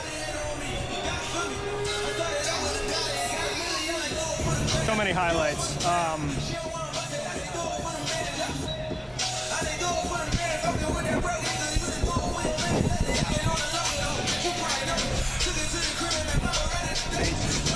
All right, I'm not sure if we... Oh, wow. So we've got Saquon. Is he out there? He's sitting on Saquon sitting on the steps of the art museum. Yes, indeed. We can just turn right around and see what's happening here. That's pretty peaceful up there. In this chaos of 100,000, a million people out here watching, he's up there having a nice quiet moment. He's found his moment in the midst of the chaos. Hey, maybe he's getting his mind ready for a speech. I can imagine. Maybe this is a pregame. Yeah. I've seen Yuki and Natasha, seen you in a green room like this before shows sometimes. Maybe that's what it is. That's hilarious. And it's amazing how so many people here don't even realize, probably because he's so far away, that is him. But you at home can see that Saquon Barkley's taking in the moment. He probably just took so many pictures of what he sees in front of him. And wow, what a special moment for him. Just sitting there at the top of the steps, it's amazing. I'm having a flashback to the last time we did this in 2018. And I remember all the players on the stage and watching each other give speeches. And I remember when Jason started to talk, Jason Kelsey, the Mummers outfit, and people were like, what's he going to say? Is he going to get himself? You could see his teammates saying, what's going to happen? You didn't know what he was going to say, but you're a little concerned, and then he went on an epic run. He really did. And he got that crowd fired up. Yeah, I mean, he did. as if they could be any more fired up in this setting. Yeah. We can only imagine. Like I said, we're just waiting on those speeches now. You can see everybody's kind of gathering now at the art museum. There's going to be a bit of a lull, and then we will hear the speeches from the players and plenty of city dignitaries as well. We're going to break right now as you look at this beautiful shot. The Art Museum of Philadelphia is celebrating our champions. We'll be right back.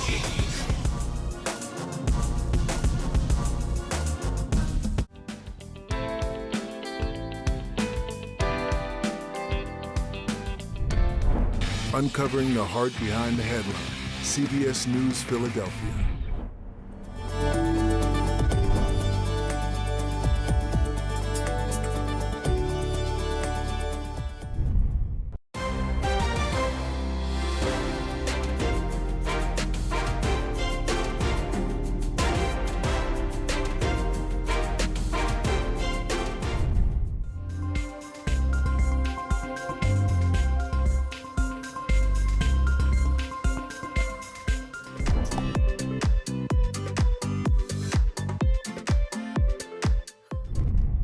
We know this community by heart. CBS News Philadelphia. I'm Marcella Bayeto. I'm covering our communities. The collapse happened near 6th Street, discovering meaningful stories and uncovering the heart behind the headline.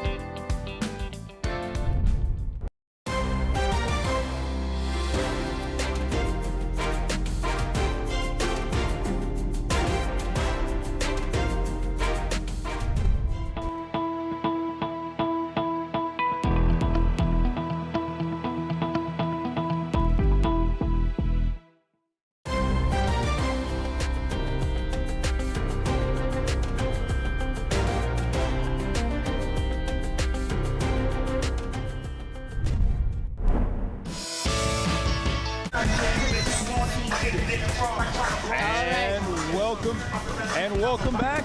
You're watching CBS News Philadelphia's coverage of the Parade of Champions.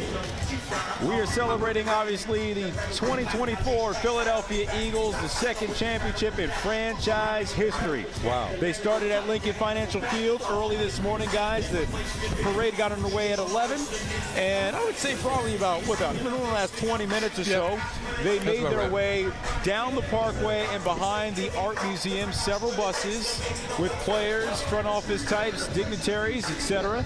And several fans are doing what you're seeing right there, flapping their wings, smiling. This is what it's all about, family. And we had a family moment, Natasha, not too long ago over at McGillen's, right? That's right, when Jason Kelsey brought everybody around. So let's we can only imagine what that was like there. So let's talk to the owner now of McGillen's. We have him on the phone. Do we have him on the phone, Monica? I'm here. Hi there, how are you? Hey, Chris. Super excited, super happy. The big thing is we won. We're the champions. Hey, Chris, tell me about that moment. Did it just happen? Did Jason just walk in and say, hey, it's on me? Set it up for us. It wasn't just Jason. It was also Brett Selleck, who was on the 77 team with Jason Kelsey that won the Super Bowl in 2017. So the two of them came in. They just walked in. And what was it like in the... They just randomly walked in here. People, and they went behind the bar, can and the paint crowd went crazy. For us because... Wow. We're seeing pictures now, Chris, just so you know. We're seeing pictures of lots of smiling fans. So tell me what happened. So he bought everybody around, or what happened? Around a drink. Oh, yeah. And then, but the highlight to me, as an owner of a bar and restaurant, the highlight was the fact that he went down and chatted with the people in our kitchen and got them an opportunity to get involved. Because they're like the people that make the engine run, you know what I mean? So he's a man of the people. Absolutely. Yeah, he certainly Hey, Chris, is. people like you and I have been around for a long time. What does this moment mean to you personally? Say that again, because you have a lot of background noise. Oh, I'm just saying that you and I, people like us, we've been around a long time, and we've watched a lot in our city when it comes to our sports teams, especially. What does this moment, this day, mean to you? Well, my first Eagles game was in October 1959, and Bert Bell actually died of a heart attack on that day. And in 1960, I watched the grainy black and white little tiny TV watching our first championship. And, of course, the best one was 2017 and the present one. So it's just awesome. Unbelievable. An absolutely incredible day. And I listen, as a owner of a successful bar and restaurant, you've got some business to do. You've got a lot of people coming in your doors right now, but I'm pretty sure there's a part of you that has an eye on what's happening here at the Art Museum. Aren't you looking forward to the speeches? What do you want to hear? Listen, I am as intrigued as everybody in this city. I want to hear what Jalen Hurts says. I want to hear what Saquon Barkley has to say. You know, how can you pinpoint one guy? You know, some of them is going to stand out like Jason Kelsey did the last time. That's a hard one to beat, though. Yeah, we're waiting for the moment here. I'm certain we're going to have lots of them.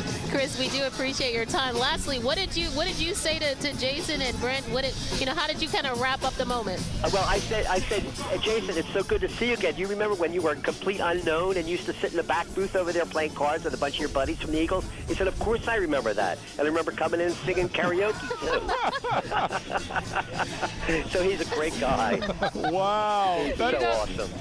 Yeah, you guys go way back, I see. We'll have to break out those karaoke tapes soon. There's no doubt about that. Yeah. You know, Jason Milan is a great karaoke singer as well. Another big Eagle. No question. No question. The man has a voice of an angel. Yes, he does. Hey, Chris, thank you so much, man. I got 2 words for you. Go Birds, all right? Go Phillies. Go Phillies. There you go. Great.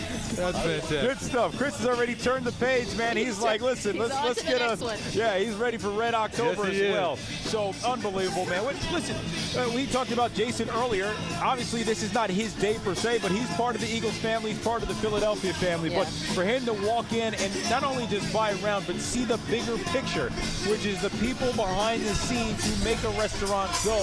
As an offensive lineman, I'm pretty sure that's something that he appreciates. The people behind the scenes, the ones who don't get all the glory, who make the engine run. Yeah, it really shows. I mean, that's the true character of a person, you know, doing things for people that when people don't see it, people don't know it. And most importantly, like you said, he's just a man of the people, and you see it all the time. Yeah. When you can do what you do and nobody's watching, that says a lot. Yeah. That says a lot. That is the mark. Amazing. As we continue to look at these aerial visuals of the Parade of Champions. Hundreds of thousands on the Parkway and up Broad Street. I'm pretty sure people who started early in the parade, perhaps making their way up here as far back as they may be. If they could get here, you know, they may be trying to navigate their way up to here to see one of these jumbotrons and get a closer look at what's to come. And speaking of which, Yuki, you talked about this, just so that everybody could get a glimpse of what was happening. There were 15 jumbotrons placed all along the parade route so that no one missed a moment as the buses were coming by. No one's going to miss a moment even now if you can't get here, because there are jumbotrons all along the route if you want to see the parade and the speeches. And Tasha, you were mentioning earlier that a lot of people we see at the front part of the gate here, they were here very, very early to make sure they didn't, as early as how long? Yesterday. We interviewed a family that got here like 5 p.m. yesterday. 5 p.m. yesterday. Just because they wanted to pick out their spot. Everybody wanted to pick out their spot. Wow, they need a trophy just for that. Yeah. Just for that. Above head right now, there's a plane carrying a sign. I don't know what these planes are called that carry those signs. It says World Champions, World Champs, ELGSES. Shout out to Mayor Parker. Shout out to Mayor Parker. You know, there's so many things that you'll remember this championship run for. Saquon going for 2K, Jalen coming up big in the clutch later on. But the mayor and how that has taken off, just a gaffe, you know, misspelling Eagles. It is something that's on T-shirts. I know I have one. And it's just part of our fabric and the way we roll. We embrace them all. If you came up to me and said, "Go Elgin," I know what you're talking about. Well, Meanwhile, guys, Alicia Roberts now standing by. I know she's somewhere around us, around the Art Museum area. Alicia.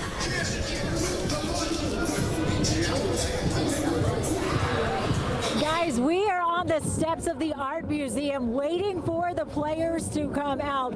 Fans erupted when they saw the buses come through the circle here along the Ben Franklin Parkway.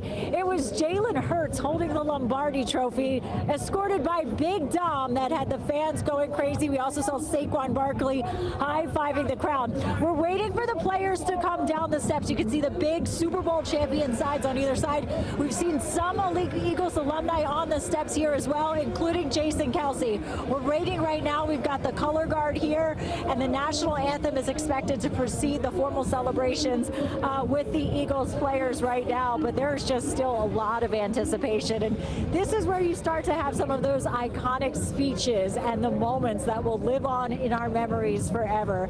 There are a lot of people packed on the steps of the Art Museum, and I have to tell you, looking out, it is millions in this crowd. It is just unbelievable to see the sea of Eagles green that is out here. Anticipation is building. You know, these fans have been going strong all morning long, all afternoon long, and now the celebration begins, and we can't wait to see which Eagles players are going to rise to the occasion, have those memorable moments.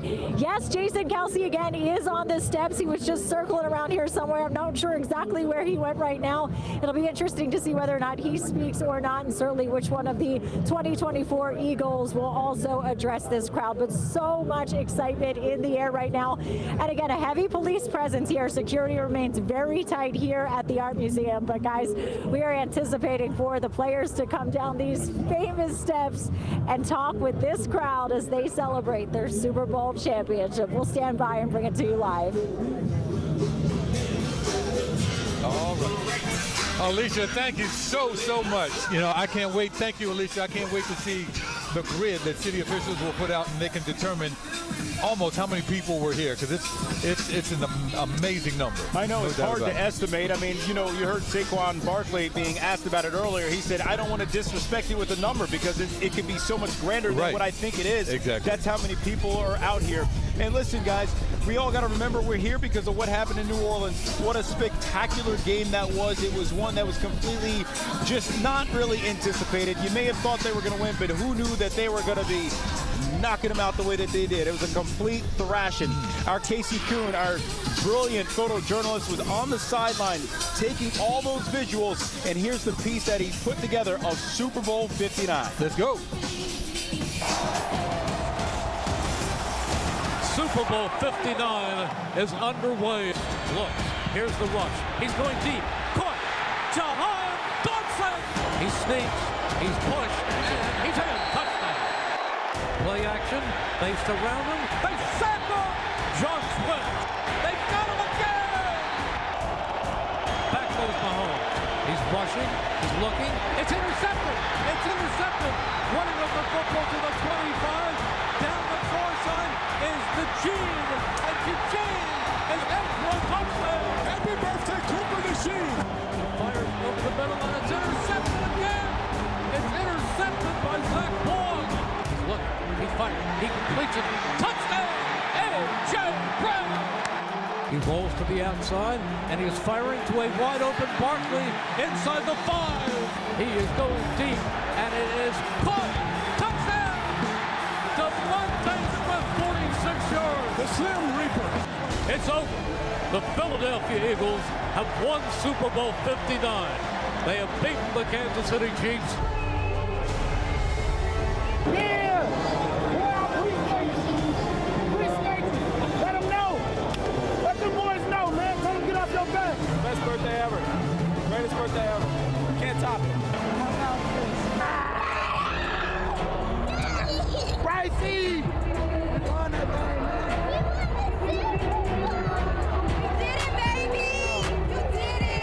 I told myself going into this weekend, make sure that green confetti is falling. And then it'll be worth it. Man, I'm so happy for you, dog. You get to ride on to the sunset, the champ, man. We coming back with that trophy. Man, we gonna turn up this city, man. We gonna turn up this city.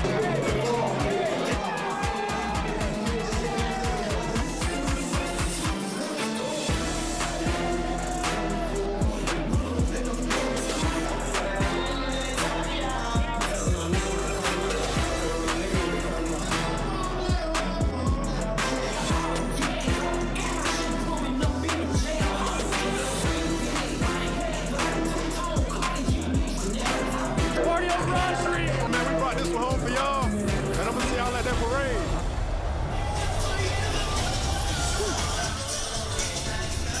And here we are at the parade. I want to give a special shout out to Casey Kuhn who shot that. This man worked so incredibly hard, spending 9 days with him out in New Orleans, watching him carry, God, I don't know, 60 pounds of stuff on his back. How about it? All over that city through security, etc., capturing those images for us. He is an absolute beast, one of the best in the biz, and you saw it in that piece. Unbelievable memories that these guys will never forget, and many of us never will. So thank you for capturing that so beautifully. And I want to echo that, giving the same shout out to all of our crews, the ones here, the technicians, everybody, the producers and writers back at the station. It has been a magical year, and it's been a year for family, both on the field and at our station. Yes. And we certainly have enjoyed bringing it to you, but we're not done yet. No, not at all. We're just sitting here waiting on the team now to take a little bit of a break. They're taking a little pause here after winding their way down Broad Street, up the Parkway, and here to the Art Museum. We're going to hear their speeches in just a bit here. But the fans, right now, we're just having a good time. We're listening to the DJ. What are they playing, Tosh? What are they playing? Come on. Boys to Men. Boys to Men. Boys to Men. Motown Philly. Philly's own Boys to Men. So we're just having a moment, like I said, like the team is having a moment. They're going to come out. They're going to give their speeches. We can't wait to hear from them. We've seen them along the parade route. We've seen them interacting with the fans, jumping off the bus, just having just a great day and just taking in all this energy that we're taking in as well. You know, one thing that's beautiful about sports It's the best reality TV ever created. Hello. And the story of this team is incredible. The story of this city. Hello, people. It's Valentine's Day. Oh, I almost forgot. And we're a bunch of lovebirds. It's Valentine's Day, and we are celebrating the birds on the Parkway on a Friday. The kids have off. They were given off. Really? It doesn't get any better than this. Look at this crowd. Look at this crowd. Here in the Art Museum area, down the Parkway, they are waiting, and they just can't wait. They are so happy to be here. Now they're anticipating what the guys are going to say. Yeah. And they just want to be a part of it all. I mean, people from that's what we're as far as you can see. What we're seeing from our vantage point, just so you guys know, I mean, there is not even a space in the crowd. You are shoulder to shoulder. If you are where you are right now, this is where you're going to be. And by the way, you cannot move. Natasha, you mentioned how it's shoulder to shoulder. People, it was like that at 8 this morning. Yeah. Probably it hasn't before changed. that. Yeah. So this isn't a late arriving crowd, and it has been a slow build. No. People have been out here the entire time. I just cannot believe it because it is not warm. No, it is the opposite of warm. I'm glad they made it because I was on 95 early this morning, and there was a slowdown. People were making sure they made it here. Those that didn't take public transportation, and many people did take public transportation. Yeah. They had a beautiful plan set up to get people in and get people out. And you just said it. I mean, to be in something like this, you had to plan. This was not, there's some spontaneity to it if you want to be in a certain place maybe a mile, 2 miles down the road. Right. But if you really want to be in the moment and seeing anything and being able to see those buses go by, people planned this moment. These fans are diehard fans from all around the country, all around the world, ultimately. And this was a planned event that they had to be at. And Natasha, you mentioned how people come here from all over the world. Covering the Super Bowl, as we've done several times, as I have done many times before, you realize that there are 6,000 media members from around the world who cover that game. It's broadcasted all over the world. 100 million people in our country alone saw that thing, right? And so you realize when your city has a championship parade, how special that is. It's literally the entire world wishes they were you. Yeah, no doubt. They look and they're like, unbelievable. Do you see what's going off in Philly right now? I don't know if you guys have checked your phone. You read my mind because I checked my phone not long ago. I haven't had a chance to check it a lot, but I had text messages from all around the country, from Atlanta, California, everywhere, coast to coast. People are enjoying this on the stream and sharing the love with us as well as we are sharing it with so many of our close family and friends. Yeah, right we saw Governor Josh Shapiro there. We talked to him earlier. We just talked to him. Pat Gallen did a second ago back here at the Art Museum. And he's talking about how special this is, how, people are showing up for the Eagles. That we are on the national spotlight right now, and it's welcoming to see. And I'd love to hear from him and how proud he is as a governor, he said, of the Commonwealth of Pennsylvania right now. He's a Delco kid. He knows his Eagles, and he goes back. And just looking at all the young kids out here today, wow. As the governor said, they are so fortunate to have 3 shots at it in the last 7 years, and we've won 2. I'm just looking at the time, so we just crossed, 2 Eastern here. So I'm pretty sure they're going to get going here not too long from now. Yeah. And so we got to recognize these guys have been partying since Sunday at what time did the game end local time? Exactly. It has been nonstop. We're talking national appearances on shows, morning shows, late shows. We had Saquon yesterday at Raising Cane's? Working, giving out chicken. So, these guys are beat but having the time of their lives. And I just can't wait to hear them speak from the heart, speak from the soul about what they have gone through over the last week. And really, what a lot of guys have gone through their entire careers to reach this point. Oh, yeah, no doubt about it. As we've been saying all day, this doesn't happen often. This doesn't happen often, and when it does, you take full advantage of it. I mean, everybody, the fans, the players, the media, the local media here and all over town. This does not happen often, all of it. And another thing that's interesting to me is, and we won't necessarily see it when they walk to the stage, but watching our coverage with Pat Gallen walking up the Parkway and Broad Street, seeing some of these guys with their families, their wives, their girlfriends, their kids, it takes a village to raise a professional athlete. Yeah. It really does. And the support runs deep. I mean, it runs from Pop Warner. Like, you look at a guy like wide receiver Devontae Smith. We had an opportunity to go 73 miles north of New Orleans, where he grew up, to talk to his mom and see what she was going through, experiencing the week of the Super Bowl. So when we see them up there celebrating, it's not just them. They just represent an entire family and all the friends and the coaches that have helped them along the way. So this is really beautiful. Along the way. That's so important, and along the way. Like you said, it runs deep. I mean, just, the pride of this city runs deep in this team. And we've seen it along this route. People crying, people wanting to throw, sandwiches at them or beer or whatever. Just wanting that moment with the team and the team wanting that moment back with them. So it's just been a great thing to see. These guys have been playing football since they were like 5, 6 years old. They all have a dream to hold that trophy. And when that dream comes true, wow, you see it on their faces, you feel it. You feel it in their soul. By the way, throwing a hoagie at somebody because you love them and you out of appreciation is the wildest thing ever. And it's hilarious, and it's so silly. It's like, yo, we went to Wawa. Bro, here's an Italian sandwich for you. I love you. That's the Wawa way, baby. Right. That's the Wawa way. I mean, that's love right there. That's love right there, to throw away your Wawa hoagie, throw it at them. I'm just saying. That's a lot of love. And, it's going to be interesting to see, too. We talked about the emotion that we saw in the crowd. I mean, when we hear these speeches, you were talking about this, and these people, these players, living their whole lives for this moment. Yeah. And so we can only imagine the emotion we're likely going to hear from them as well. Yeah. I mean, listen, we saw it in the locker room afterwards. We saw it on the field when they were getting the trophy.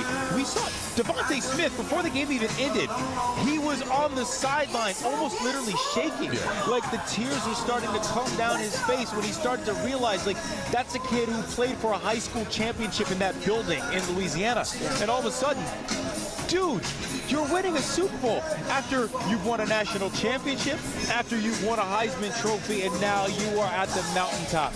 Are you kidding me? I don't know if you saw it, but during one of the mic'd up clips, Devontae was talking to Jalen at the end of the game, and those tears were coming, and Jalen was consoling him. He said, hey, you earned it, we earned it, we're family, and that was such a touching moment then. Yeah. So to your point, so much goes into reaching this moment from childhood to now, and we're so happy to be able to enjoy it with them. Yeah, head coach Nick Sirianni, listen, they're not cliches, but they're tenets. They're things that he truly believes in. One of those things is you can't be great without the greatness of others. He talks about connectivity. He always talks about, do we compete together? Do we ride or die for each other? That's the most important thing, that I have your back. And with this football team, you can see it. You can see it. Like when Jalen Hurts and Saquon get a request to go on the Jimmy Fallon show, Jalen's like, dude, I'm not coming unless the offensive line is invited That's right, too. and they were there. That's right, and they were there, And they were there. They were there. To both of you, real quick, I'm having an OG moment. You hear this song? Yes. Ain't No Stopping Us Now. Yes. Shout out to the late McFadden and Whitehead. This was the big hit back in '80 when Dick Vermeil took the team to the Super Bowl, and this was like the rally song, and it still holds true today. Ain't no stopping us. Every generation has a rally song, it seems. It's like it's a generational thing. But you know what, Yuki? That brings me to a certain point about this Eagles franchise. So much of this run has been about redemption. Yep. Right? In 1980, they lost in the Super Bowl. Right? They lost that Super Bowl. Oakland. In New Orleans. In New Orleans. That's right. And so here we are. Right? That's right. They win a Super Bowl. They do it in New Orleans. It's about exercising demons. They lost to the Chiefs 2 years ago. They win it this year. Who do they beat? That's right. The Chiefs. It's about exercising demons. They lost in 2004 to the Patriots. When they win it in 2018, who do they beat? That's right. The Patriots. Yeah. So this is what I'm talking about with sports and being the best reality TV. You cannot script this stuff. If you did, we'd kick you out and be like, "Oh, that's too fake." That's right. Yeah, that would never happen. I'm looking behind us, guys, so we can stay on top of this. I think that folks are walking out behind us here. Okay, we've got some action. We got a little movement. Yeah, some of the folks are walking out of the art museum, some of the players. So we're getting closer and closer here to the speeches. So we're talking to you this way. Everything's it's happening behind us. So we don't have eyes in the back of our head. We got to turn around too to see what's happening. But yeah, so we're seeing some of the players and the team members coming out of the art museum. So we should be hearing from them very, very soon. And then of course there's Swoop. There's Swoop right in the middle of it all. Yeah, you know, of course, I mean, the Swoop practice the dancing, the Swoop. You know, is there a training camp for dancing for the mascots? He's doing pretty good. So, listen, we're giving you a shot of the art museum. Inside of that art museum is Pat Gallen, PG. DB, good to be with you. Yeah, we're inside the art museum. We came in the back entrance with the players and the coaches, and so they are getting ready to go out. Man, everyone's feeling pretty good, as you can imagine. After that, roughly three-hour journey that it took to get here. It's now 10 after 2, so about a 3-hour journey to get to the art museum. Now the players are getting ready to go out to the front, start the ceremonies. Should begin any moment. We talked to Governor Josh Spiro a few minutes ago. Mayor Cheryl Parker just came through here. She's getting ready. I'm sure she's going to make a speech as well. All the players over here. Scott are showing my Lana party. Getting ready to party a little bit more for the next hour or so. But guys, it's been an incredible journey to get here. I want to guess about a 7-mile walk myself and our photojournalist Casey Kuhn walked from Lincoln Financial Field all the way here to the art museum, following the players. It was the loudest thing. I think it might have permanent hearing damage because of how loud it was going through some parts of Broad Street and then around City Hall. Things got so crazy once they got onto Ben Franklin Parkway. In fact, so crazy that Saquon Barkley, who's known for being the back of the tush push, was helping push the barricade back because people were starting to fall into the street on Ben Franklin Parkway. So we saw so many happy fans, so many smiles, so much incredible content. Hopefully you got some of that. I know we were having some signal troubles because of the sheer volume of people that were out there along Broad Street. But we saw Jalen Carter living it up. We saw Jalen Hurts come out with the Lombardi Trophy, walking down Ben Franklin Parkway. People were losing their minds, as you can imagine. And so this is the culmination of not only last week, but really the entire season. Because when it started, we had no idea what this team would be. And then they go out of the gate starting 2-2, bye. They were struggling at that point. And they flipped the switch, winning 10 straight games, floating into the playoffs, going through the Packers, going through the Rams, blowing out the Commanders, the 55-point NFC Championship. And the Super Bowl happens. And it's one of the greatest games that any Eagles fan could ever ask for. And so this is the culmination of all of that. And so the players, as you might be able to see behind me, starting to file through to the front of the art museum where the ceremonies will start, guys. So I know the festivities are about to begin. I can't wait. And I can't wait to get a bottle of water. That was a long, maybe Casey Kuhn, who's an Iron Man back here. He's used to that, but I'm not. Oh, man. All right, Pat, will you get some water? You relax. We're seeing a lot of activity here behind us on the steps of the art museum. Swoop is up there. The Eagles cheerleaders are up here getting the crowd hyped up, and soon we're going to see the players file out of the art museum, and we're going to hear from them at any moment now. But right now we're just watching the show being put on by the Eagles cheerleaders and Swoop, of course. Yes, indeed. We've got let's take about 30 seconds or so, or a minute or so, depending on what Monica, our producer, wants to do. Enjoy the sights and sounds of what you are watching live in Center City, Philadelphia, as we get set for our Super Bowl champions. Enjoy.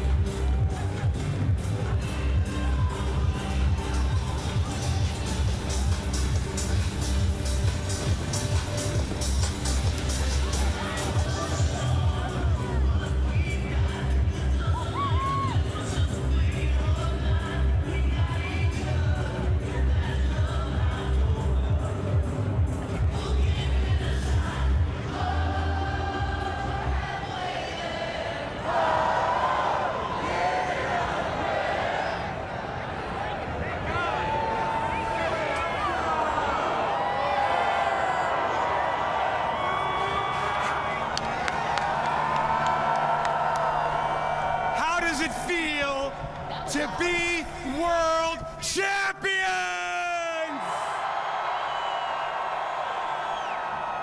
Hello to all of our Eagles fans here in Philadelphia and across America. All of you who made Sunday's Super Bowl 59 win the most watched event in the history of this country. I'm Dave Spadaro, Eagles Insider, and it is great to have all of you with us today. And for all of you Eagles fans around the world, we thank you for loving the Philadelphia Eagles. This is a day of celebrating the 2024 Philadelphia Eagles and a journey that started in Brazil, moved to Bourbon Street, came up Broad Street, and here we are on the Ben Franklin Parkway celebrating a world championship.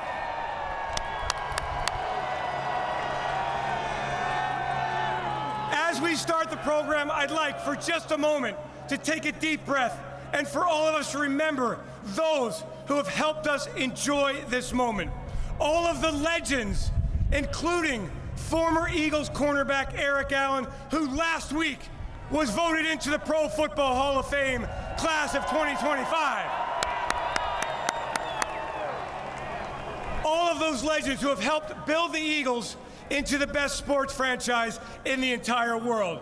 Let's remember the families and the friends who have helped along the way with their time and their effort, all the dedication that they have put forth for everyone here. And for those fans who are no longer with us, but who are watching and loving every bit of it from up there. We are all a family. And I love saying it, the Eagles are Super Bowl 59 champions!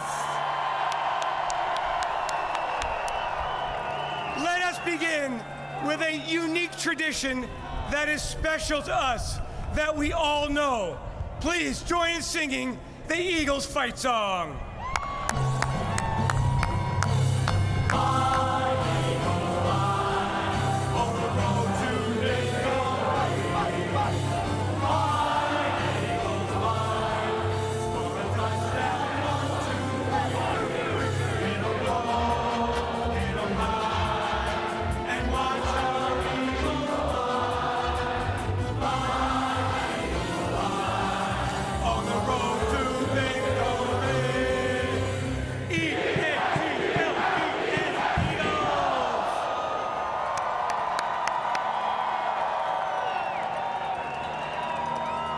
Very well done.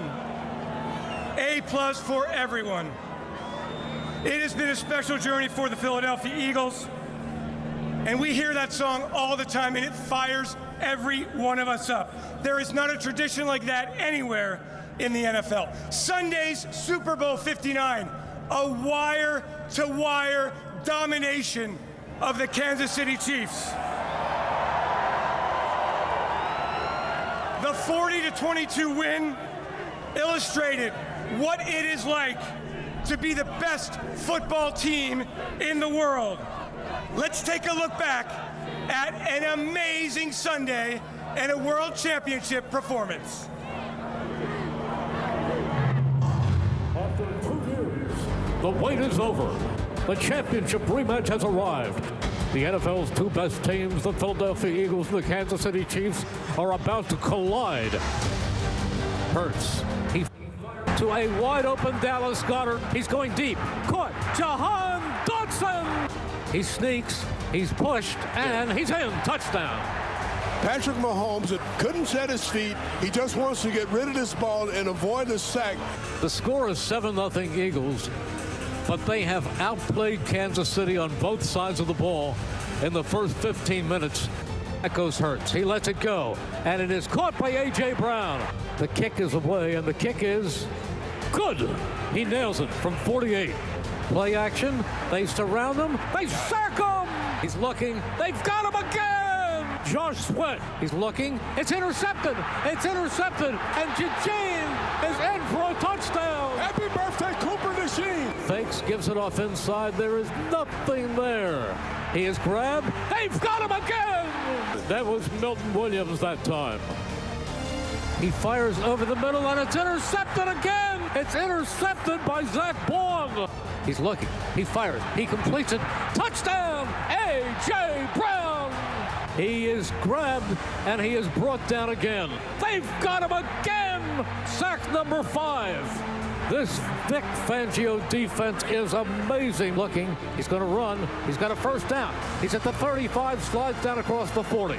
And he is firing to a wide open Barkley inside the 5. He's got Barkley. And once again, it's a bullseye for Jake Elliott. And he's finished off at and the ball may be loose. Mahomes back. He pumps. He fires. It's incomplete. Eagles take over on downs. Hurts back. Looking. He is going deep, and it is caught. Touchdown! Devontae Smith. He's hit. He's hit. He fumbles the football. A fight for the ball, and the Eagles have it. Plenty of distance, and it is good. Jake nails it again. 3, 2, 1. It's over. The Philadelphia Eagles have won Super Bowl 59. What a game. What a season. What a team. It was an amazing Sunday brought to us by an amazing voice.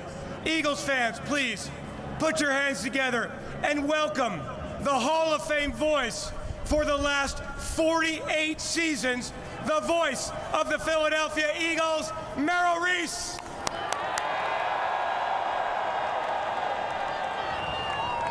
It is wonderful to look out at the best and most passionate fans in the NFL.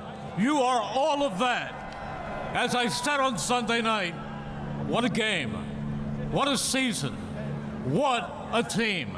They are the greatest team in modern Eagles history. It is an honor to introduce the Super Bowl 59 champions, the Philadelphia Eagles. Come on!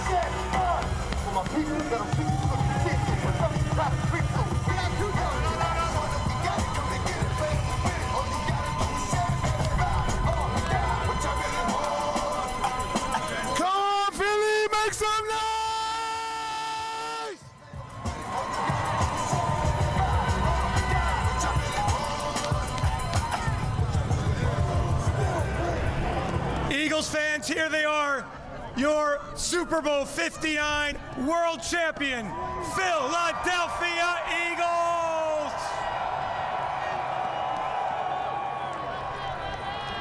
And the presentation of the Super Bowl 59 Lombardi Trophy. Now, Eagles fans, as we honor America, we ask that you please rise, remove your hats, and members of the armed forces and veterans, please salute.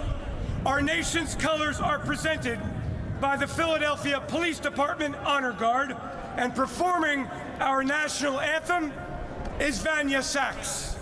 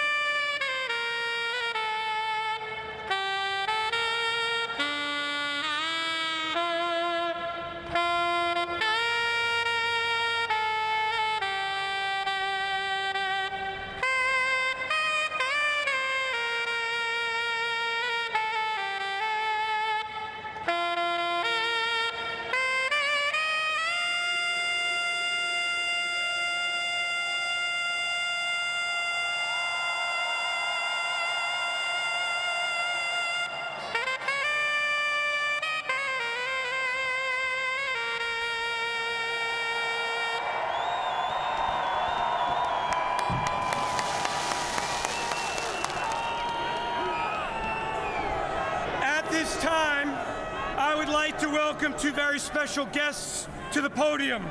Pennsylvania Governor Josh Shapiro and Philadelphia Mayor Sherelle L. Parker. What's up, Philly? Philadelphia is the birthplace of this nation and the home of the Super Bowl champion Philadelphia Eagles. I gotta tell you, I am a diehard Eagles fan. I grew up in those lean years, and let me tell you something, that makes this victory even sweeter.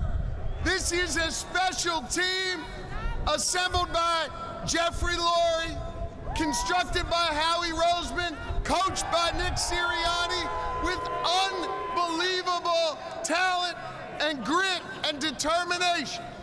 They represent the best, the absolute best of Philly. This is a team that brought us together. This is a team that helped Northeast Philly heal over the last couple weeks. And I gotta tell you something, being an Eagles fan, I know how people love to hate us. They love to root against us. But something I noticed is that all of a sudden, people were coming together to cheer on our Philadelphia Eagles, not just here in Philly, but all across America. It would seem, Jeffrey, that the Philadelphia Eagles are now America's team. You hear that, Dallas? The Eagles are America's team. Philadelphia, I love how you love this special team, and these guys put their heart and their soul out there for all of you. Ladies and gentlemen, I love these Eagles. Fly, Eagles, fly! Philly, you put on a hell of a parade today. Everything was perfect, except for some of y'all who didn't know how to toss a beer nicely. You fired it too hard. Just ask Howie Roseman. But law enforcement, first responders, and the great mayor of the city of Philadelphia did an awesome job. Ladies and gentlemen, the mayor of Philly, Sherelle Parker. Thank you. Hello, Philly. They did it, y'all. We did it, y'all. Our Eagles, our Birds are Super Bowl 59 champions, and we couldn't be more proud. I want you to know that it is an honor and a privilege to join with each and every one of you here today as we gather to celebrate this monumental victory and their command performance. It's with this spirit in mind that I want to lift up the entire Eagles organization, and I want to say to them what my grandmother told me were the two most important words that you can say to anyone in any language, anywhere, at any time. And those two words are thank you. Thank you, Jeffrey Lurie and President Dom Smolenski, to the amazing general manager, Howie Roseman, and to the best head coach in the NFL, Nick Sirianni. Thank you all. Thank you. But most importantly, to each and every player on the roster, to the best defense and offense in the NFL. And yes, that does mean our Super Bowl MVP, Jalen Hurts. Thank you all. Thank you, thank you, thank you. Let me say this to you. And Philadelphia, you know this is important. As mayor, I need to thank our Philadelphia Eagles for bringing a profound sense of hope, pride, and dignity to our city and to our region. during the time that you all know we needed it most. I don't know about you, but every time they went out there, I felt like you all carried our city with you on the field. When we were shouting at the TV, when we were listening on the radio, or if we were watching in person, it was like you took all of us with you. We thank you for showing us and the world in real time what grit and resilience and teamwork really looks like. The perfect visual for me in Philadelphia, I want you to think back with me to early in the season. You'll remember it was, I believe, the start of week 5. No, it was game number 5, because week 5 we had a bye. That's on my mind. Our Eagles had 2 wins and 2 losses. Listen, they were just 2-2, and some folks were acting like they were worried. Guess what they did? They questioned whether our team was good enough. Could they turn it around? But they did. And when all the naysayers questioned their ability, they tuned out the noise, they put their heads down, they stuck together, and they did the work. Reminded us all through their excellence that nothing is possible when we work together as a team. They won 16 of their next 17 games, including 4 straight in the playoffs, including that big Super Bowl. At Philadelphia, they brought that Vince Lombardi trophy home, baby. It's what grit looks like. Let me say this in closing. Today is Valentine's Day, and I know there are some haters out there. They can't even understand this energy that's palpable that we all feel out here today. And when they ask you, what did you do on Valentine's Day in 2025? I want you to tell them that you went to a celebration. That was an intimate love fest between the Philadelphia Eagles, the city of Philadelphia, and all of our fans, the best sports fans in the world, right here. And because I'm feeling so good today, when the haters come, you tell them, we don't care what you have to say today. We're feeling great. Don't try to throw shade on my Eagle shine. Everybody put your ones in the air for me right now. When I watched you all today, you reminded me that we were one Philly, a united city. Let me hear you all repeat after me. One Philly, a united city. Go Birds, we thank you and we love you.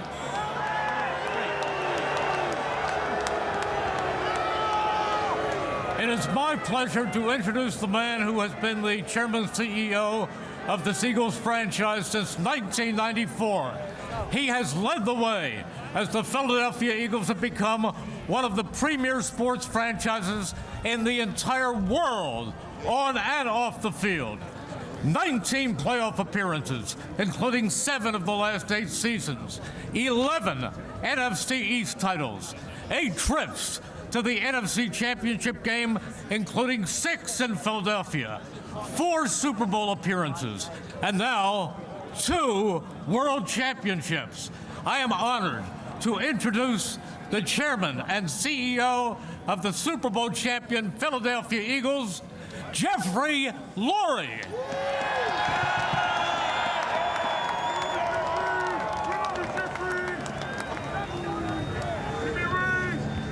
Honestly, there's just no words to describe this, Philly. There's no words. You can say surreal, you can say incredible. There are no friggin' words to describe delivering a world championship to our incredible fan base. There's just nothing that can compare. And today, this parade, there's no words. So anyway, hello Eagles Nation. Today, Valentine's Day, is the perfect day to celebrate this love affair between this sports team and Eagles fans here and everywhere. You know, we share an amazing bond that is second to none. And this team is a tremendous example of the power of a special family connection. We have an incredibly talented group of players who are just so humble and selfless, a model for us all. I want to congratulate our players and thank them for representing our organization and this city so well. Really. Nick and his outstanding coaching staff deserve tremendous credit. Howie and his staff continue to do a fantastic job every day. I'd also like to thank Don Smolensky, our president, our executives, our entire support staff for their tireless efforts, much of which is behind the scenes. You'll never hear about them. Eagles fans, you are the greatest. There's nothing close. Whether it's at Lincoln Financial Field or halfway around the world, we feel your passion, your support at all times. And now, you've been rewarded with another world championship. I'll tell you what, let's shoot for 3. Thank you all. Great job.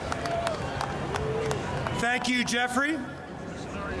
He is the first head coach in the Super Bowl era to make the postseason in each of his first 4 seasons, while reaching the Super Bowl multiple times.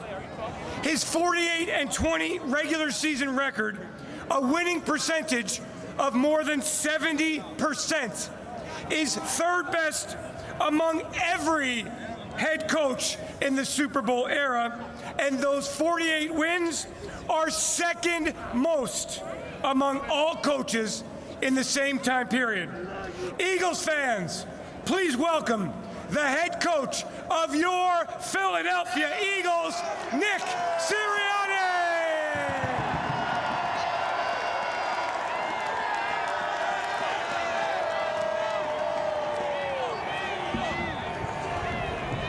I told these guys in December, we had 3 out of the last 4 at home.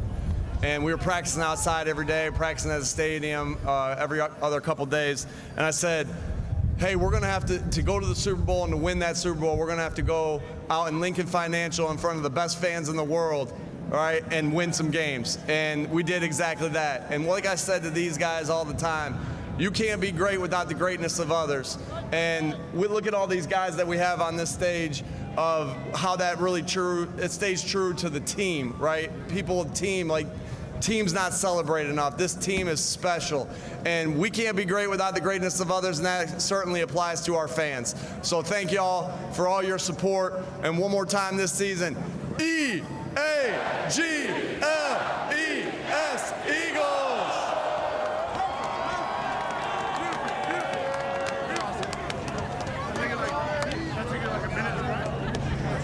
Every great season begins with a great off-season, and we have had many of them here in Philadelphia, in particular 2024. We all ask, how does he do it year after year? This 2024 roster, hands down, the best in football. He crushed it in free agency, with trades, through the waiver wire, and no doubt about it, in the NFL draft. He is Howie Roseman, Executive Vice President, General Manager, and 2-time Super Bowl champion. Eagles fans, welcome Howie Roseman! I bleed for this city! Go Eagles!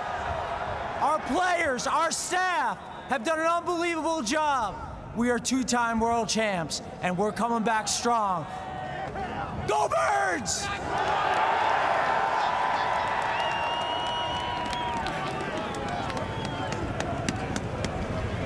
The lesson of this world championship season is that you cannot be great without the greatness of others. And that if you connect, compete, perform with a high IQ, are accountable for every action, and that you pay attention to the fundamentals, and that you get just a little bit better every day, you can become a champion. This team, these players, are the world champions after winning Super Bowl 59.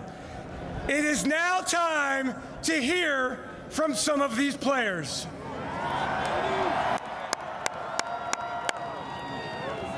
Let's begin with the most important player at the most important position in all of sports. He has done nothing but win while in Philadelphia.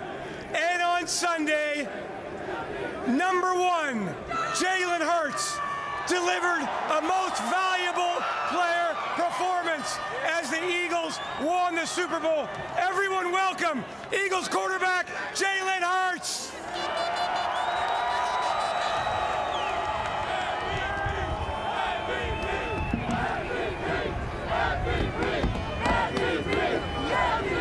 Huh? I ain't got too much. Philly, Philly. Yes, sir. On behalf of my teammates and myself, we want to thank you. Thank you for all of your support this year, all the passion, every ounce of it.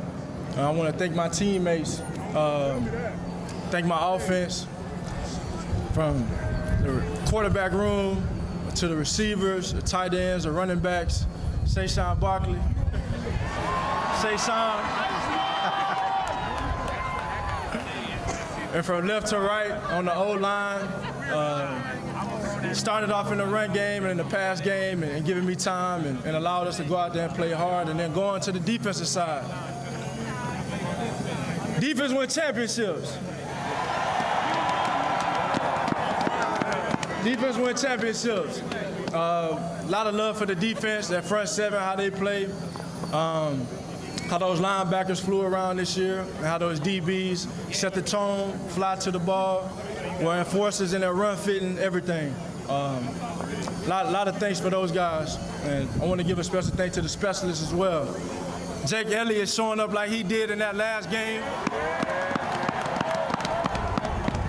Rick and Braden on the snaps, on the punts. Very thankful for my team. And we couldn't do it without leadership. We couldn't do none of this without leadership. And that starts with Coach Nick Sirianni. I want to thank Coach for his intentionality, his fight, his passion.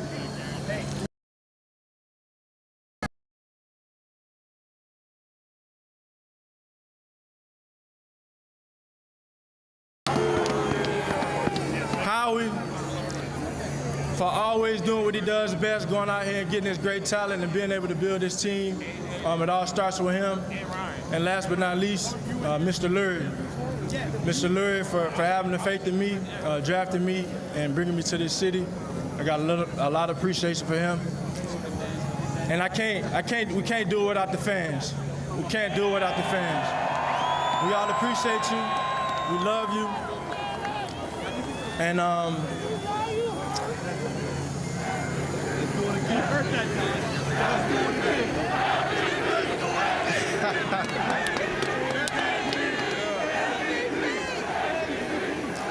you know, I told myself that when I got drafted, that I wouldn't come to the Rocky Steps until I won a championship.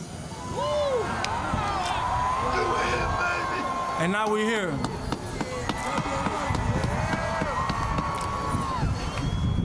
And I know this year, this team has had to battle through so much. This team has had to fight. This team has had to persevere.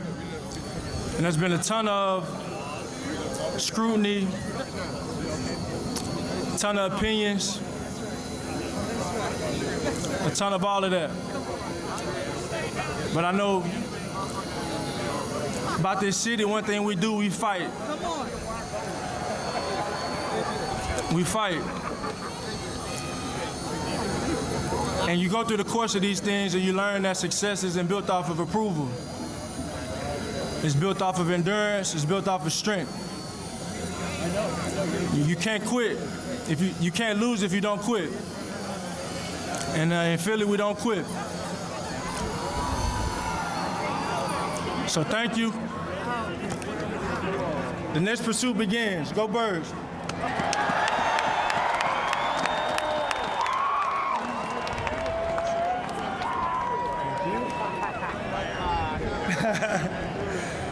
Ever since he came to Philadelphia, he has been unstoppable and has provided a dimension to this Eagles offense. One of the most lethal receiving groups in the entire NFL. He has been a difference maker. Please welcome Eagles All-Pro and Pro Bowl wide receiver, A.J. Brown.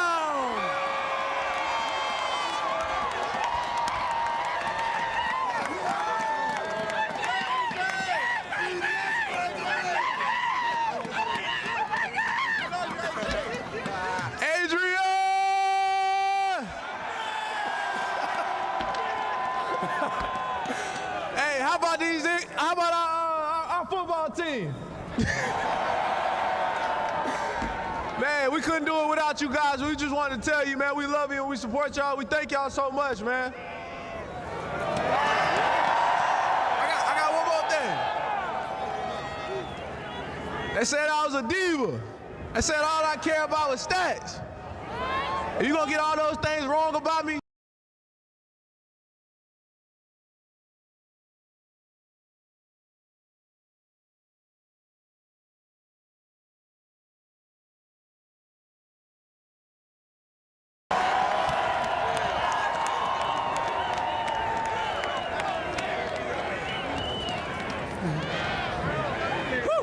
All right. Our next player came to Philadelphia in free agency from one of our most bitter rivals in the NFC East. And from the jump, he changed the dynamic of our offense. He made plays in Brazil all the way through Bourbon Street. A great player on the field, a great teammate off the field, and somebody who cares about you, the community. More than 2,000 rushing yards during the season and the most rushing yards in the history of the NFL in a single season. Eagles fans, please welcome number 26, running back, Saquon Barkley.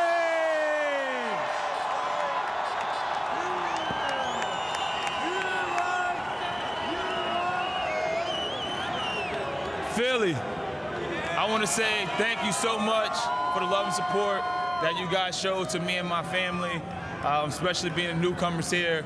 I want to thank Mr. Lurie, I want to thank Howie, the whole Eagles organization, my teammates. I want to thank you guys especially for us being world champs. Yeah. One thing that I've learned from being here for a short period of time is that you guys are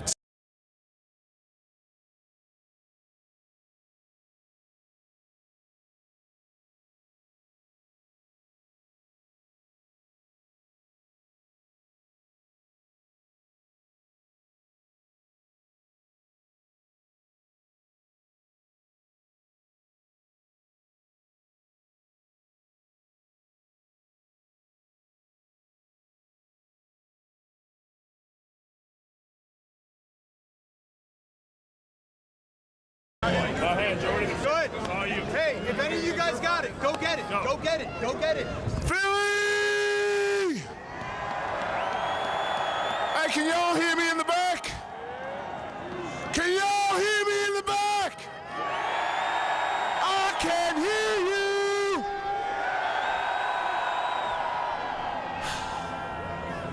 First and foremost, I want to thank Mr. Lurie for creating such an amazing organization. I want to thank Howie Roseman for creating such an amazing team. And I want to thank Nick Sirianni for leading that amazing team. But we can't forget about our significant others. I want to thank our wives, girlfriends, and whoever else got us here. Now, I'm not one for speeches, but I know how to sing, so I'm going to need some help. I want to sing a song that everyone here should know. Kind of sounds like this. We are the champions, my friend. There we go, come on! We keep on fighting to the end. We are the champions. We are the champions. No time for losing, 'cause we are the champions. Come on, Philly! Of the world. Go Birds!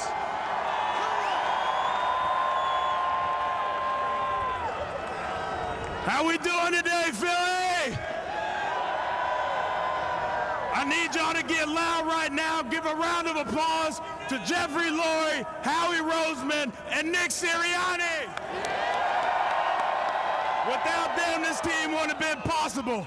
And without you guys, every fan here, every fan in Delco, Montgomery County, Chester County, across PA, Jersey, and across this country, this wouldn't have been possible. I'll tell you right now, when I got drafted here, everybody said it was impossible to play in Philly. I found out all y'all want is for us to give everything we can for this city, and y'all give it right back. I can't tell you how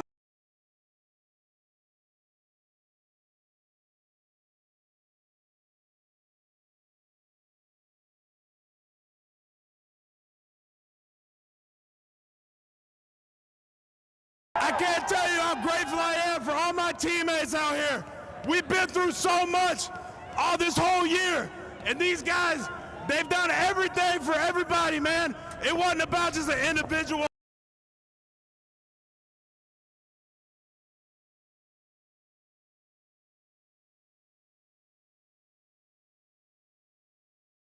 I can't tell you how much it means to me, and it means to every guy on this team, the city and everything. The support, I've never seen anything like it. And I can tell you right now, there's not another fan base in this country that can match what we do here.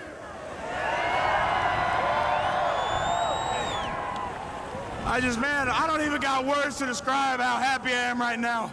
After 22, feeling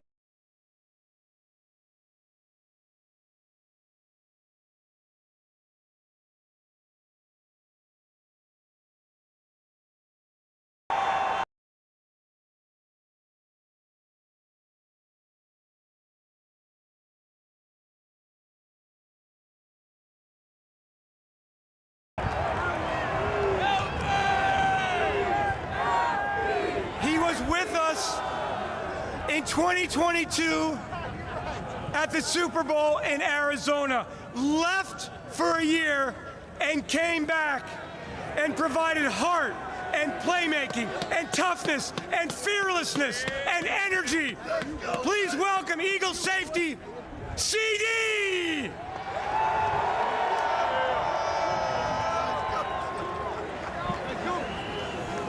respectfully, all I gotta say is 3 letters. And I want y'all to say it with me. BTA, BTA, BTA, BTA. Now, respectfully,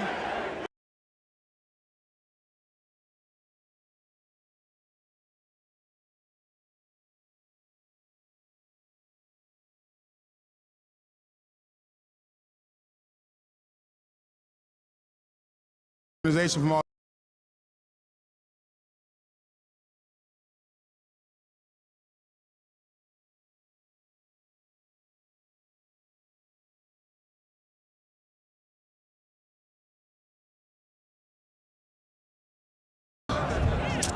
I'm blessed to be here. I love this city of Philly. I love the fans.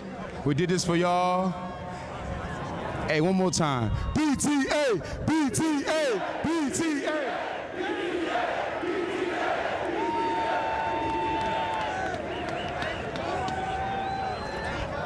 Our next player has been with us since 2013, a first-round draft pick, the best offensive lineman in the entire NFL, a 2-time Super Bowl winner, a world champion in everything he does. Please welcome Lane Johnson. What up, Philly? 12 years ago, man, I was drafted into this organization by Mr. Lurie and Howie Roseman. And not only did they shape who I am today, they also helped bring in 2 world championships to this city. It was Jeff Stoutland that taught me, no man is an island, you must draw your strength from others. It was Jason Kelsey that taught me nothing in the world can take the place of persistence and to always press on. Coach Sirianni taught me about dog mentality. Nick Foles taught me how to speak soft and to carry a big stick. That was actually Teddy Roosevelt, but I thought it was pretty fitting. I thought it was fitting. And Jalen Hurts taught me how to have a purpose before someone had an opinion. Man, I'm proud of how our team battled this year.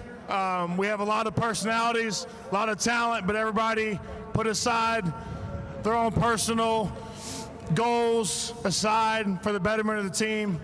And that's what it's all about, and that's the reason why we're up here celebrating today. So, all love. It's been nothing but love the past 12 years, and I'm looking forward to many more years to come. So love you, Philly.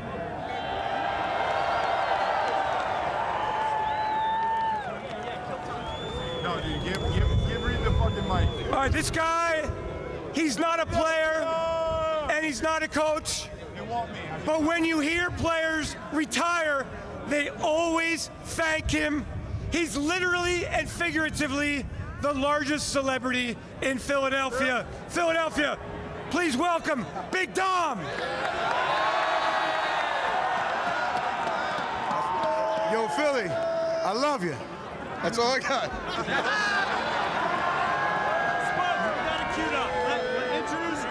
Introduce Reed. Introduce the second. Exciting whites. All right, Exciting whites. We got something new here. A group of players who have been huge difference makers for us this season. Please, Philadelphia, give it up for the exciting Whites!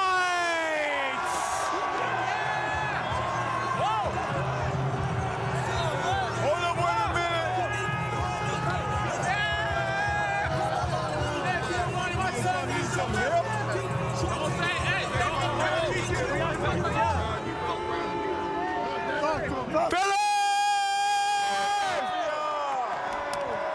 Hey, I just want to say I'm super grateful to be here with this team. Super grateful to be a part of this city. I love you guys. I appreciate you guys. Thank you. Thank you for everything. Philly! Just a boy from Bama. We up here in the city, baby! I got one thing before we go. Everybody got to sing it with us, all right? 3, 2, 1. I used to pray for times like this, to rhyme like this, so I had to rhyme like that, to shine like this in the valley.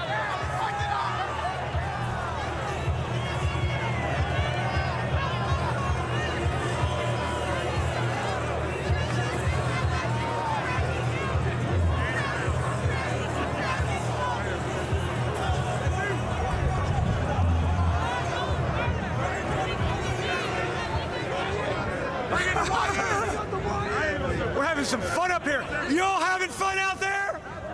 Yeah! World Championship City of Philadelphia. Our next player plays one of the most difficult positions in sports, and he has done it at an All-Pro and Pro Bowl level for 12 years. He is celebrating his first World Championship. Please welcome Big Play Slay! Yes, sir! Hey, man. Ever since I got traded here, man, what I've been hearing is Philly don't never have a lockdown corner. Hey, we got 2 on coming up right now, man. Shout out to my boy Q. Shout out to my boy Coop. Hey, man, Philly. We love you, man. We appreciate y'all, man. We thank y'all, man, for everything y'all do for the city. Hey, man, we world champs, baby. We're on the road, baby. Appreciate y'all.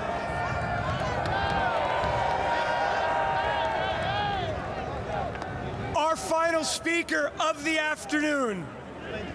15 seasons in Philadelphia, a franchise record, an all-pro player, a Pro Bowl player, a two-time world champion who worked hard to get back to the Super Bowl on Sunday. Please welcome number 55 defensive end, Brandon Graham!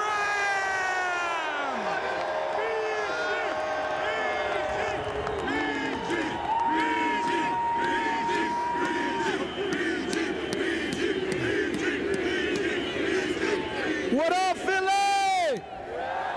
What up, y'all? Man, I can't be up here without the greatness of others. And as you can see, man, look at everybody, this team, this organization. I've been so thankful to been able to play and grow up pretty much here half my life. 15 years, came here at 21, and now I'm about to be 37. You know what I'm saying? And winning my second two-time Super Bowl. Two-time. Look, where my other one at? Put the other one right here. Where is that? Nah, but honestly, I just want to thank everybody, the fans, my wife.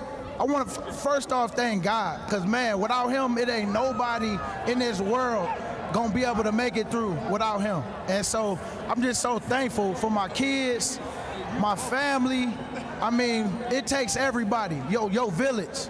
And right now, I'm so thankful to be here, so thankful that I've been a part of this organization, because y'all have molded me into the man that I am today, you know, with all the trials and tribulations that you go through in life, the stuff, the conversations that had to be had, you know, with people that helped me, not only them, but helped me too. And, you know, it's about serving one another.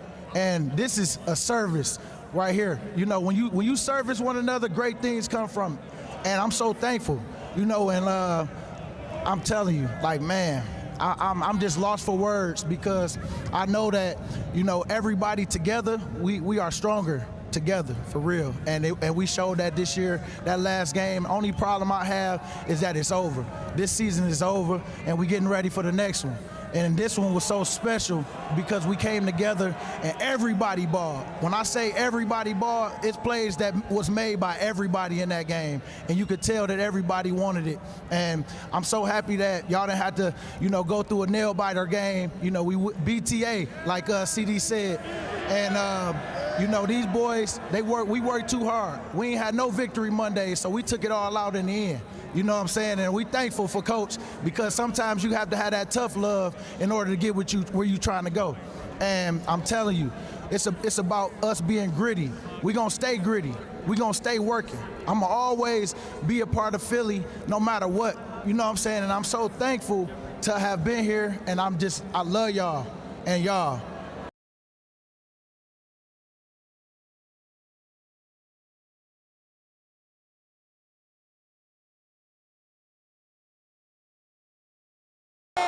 Let's go.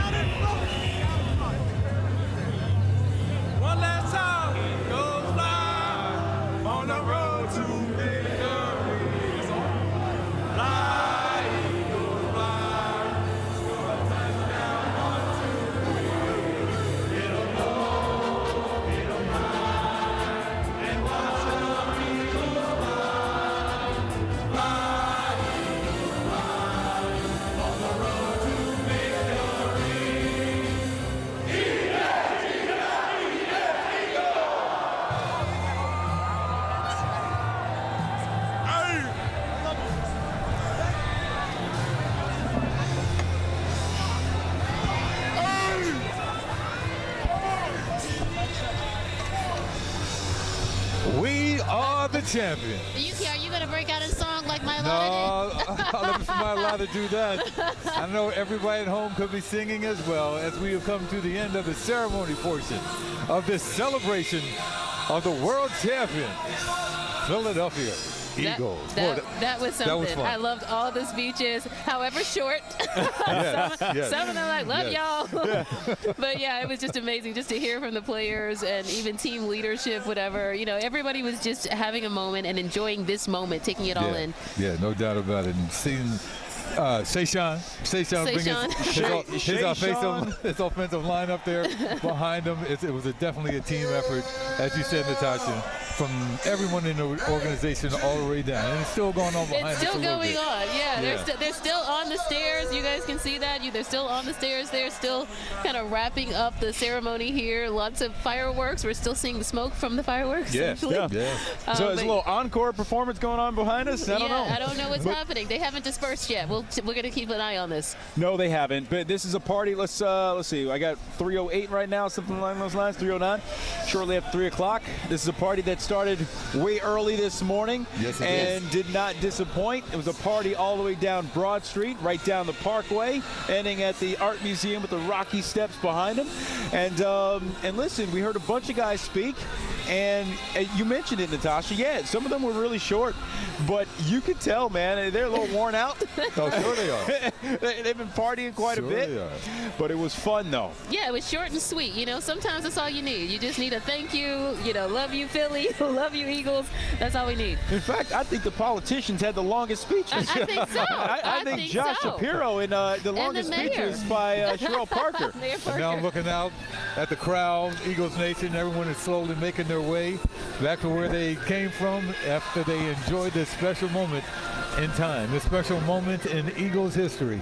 This has been a really, really fun week, a fun season, and it all culminates right now. Yeah, it really is. It's just been beautiful. And just seeing everybody now, they're kind of still lingering. I think everybody's still, not wanting to really let go of the moment yet, even though the official ceremony is over. It's certainly not the end of the celebration of the Philadelphia Eagles. There is no doubt about it. Look at this crowd. They're still hanging around, waving their Eagles flags here in the crowd, still hanging around, seeing what's going to happen next. Yeah, as I start to break down some of these speeches, there's some layered comments in there, especially from Brandon Graham, right? 15 years in, he said that this is a city that has molded him. He's going to be 37 years old. He's spent most of his life here in the city of Philadelphia.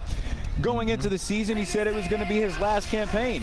And some of us who cover the team wonder, is it your last one? Is it? Exactly right. And Lane Johnson almost the same way. But go ahead. Yeah. And Brandon said, we going to keep fighting. Yeah. We? Exactly. Who's the we? Exactly. Are you part of that we? Are you breaking news for us right now? So that's something that's interesting. There was a crowd right behind us, massive. Thousands of people were chanting during his speech, 1 more year. Right. 1 more year. And so you got to wonder if it does come down to that for BG. You never know. He's 36 years old, said he's about to turn 37, and he's keeping his body in shape. He loves the game. He loves this city.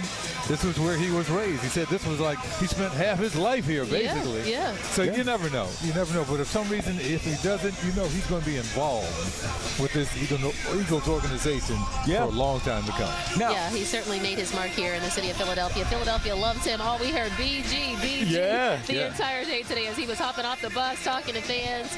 It was just a great moment. I thought that was smart. They let BG be the closer. Longest tenured guy here in Philadelphia. Makes sense. Now, A.J. Brown spoke, and, he used the word. There are some words there that we can't repeat. Yes. But it just goes to show you he knows what the rap is, what people have been saying about him. And he said, hey, y'all think I'm a diva? People out there have said I'm a diva, but you know what? One thing I am? A champion. Is a champion. Yeah. Right. He said it with a more forceful word. Another expletive. But yes. I hope the people back at the station caught the bleep button on that one. But you know what? Shout out to him. And I love that. Yeah.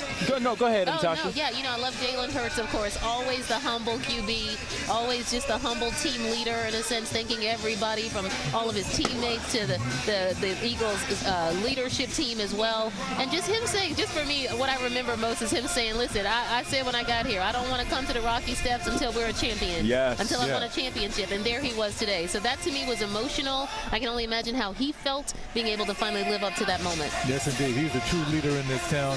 And Jeffrey Lurie at the top, the very top. He made sure he mentioned his entire family from the GM on down. Even Dom got up. Dom got up and spoke. That was a short speech, but we love Big Dom. Even Dom got up with it. He knows it's a family affair, and he wants whatever they do in the Eagles organization, they want to do it for this family that you see right now that is starting to leave the art museum area. It's all about playing great football, winning championships, and doing it for the people of this city, and they certainly did that this year. Now, guys, I would say this. There's one common theme that runs throughout not just this football team, but all professional teams in Philadelphia. And Landon Dickerson, the all-world guard offensive lineman for the Eagles, really alluded to it. He said that when he was drafted out of Alabama, people said, you don't want to go to Philly? It's hard to play in Philly. They're critical there. They're hard on their athletes. And he said, yeah, but they give it back. All they want you to do is work hard. Yeah. If you work hard, they will give it back to you tenfold. Absolutely. And every athlete that I've talked to who has spent some time here, who has had any level of success, has echoed that. And especially the great Eagles of the past. We're talking about guys like Brian Dawkins, whether it be Brian Westbrook. They have echoed that sentiment. And that's one thing that he was very passionate about up there when talking about that, about being here and saying, hey, man, we're champions. That's right. And this city is a part of it. You guys are part of it. You meaning the fans. It's a big deal, man. This It's a big city deal. has made a lot of athletes, past, present, and future, better, a lot better, and motivated them. And that's what a lot of these guys were saying today. You motivated me to be the best I can be. I mean, this goes back a long time. Yeah. And it's gonna stay that way too. It's a certain level of accountability that's in some cities you don't get. I'll never forget conversations I've had with Allen Iverson when he was here, talking about, I'll tell you what, Philly, they'll get on you. But they keep you accountable because every day you go to the ballpark, you go to the court, you show up at the link, you know that if you don't bring your A game, they will boo you. What Natasha said. They will love you and they will boo you in the moment as well. But they're going to keep you honest, That's what Philly does. They keep you honest, and it's like, and we hold them accountable as well in terms of the fans. Great Michael Jack Smith. Back in the day, he wore a wig and a big mustache, and he was going along with everything, but he knew about the criticism he was getting back then, but he wore that to say, hey, I feel you, I'll do better, and look what happened. Michael Jack Smith, one of the best to ever do it. I remember conversations I've had with Jimmy Rollins, former Phillies great, about that very thing. I mean, he'll tell you to this day. You know, there's some days you get to the ballpark and you're like, you know what, you ain't got it. Yeah. For whatever reason, you ain't got it. That's true. But if you give 100%, it will be appreciated by these fans. And I think AJ understands that. Yep. I think Jalen, for all the criticism that he has received over the last few years, I think he understands that. It's a special kind of relationship. And you can tell every single speech, everyone who spoke, there was no doubt they were going to give kudos to the fans, and show their love and appreciation for the fans, because there's this symbiotic relationship between the players and the fans in this city. The chemistry is there. There's just it's like none other in any other city I've ever lived in. Case in point, before we started or during our broadcast, when Jason stopped by a bar and buys drinks for everybody. Yeah, Jason Kelsey. It's that love between the players and the fans, the people that they are playing for. And I think this city is just conducive to that kind of exchange. You know what I mean? Some cities have every city has a different feel. This is the city of brotherly love and sisterly affection in every way. And you feel it from the moment you move here, for me 20 some years ago to now. It's like it's just the vibe that it gives. And we'll get on you. If it's warranted, we will get on you. That's true. You just got to deal. We'll get on you. But it's all in love. We'll Tough show you love. love as well. Tough love. C.J. Gardner-Johnson, the the safety in the secondary, right? He spends one season here, very successful. could not come to terms on a contract, he and Howie Roseman. So he leaves 1 year and he plays with the Detroit Lions. It was absolutely a mistake to let him go. It was a mistake for him to leave. He had some success in Detroit, but Howie rectified it by bringing him back. Right. And you heard what CJ said there. Hey, when I first came to Philly, I was lost as a fill in the blank, fill in multiple blanks. Okay, but he was able to figure it out. And I believe that part of figuring it out is being with a franchise that has a family feel to it, a familial tone. Yuki, you always say family. That's it. But Howie has been around for a long time. Jeffrey's owned the team for a long time. They are loyal not just to, some players and some coaches, but they are loyal to the staff in the building in the NovaCare complex. Sure you have administrative assistants who have been there forever. Big Dom has been a part of the organization forever. So when you welcome in a guy like CJ GJ who could use some guidance, it's there to be offered. And so for him, happy for him. Yeah. Congratulations, brother. Enjoy it. Extremely happy for a homecoming, well worth it. Yeah. Oh, yeah. And we're looking at some of these pictures, guys, just from people who are trying to disperse the area. Good luck. Ever so slowly, by the way. Just slow your roll, as I like to say. Slow your roll. And you will have to, because there is no other way to get out of here with, what was the last estimate? Over $1 million, 1.5, I think, yeah, Joe? Something like that. Joe Holden said we don't have any, official definitive numbers yet, but we can see from the crowd that it was absolutely, like I said, astounding. And just a word to the wise, if you're at home right now, why not have some family members or friends down here, you want to check on them. There are a lot of cell phones going right now. Yeah, be patient. You might not get through. But definitely check on them, make sure everybody gets home safely. But a lot of these folks are leaving here, but they may be going into Center City, celebrate a little bit more, and why not? You know what? If I were down here, one of the first places I would try to hit is a restaurant or bar or something. I mean, it's time to warm up. Exactly. These people who are close to us, closer to the Art Museum, I mean, they've been out here as long as we've been out here. Since 10 in the morning, or we were out here before that. And right? some since yesterday, as we said. Some staked out their spot yesterday evening, so they've endured the entire night but and the city day. took good care of everybody out here. I'm looking at the porta potties. I mean, look, they're like 400 of them, right? So everybody was good. Potties as far as the eye can see. This is not exactly the Paris of the Northeast right now. You know what I mean? Like, this is not. It's not the Champs-Elysees. Exactly. That's right. Even though I love Paris, don't get me wrong. Yeah, this is not what Visit Philadelphia wants to use in terms of photos to show people. There was food, love, everybody just had it. It was just a great day. Yeah. Great day indeed. It's a beautiful day. And like I said, I keep forgetting it's Valentine's Day, but I guess I should have felt it more today because of all the love we were feeling just being in this crowd, the love that the crowd showed this team, the love the team showed this crowd. So, it's just fitting that it is Valentine's Day today, and just we're feeling all the love around us. You know what I love? I love when couples are able to bond over things like this. Like, as we were walking through the crowd, you see couples holding hands. They both have Eagles jerseys on. That's right. It's like, hun, what do you want to do for Valentine's Day? What do you want to do? We're gonna go to the Birds Parade. It'll be great. Have some Eagles cookies. Yeah, don't worry about the flowers. We're good. Exactly. No need for flowers. Fantastic. It's been a great year. Ending with this great ceremony, the pyrotechnics, the jumbotrons. It was an event. This was a major event, and hopefully we will see again very, very soon. Yeah, and I think we've had our reporters as well who've been helping us out clearly all throughout the day. And we know that Josh Sanders has been along the route. I think he's at Logan Circle still, maybe. Let's check in and see what's going on out there. Josh. Hey everybody, Logan Circle here, and listen, it's a sea of green now coming our way from the Art Museum. I can tell you this, everyone was fixated just on the words that were being spoken from that podium. Just the Eagles faithful here, and really, you guys hit the nail on the, you drove that point home of really this city really shows up and shows out and keeps people accountable. And they're all about this Eagles team. Really, though, the heart and soul of the Eagles team, it's the fans, right? It's the fans that you had. We don't have that number, but I can tell you hundreds of thousands of people were here listening to those words, and they were intently listening to those words coming from that podium. Just so proud of this team and what this team means to the city.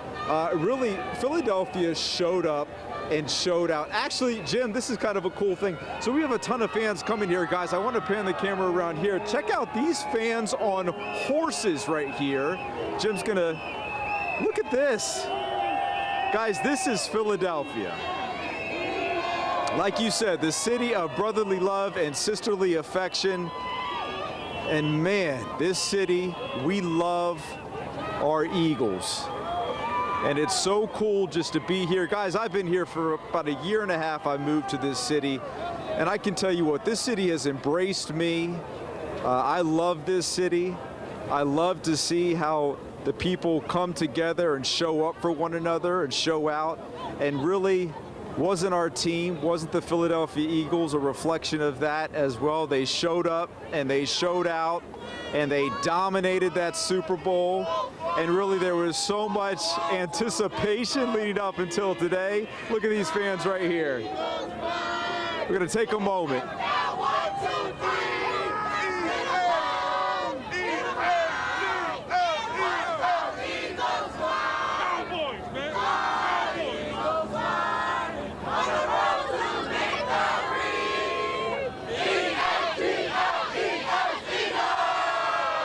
Hey guys, that's what it's all about. Philadelphia showing up, showing out. It's Valentine's Day. There's a lot of love in the air, everybody. A lot of love in the air. Yes, it is. We're so glad you're on our team, and that was a beautiful moment right there. We're going to hear a lot of that going down the Parkway today, and you're probably going to be, I'm going to be singing it tonight when I go home finally tonight. In your sleep. Once again. Yeah, you don't really have a choice, right? I know. It's seared, Yeah, it's we're seared in singing your it in our mind, and you'll hear it when you go to sleep. All right, we're going to take a That quick was great. time out, right? But when we come back, we will continue to talk about this championship parade, continue to hash through these speeches that we heard tonight. It's been a wonderful day. Excellent. Happy Valentine's Day to everyone at home. We are a bunch of lovebirds, are we not? Yes, we are. Yuki's got his Papa Red on, too, for Valentine's I got Day. my red on. Thanks for bringing the red, Yuki. We'll be right back. Hey, Jinx. Street, discovering meaningful stories and uncovering the heart behind the headline.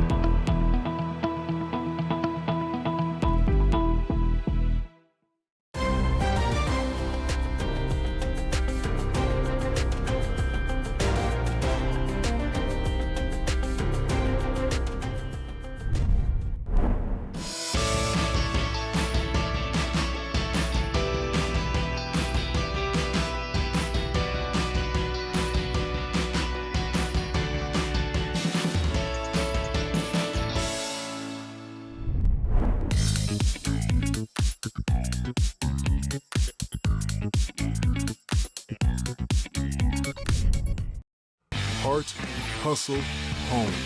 CBS News Philadelphia.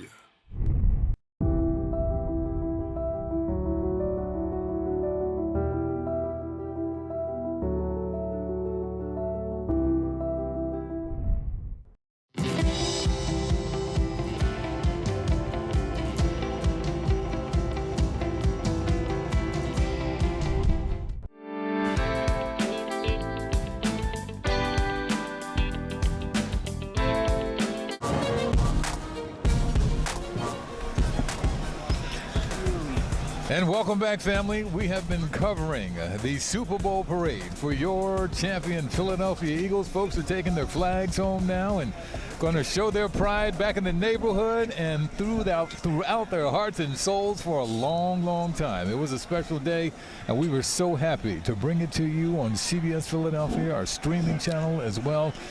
To all of you here in the tri-state area and all across the globe, it's just a wonderful day. It really is. It's a beautiful day. Just seeing the crowd, what it was like when we first moved here, shoulder to shoulder. You couldn't move, not even an inch. And now we're finally seeing it dispersing after the speeches here. But it's just been a beautiful day, like you said, overall. It's been a little chilly, but we felt nothing but warmth and love. And Don Bell, has been a great season. It has been a great season. By the way, I'm not one of these people who's obsessed over crowd size, but I can't wait to find out exactly how many people came out to see this thing today. They're going to come out soon. Yeah. Looking forward to those final numbers. You mentioned how it's been a great season, right? 2024 is one that we will never forget. From Brazil to Bourbon Street. So here now is the season in review. They cannot stop Saquon Barkley. Week 1 in Brazil. Saquon Barkley scoring 3 touchdowns as the Eagles beat the Packers. It was a great start. It's exciting to watch him play. I'm happy that he's on our side. In the home opener, Barkley dropped a pass that would have sealed a win, and the Falcons marched right down the field and scored the game-winning touchdown. I just got to be better. I let my team down. I got to man up to it. I got to own it, which I'm doing. In New Orleans, the defense held the Saints to just 12 points, and the offense made a big play just in the nick of time. Here it is, 3rd and 16. Hurts steps up. He fires. He completes it. Down the left sideline, all the way across the 10, down to the 5 is Goddard. The Birds holding on for a 15-12 win. The following week, the Buccaneers made the Eagles walk the plank in a playoff rematch. Tampa winning 33-16. The Eagles were 2-2 heading into the bye week. That's when the veterans knocked on Nick Sirianni's door. Their message was simple: run the ball and let the O-line eat. So we just want offense to be the best version of itself and win some games and hopefully score some points in the first quarter. But things took a while to get better. The Eagles struggled to beat the lowly Cleveland Browns. After the game, Sirianni got into it with some frustrated fans. I'm sorry and disappointed on how my energy was directed at the end of the game. Then things started to change. Saquon Barkley torching his old team, rushing for 176 yards and a touchdown. To be honest, I'm so happy this game's over. I don't think I should get, besides today, any more questions about the Giants. Touchdown! The bomb! They followed that by putting up 37 points in Cincinnati and holding Joe Burrow and that high-powered offense to just 17 points. Against the Jaguars, Barkley had his signature moment. No one's ever done this. He hurdles a guy backwards. What is that, bro? How do you jump over a guy backwards? He did. It was the best play I've ever seen. I feel like God gave me the ability to play this position and gave me some instincts. And sometimes you just got to let go, let God, and let your instincts take over. The Eagles blowing out the Cowboys in Dallas. And then Barkley ran wild against the Commanders, rushing for 146 yards and 2 touchdowns, leading Eagles fans to send their regards to the team in North Jersey. Did a really good job. They love the Cowboys. For one night, Saquon was the biggest star in L.A., rushing for a franchise record 255 yards and 2 long touchdowns. It was a performance that put him into the MVP conversation. The Eagles then visited Baltimore and let Barkley put the exclamation point on a statement win. There were some nail-biting moments against the Panthers. A drop touchdown and a late defensive stand helped the Birds get their 9th straight win. But it was A.J. Brown's comments after the game that ignited a firestorm. What are some things you think that the offense needs to improve? They was friends before this. It's like, man, but things have changed. I want to start off by just, apologizing to my guys. I didn't know all the details. We're not in it for feelings. We're not even trying to hold everybody's hands. We're going out here trying to do a job. He wants to win. He damn sure wants the ball, and he wants to make an impact in the game. In the Keystone Clash, Hurts and Brown set out to prove that there was no internal conflict. After the game, the reporters will ask A.J. Brown, what do you like best about this team? And he's going to say, passing. So that's what y'all wanted to see, huh? That was our moment to tell everybody to shut up, honestly. The Eagles got their franchise record 10th straight win and improved to 12-2. But the following week against Washington, the streak came to an end. Hurts left the game with a concussion, and Washington scored a late touchdown to win 36-33, ending the Eagles' hopes of getting the top seed in the NFC. I made all the tough catches there, and then the easy one I had, I dropped. It is what it is. Trust the game. Ain't nobody else fault but mine. We look at this as an opportunity to get better for them. Against the Cowboys, Saquon hit a milestone, reaching the 2,000-yard plateau. To reach a milestone and put myself up there with 8 other backs that I respect, and some of them I grew up watching, definitely means a lot. With the Eagles locked into the 2 seed, Barkley sat in the regular season finale. The Birds' backups beat the Giants to finish the season 14-3. From the top, make them feel you. In the wild card matchup with the Packers, the Eagles forced 4 turnovers, including 1 on the opening kickoff. The offense didn't have much punch until Dallas Goedert bullied his way into the end zone. Beast. He beasted him. That was a 20-yard stiff-off. I've never seen that before. The Eagles turning the page on the Pack with a 22-10 win, and A.J. Brown's book club was officially formed. In the divisional playoff game against the Rams, the link turned into a giant snow globe, and Saquon Barkley made his mark by dashing through the snow.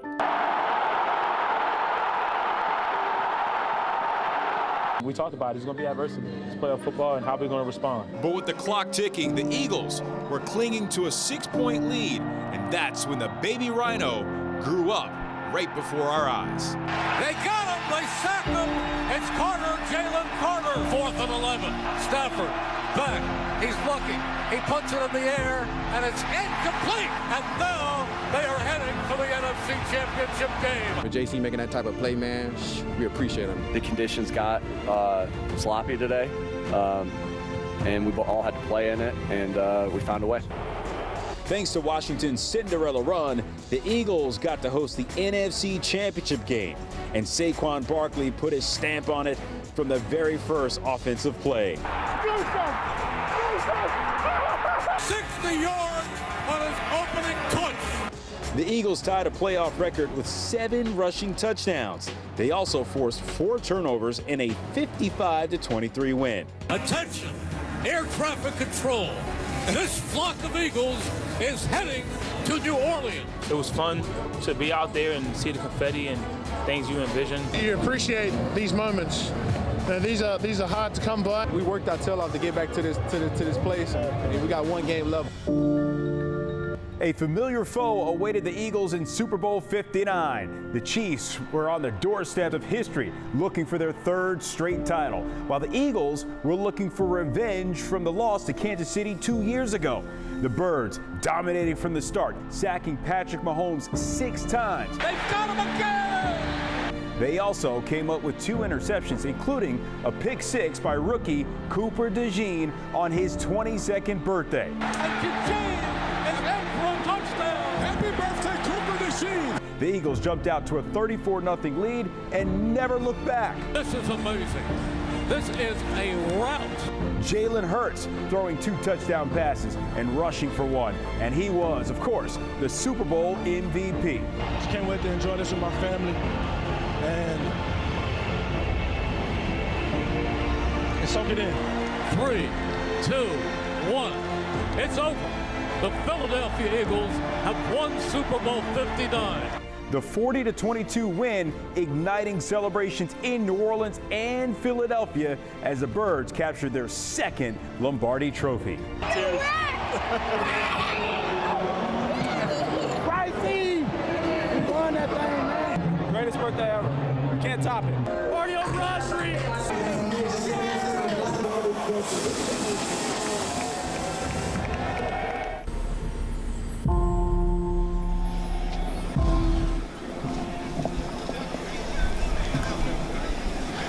Wow. That was powerful. Wow, right? You know, well done, well done. Sometimes, especially in sports, we can overuse cliches, but the phrase "save the best for last" comes to mind. Yes, it did. Yeah. They scored a total of 95 points in their final 2 games. That is amazing. It's unheard of. Who does that? Unheard of. Who does that? Wow. You know what? And we won a little more. That was well done. Well done, the piece, you and the team. We're going to take a break. Shout out producer Andrew Greth, by the way. Oh, yeah, he did an amazing job. And we are going to have to take a break, Yuki, as you were saying. But when we come back, we're going to chat with Pat Gallen, fresh off his 7-mile trek along the journey with the team down Broad Street up here to the Art Museum. Is he laying down somewhere? I don't know. I'm going to check and see how he's doing. We're back in a moment, everyone. Stay with us.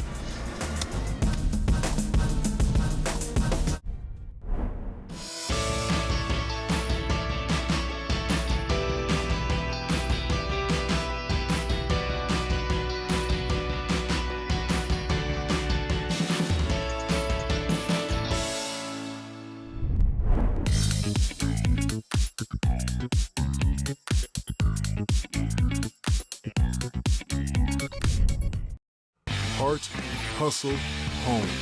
CBS News Philadelphia.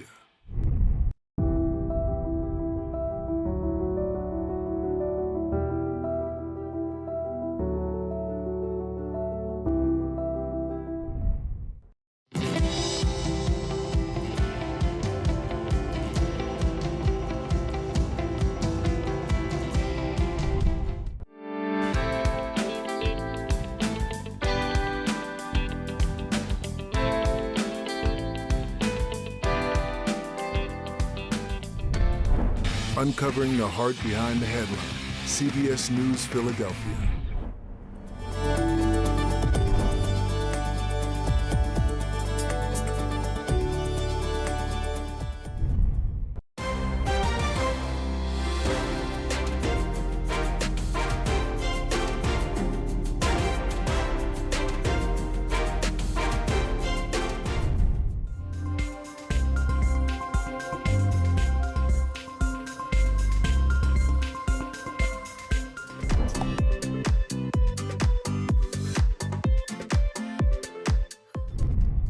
We know this community by heart.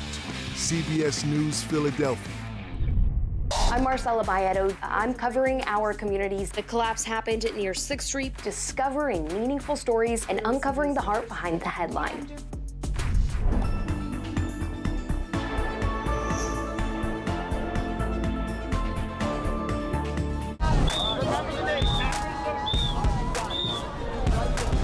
And welcome back, everyone. Yeah, folks are just kicking back right now.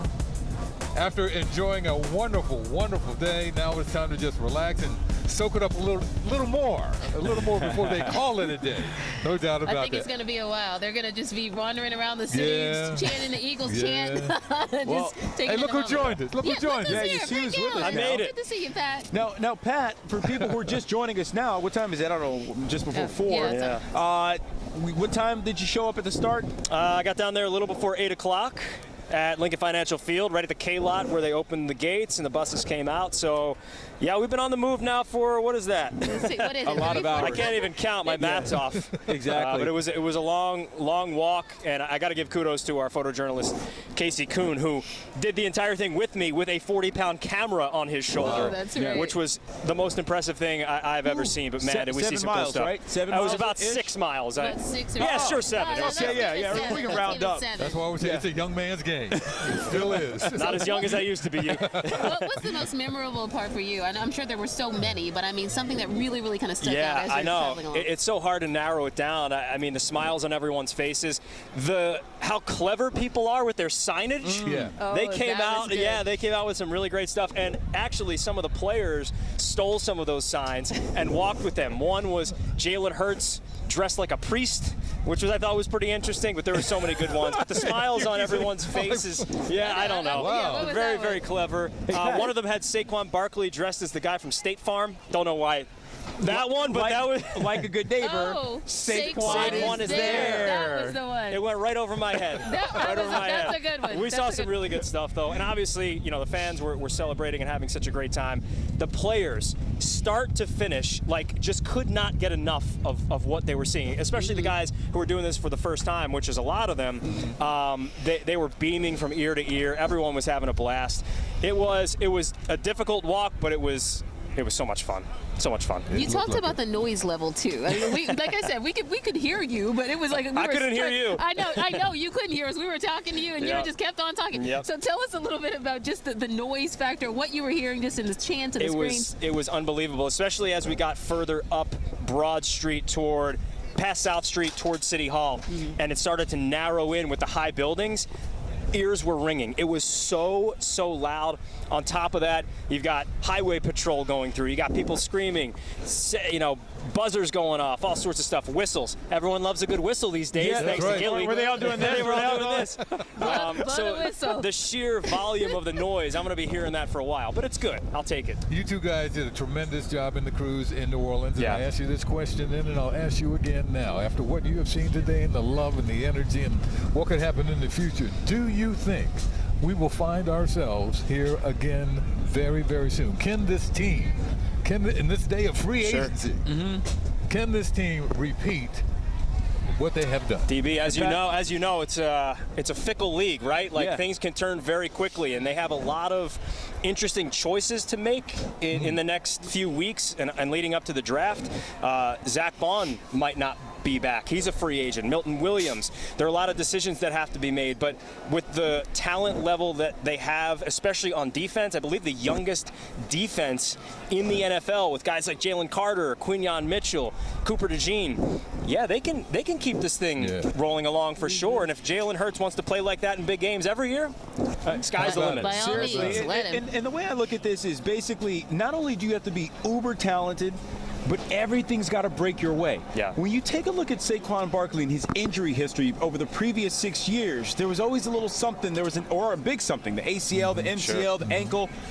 That dude didn't even have as much as a sprained ankle this year. That's right. It's like he was running in bubble wrap. Yeah. And so that's incredibly rare. And so you need things to bounce your way.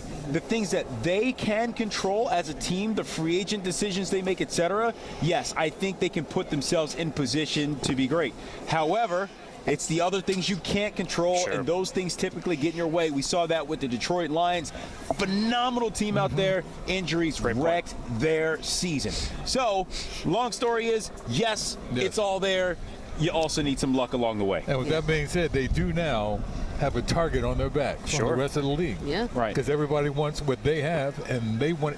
In order to be the champs, you got to beat the champs, which they just did. Now everybody's going to be after them. That is a great point, and I think they welcome it, though. Why wouldn't you? It means you're Super Bowl champions. It means you're playing at the highest level in the NFL. So they certainly welcome it. I know Howie Roseman welcomes it. He relishes this and the ability to even strengthen the team further next year. I can't wait to see what they've got. I know we're still kind of soaking it all in from the parade, but the NFL is a 12-month sport, and it gets busy real soon. It really is. And Pat, you were back there. I'm sorry. No, go ahead. Just to talk about what you kind of set the stage before they even came out onto the art museum steps. You were back there with the team as they're getting ready to come out. Just their final moment, in a sense, to address the fans. What was that like back there? Well, I'm feeling sheer exhaustion at this point. You should have seen those players inside that art museum. They were drinking as much water as they could, getting snacks in there.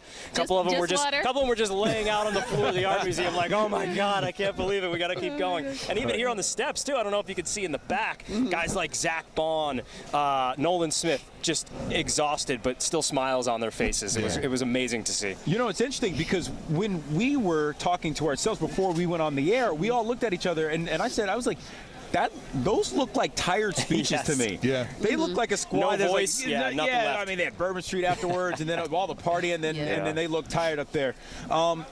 During the break, Pat, you showed us something on your phone, which I thought was an interesting moment while you were tracking the buses. Yeah. C.J. Gardner-Johnson decided that he wanted to jump in the TV business a little bit. Can you explain to the people what happened? I can't wait till we can actually show this footage. It's probably too quick to turn this around, but C.J. Gardner-Johnson apparently has a really good relationship with our photojournalist Casey Kuhn, and he took his 40-pound camera, he said, "Give me that!" Took the camera, put it on his shoulder, and started shooting his teammates up there on the stage. It was a fantastic moment, so funny. These guys have such personality. C.J. G.J., of course, we know, has a great personality. Couple of curse words in there, I think I heard from him and the crew. But that's okay. We can let that go. But C.J. G.J., he said it too. You know, he was here for a year. He left and went to Detroit, and it was a terrible year. He comes back. He's one of the maybe missing links of this defense and of this roster. And, you know, why not have fun when you're on the stage for the parade? And he certainly did that. No doubt about it. We're looking at the bus right now from earlier today, and a lot of the guys, as you saw, had their own. They were documenting this. Yes, they were. With their cameras. I can't wait to see the footage on their social platform. You know what was a lot of fun was like seeing all of the behind-the-scenes footage from the Super Bowl with NFL Films and the stuff that they shot. I can't wait to see the stuff from these past 6 or 7 miles. We saw Jalen Hurts come out pretty early on, giving guys, you know, fans high fives. Jalen Carter was going nuts. Jeffrey Lurie was out there hyping up the crowd. I mean, every single person you just saw was having such a blast. Some more than others, if you know what I'm saying. But they all were safe and they all had a great time. Was there a speech that stood out to you among the group? I didn't think this was a powerful group like it was in 2018. Full disclosure, let's be honest, right? Sure. But it was powerful in its own right. Yeah. Was there anything to you that really stuck out? I thought BG at the end was a fantastic way to finish. Obviously, he's finishing his 15-year career. He was great. The voice of an angel, Jordan Mailata, singing for the masses. Yeah. I mean, that guy is incredible. We've obviously heard his voice before on the Philly Special Christmas albums. He was great. I mean, yeah, they all brought something different to the table, but I thought it was fitting to have BG finish up things. Yeah, and you were talking with the governor back there. He was like a little kid. He was like a little kid. Wasn't he, though? Said, Gov, can you talk to us? Absolutely can I talk to you. He's like, what do you want to talk about? Let's talk about it all. Anything you want to talk about. But he's, and we talked about this, like, he's like me, where, I grew up in Northeast Philly, and as we mentioned, like, a lot of lean years in there. A lot of teams that just could not get over the hump, that just weren't nearly good enough. And then things changed when Andy Reid came around, and it's been 25 years now, mostly of winning, but still not to this point. And to have 2 Super Bowl titles in 7 years, you could see it all over his face. The Gov was feeling good. You know, one of the things that the Gov said is that he tries to tell his kids, listen, it's not always been this way, right? Because they don't know. You now have 2 kids of your own. Yeah. You know, Graham is now starting to get to that age. He's 5'6". So he's starting to understand what football is. Or do you try to tell him? You're just like, listen, enjoy this. This is not the norm. This is not the norm. I try not to push sports on him too much because it's what I do. But I'm starting to see the flame, you know, the flicker of the flame here a little bit over these past couple of weeks, because he's seeing what I do, and he's seeing everyone have such a good time, and things at school are happening. And did you see? Did I show you guys? I just talked to you about how cute this is. Your son made you this, right? Before I went to the Super Bowl, my son Graham. And how old is Graham? He's 5. Graham is 5. And he drew this picture for me and said, "I want you to bring this with me. Nice. I want you to bring this with you to the Super Bowl." And I said, "You know what? I got to put this on a shirt." I did that. Had a friend who made it, overnighted it, and it never made it to New Orleans. Oh, okay. So I had another one made in time for the parade. Here it is right there, a beautiful EAGL ES. Another sign that this was meant to happen. It was meant to be. Did a beautiful job. And I had to put it on a shirt. Yeah, it was great. That's awesome. So cool. We love that. Oh, that's great. Did Graham watch today? Did he watch? I think he did. Okay, good. I think he did. I'll get a full report when I get home. I'm sure you will. And some much deserved rest. Absolutely. Absolutely. I can't wait. Thank you so much. Thank you. Appreciate Hey, it. Thank you guys. Hydrate. I got a Gatorade down here. Yep, you got Do some we have food? like a cot around here somewhere I can take a little nap? Get some rest, my friend. Thank you, guys. Thanks so much. Appreciate you. Yeah, we're looking at the sights and sounds now. Wow. A lot of folks are leaving. We're going to leave right now for about a minute or two, take a quick break. But this has been fun. This has been fun covering our Super Bowl champions 2025. We'll be right back.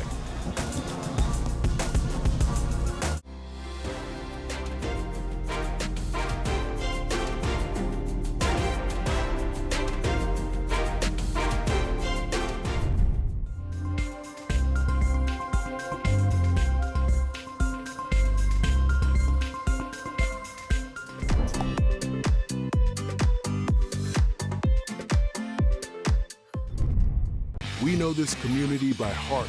CBS News Philadelphia.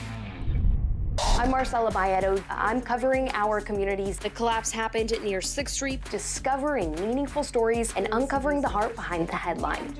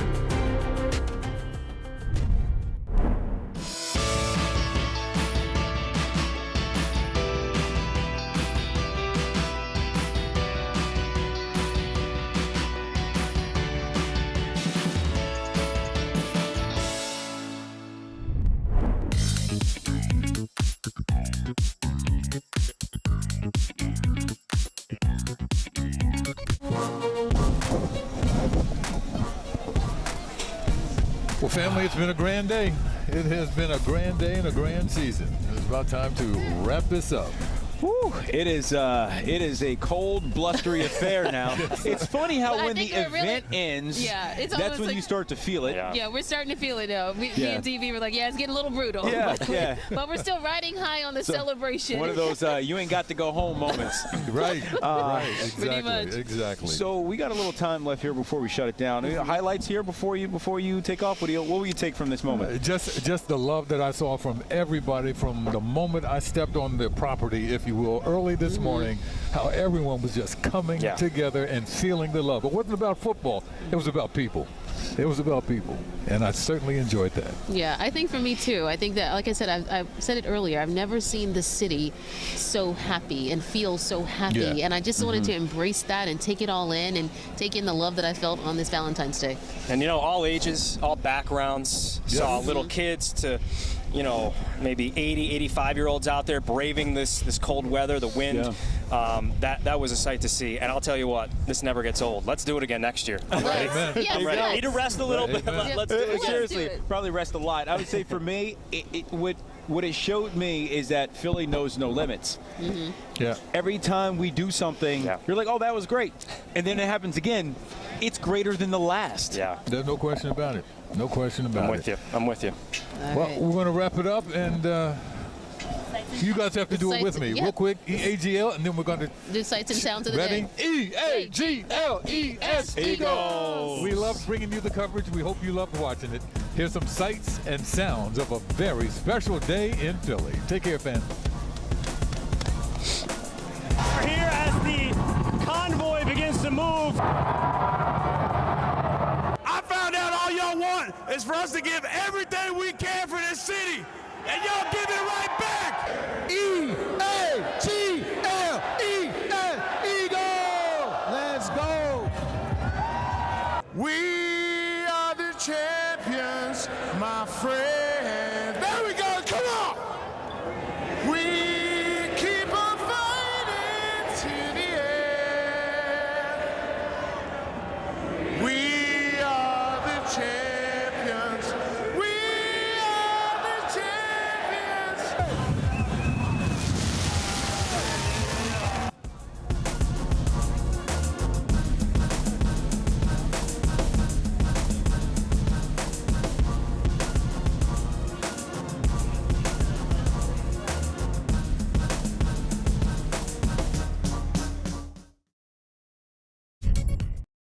Heart, hustle, home.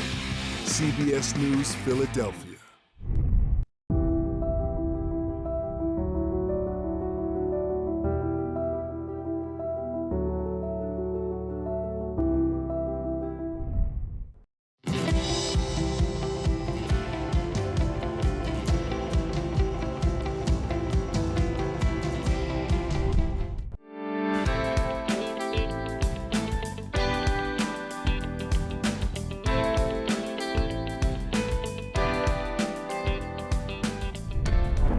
Uncovering the heart behind the headline. CBS News Philadelphia.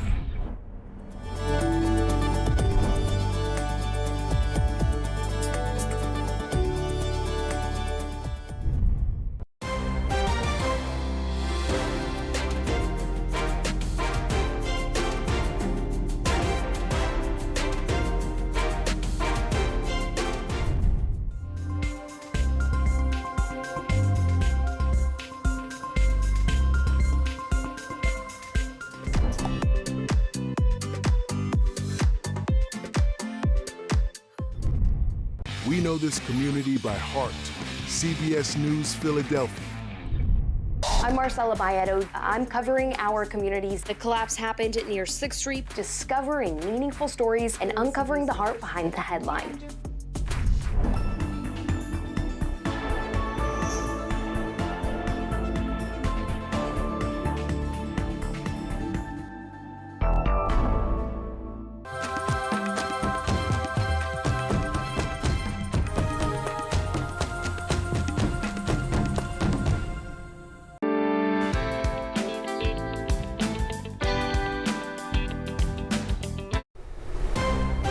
From the heart of Philly, this is CBS News Philadelphia, happening right now at 4. The speeches at the Art Museum are over, but thousands of Eagles fans are now spreading out across the city to keep the celebrations going. Good Friday afternoon and a very happy Valentine's Day, unlike any other here in the city of brotherly love. Today we witness love for a city, love for its team, and love for its fans. I'm Siafa Lewis. And I'm Stephanie Stahl. Natasha is making her way back from the Art Museum. If you were just joining us, we are going to get you caught up on everything because you have missed a lot. It has been a magical day here. Fans are now dispersing from the Parkway. And there were tens of thousands on hand at the Art Museum as well, and tens